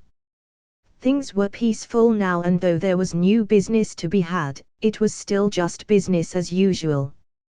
With the war over with and done, there was a need between the four biggest villages that had come out on top to consolidate their alliance and minimize the ill feelings between the defeated minor villages, or what was left of them, so that nothing else occurred anytime soon. You're welcome to stay as long as you like before reporting back to your village, Yujito. Tsunade said to the Kumogakure Liaison and Nibi Jinchuriki as another meeting had been completed. It was inevitable that something would invariably happen to fracture the good times, but for now they would hold on to what they had fought so hard to enact between each other. All of them had come close to seeing life as they knew it warped into an ugly future forever, and while things might not have been set in stone, the future was brighter than it had been yesterday. I think I'll do that. Yujito accepted with a very sly, feline smile. By the way, Hokage-sama, would you happen to know where to find Naruto-kun? I haven't seen him since he came to the last Kage summit with you. It's been a while since we caught up. I miss him. I'll bet you do. Tsunade thought to herself with a grin and a roll of her eyes, I've been keeping him pretty busy lately, so I've given him the day to tend to his own business. It's pretty serious, but you may just be able to catch him this evening. He'll probably be exhausted though. Yujito just waved and continued smiling over her shoulder as she saw herself out. That's never been a problem before, she said with the closing of the door. If he picks her out of the girls that are in love with him, what kind of baby would two Jinchuriki make?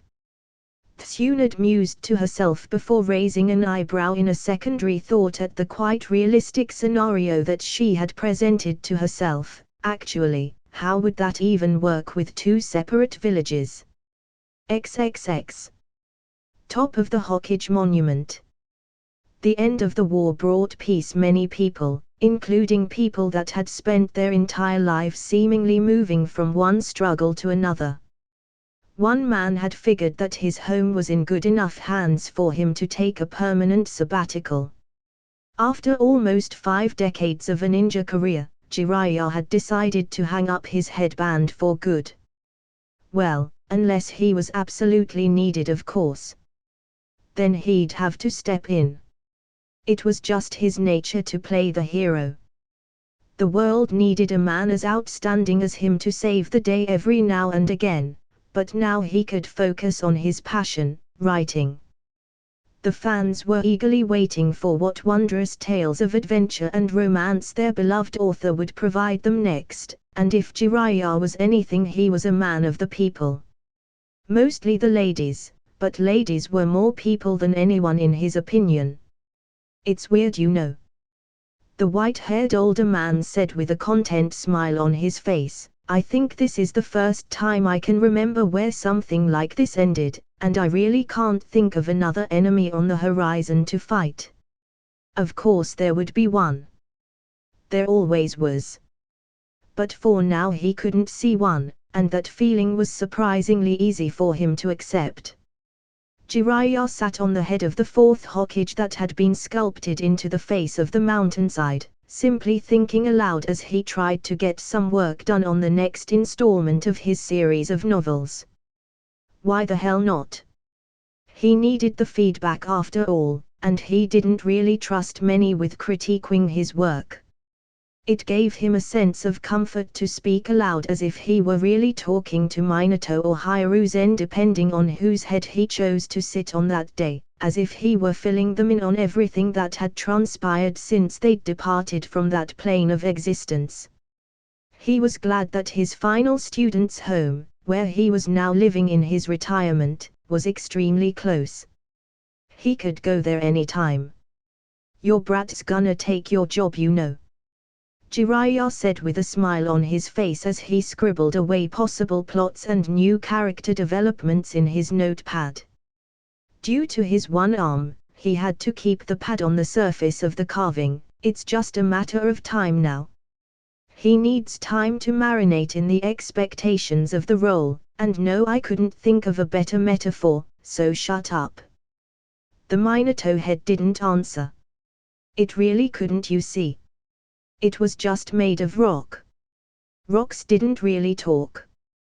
You could pop off to them and smack them like the heads of stubborn children all you wanted to and you wouldn't get a response. Don't judge me with your silence. Jiraiya said, as if the stillness of the day were a language in of itself. I could always tell when you were biting your tongue because you didn't want to piss someone off.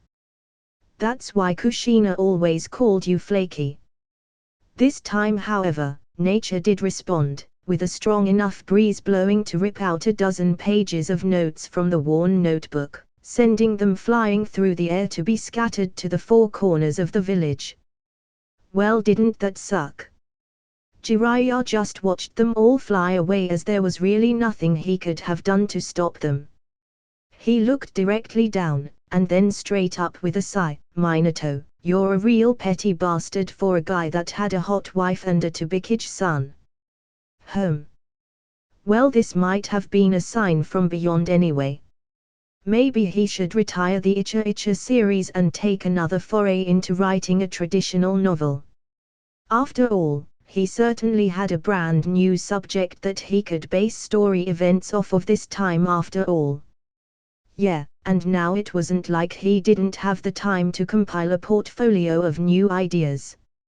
He had lots of time. Nothing but time, as a matter of fact. But I can't reuse the character name Naruto for this story though.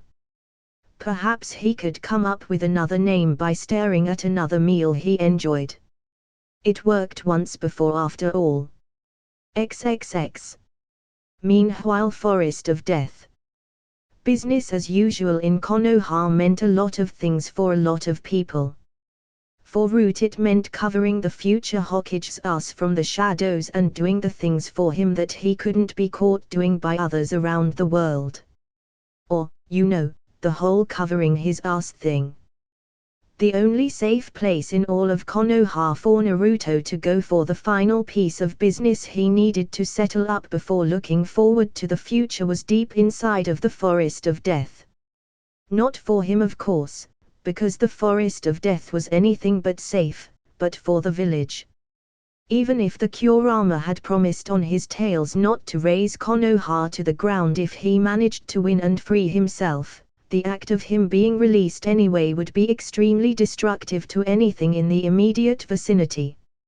Of course, at the moment there were enough deadly things in the forest to worry about before worrying about something that Naruto was already on the job of handling. In Sai's opinion, the spiders in the Forest of Death had evolved again and become the dominant species. They were also extremely territorial. The feeling of the Kyuubi's chakra emanating from Naruto seemed to keep them from straying too close, but you never knew. Those spiders had the instincts of top-flight predators. I really must say, Kiyomizu-san, that I feel uneasy having you here for this task. Sai commented, hand on his tanto just in case something went down out of the blue. He was not going to be caught slipping by any of those damn spiders. They already killed around 7 of them on the way to the clearing area, and they were bigger than ever. I can't guarantee your safety to Naruto-senpai, so I don't know why you wanted to come here. He and Maki should have been more than enough to protect Naruto from spiders, but since Hamako had come along as well, she'd brought 4 of her transforming golems that would defend her with lethal force if the need arose. Maki was more than willing to accept the help of the will-free equalizers, but Sai was still wary of them after his first brush with one years ago. When it comes to a matter of seals, I will always be there for my master, no matter the danger. Hamako commented brightly, hands on Naruto's stomach so that she could monitor his progress with his Baiju control battle properly. This is my duty as a retainer of the Uzumaki clan, and I will lovingly serve its head as needed. What does as needed mean, Kiyomizu-san? Maki asked, sitting patiently on the ground, eyes constantly panning to her beloved senpai in the hopes that he would awaken soon with full control of the Baiju within him. Exactly as it sounds, Maki-san. But I'm assuming you mean physically. You already know that I am Master's mistress. Why does that not bother you? I've already told you why. If memory serves correctly, Maki-san. Sai interjected in the feminine discussion, didn't Danza-sama deign you to be the future wife of Naruto-senpai? You even claimed to me that you were willing to wed him if the mission required it. So if anyone should understand performing one's duty, it should be you. Unless you're indicating that you would enjoy adhering to that task. Maki simply stared at Sai as blankly as she could muster her facial muscles to allow. Sai-senpai, I'm so sorry to inform you that I'm afraid your days of flustering me with remarks on my relationship with Naruto-senpai are behind us.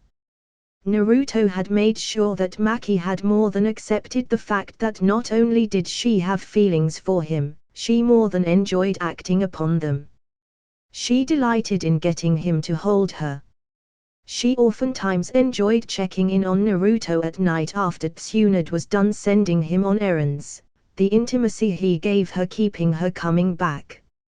If she was ever indeed directed to follow through with Danza's original intentions for her, she knew without a doubt that she would do so with great enthusiasm. The very small but victorious smirk on Maki's face upon not allowing herself to be rattled by Sai's comments died when she realized that Hamako was staring directly at her with an unreadable expression on her face. The white-haired girl was no fighter, but what she had shown herself to be capable of creating with her sealing abilities proved to be quite imposing. It was quite possible that the chesty young woman could give someone hell if she so wished. If this is indeed the case, Hamako said to Maki, then the day that this occurs and another woman becomes Naruto-sama's legal wife, whoever it is will receive the same power over me that Naruto-sama does. Slightly less, as his orders will always override that of any other, but nevertheless. What does that mean exactly? If you wed my master, I will also serve you as is needed, no matter the task. She then remembered what Maki's definition of serving someone as needed apparently was and added on to her comment, I do not think conceding to your physical whims as well would be that much of an issue for me if you're curious about that. Maki, fully red-faced now, turned back to Sai, who merely waved at her in response, a forced smile on his face. He was getting way too good at the whole subtle manipulation of others' behavior as far as she was concerned. Maybe Danza picked the right person to take over route after all. And as her eyes drifted back to the steadily meditating Naruto, she told herself that maybe he had picked the right person to take over as the eventual Hokage as well. I wonder Danza-sama. Sai thought to himself, also turning his attention to Naruto, if only momentarily, what would you think about the way things seem to be heading? XXX. Inside of Naruto's mindscape. Opening his eyes inside of his mind, Naruto was greeted with the sight of an unfamiliar place. But something about it seemed to resonate in his mind somehow. It was a village, and it was fairly large, but seemed to be rather old. The structures were built with an older architecture than he would have associated with any modern hidden village. Walking down a main street, something about that place seemed to vaguely resonate with him.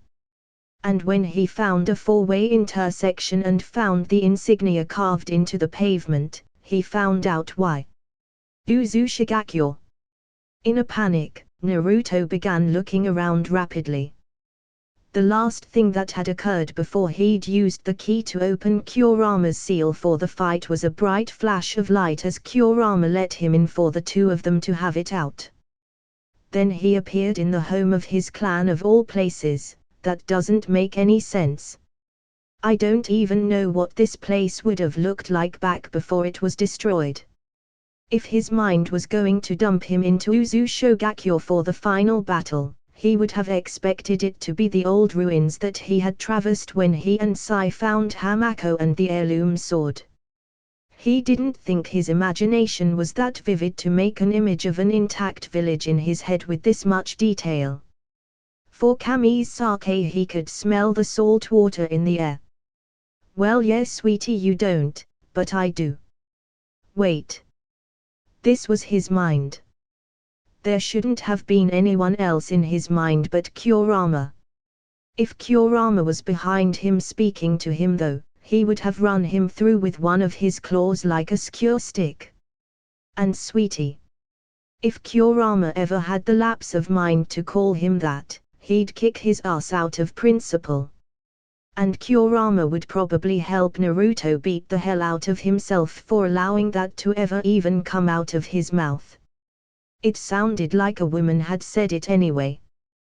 Turning around to find out just who had the nerve, Naruto came face to face with someone he'd only seen once in a stray picture. Long red hair, violet eyes, and the warmest smile he'd ever seen any other human give him in his entire life, a maternal one. This couldn't have really been Kushina though, could it have? Naruto took 2 steps back and looked around suspiciously. Kurama, you jerk. You called no illusions months ago. We both agreed.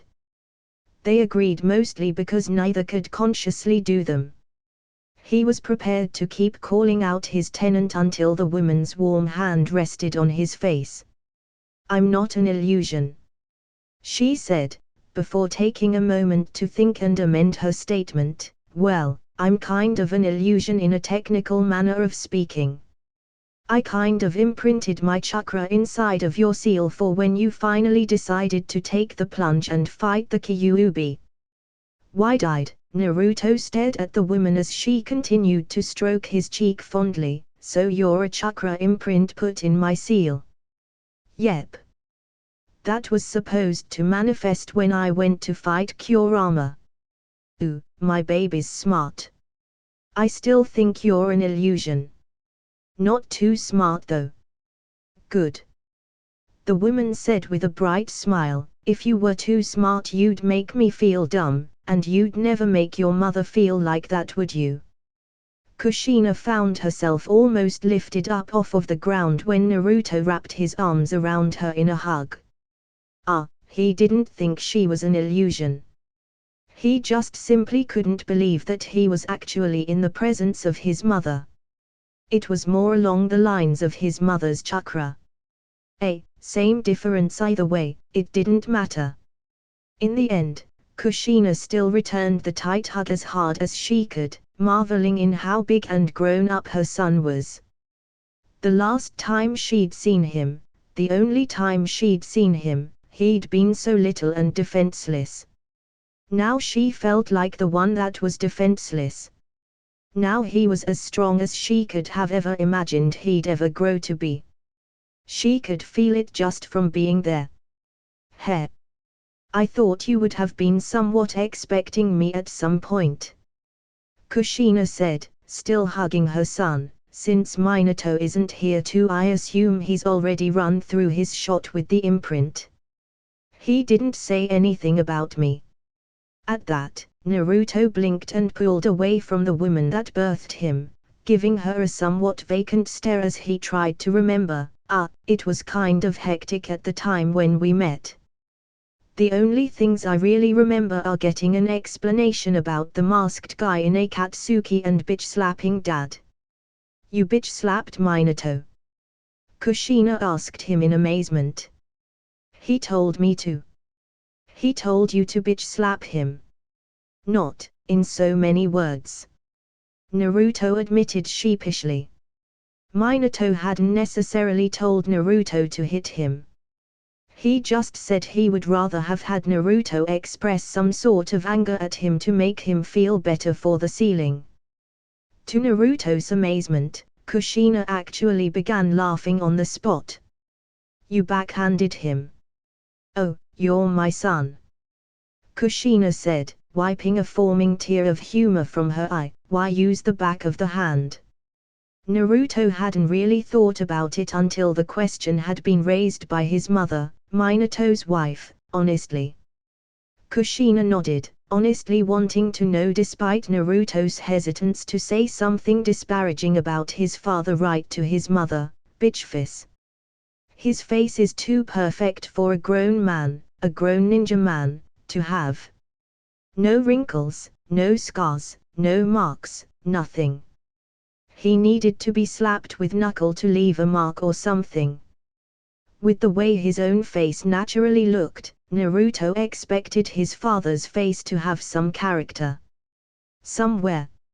Some sort of indication that this was a man that would kill your army in flashes of yellow in between periodic sessions of stopping in front of you and laughing at the look on your face while he did it. Thank the heavens that he got most of his facial definition from his mother's side of the family, even though her face didn't look anything like his other than a few particular traits. Maybe if he'd been raised with it, Naruto would have gotten used to Minato's face. Hell, maybe if he'd been raised by Minato, the man would have lived long enough for his face to get some marks of character, but that was not the case. Exactly. Kushina said, dusting Naruto on the shoulder with a grin on her face. People didn't get it why I always said he was girly.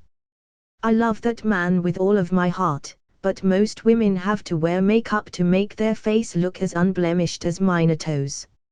Oh, I think I love you more than anything else in the world right now. You'd better. I'm your mother. The shared mirth between the two of them tapered off, and only a desire to make this moment last as long as possible remained. They both knew it wouldn't. It couldn't. But for a short while they could pretend that they were really together.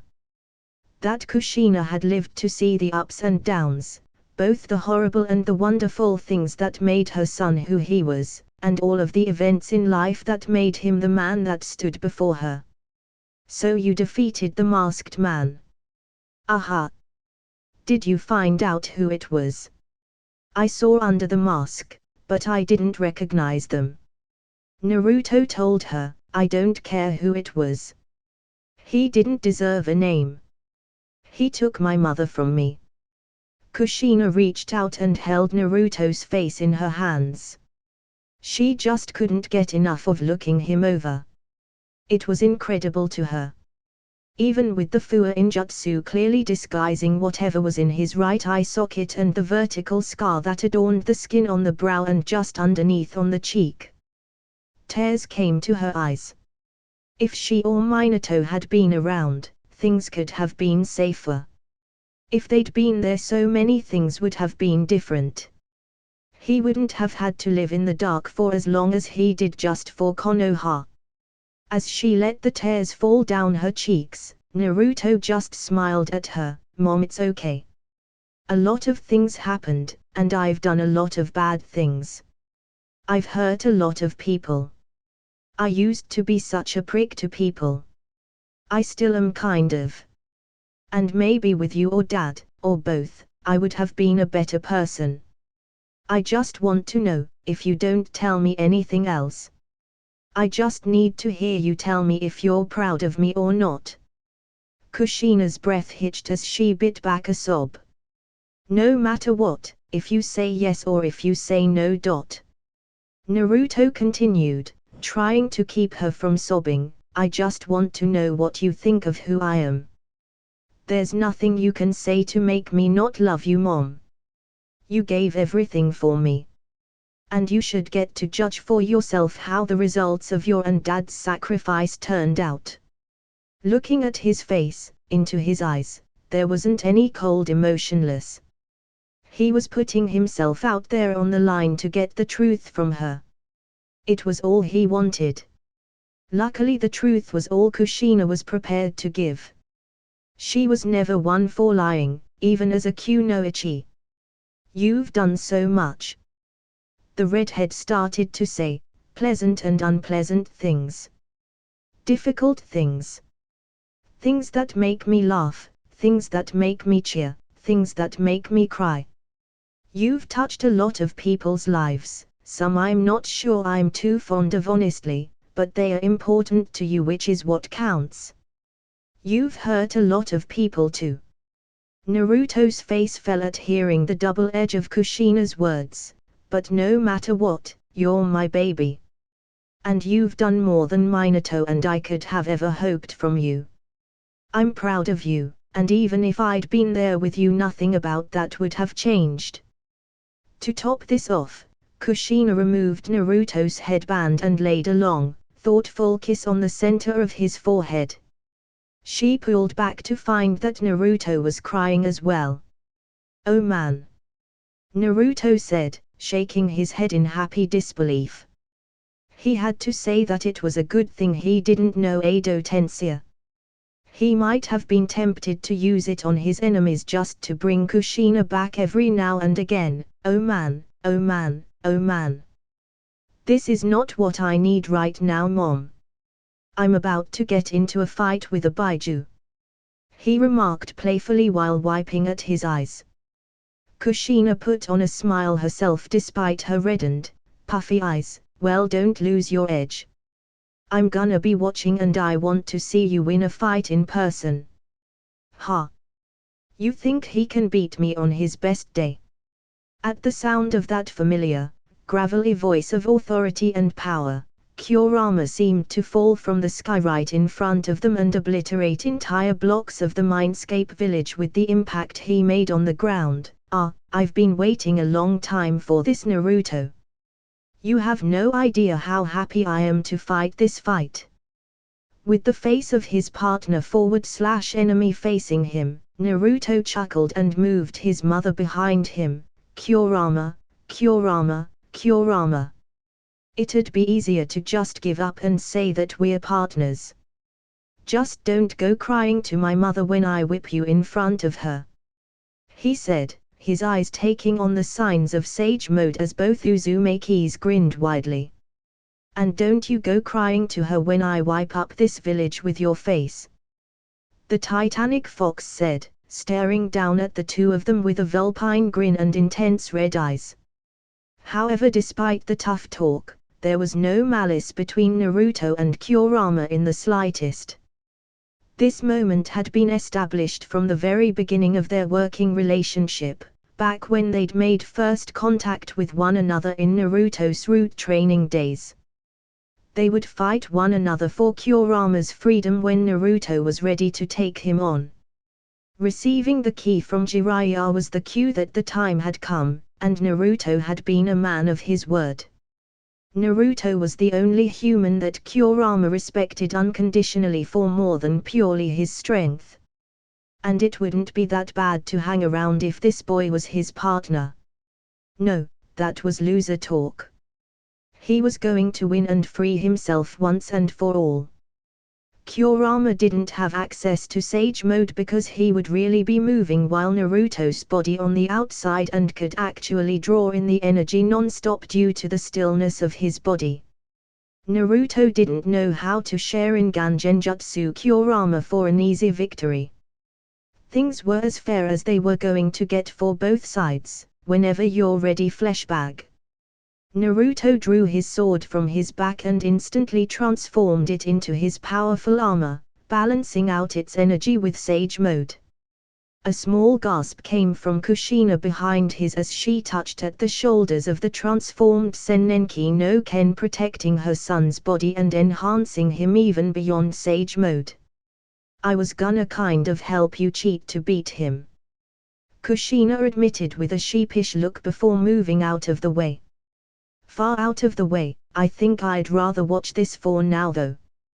Don't worry about a thing and go all out. I can't be hurt here." Kurama simply let her move before turning his attention back to Naruto. "So how are you feeling about all of this? After everything that's happened, and what may come? Tell me. I really want to know." He wanted to hear firsthand the things that made him the kind of person he respected. Naruto shut his eyes and sighed, "Happy about everything that we've done, scared but really excited too about what might happen, really hopeful that this is just the start. I can't even tell you everything. Not at one time on the spot." With that done, he opened his eyes, a determined smirk on his face as he settled down and steeled himself for the fight.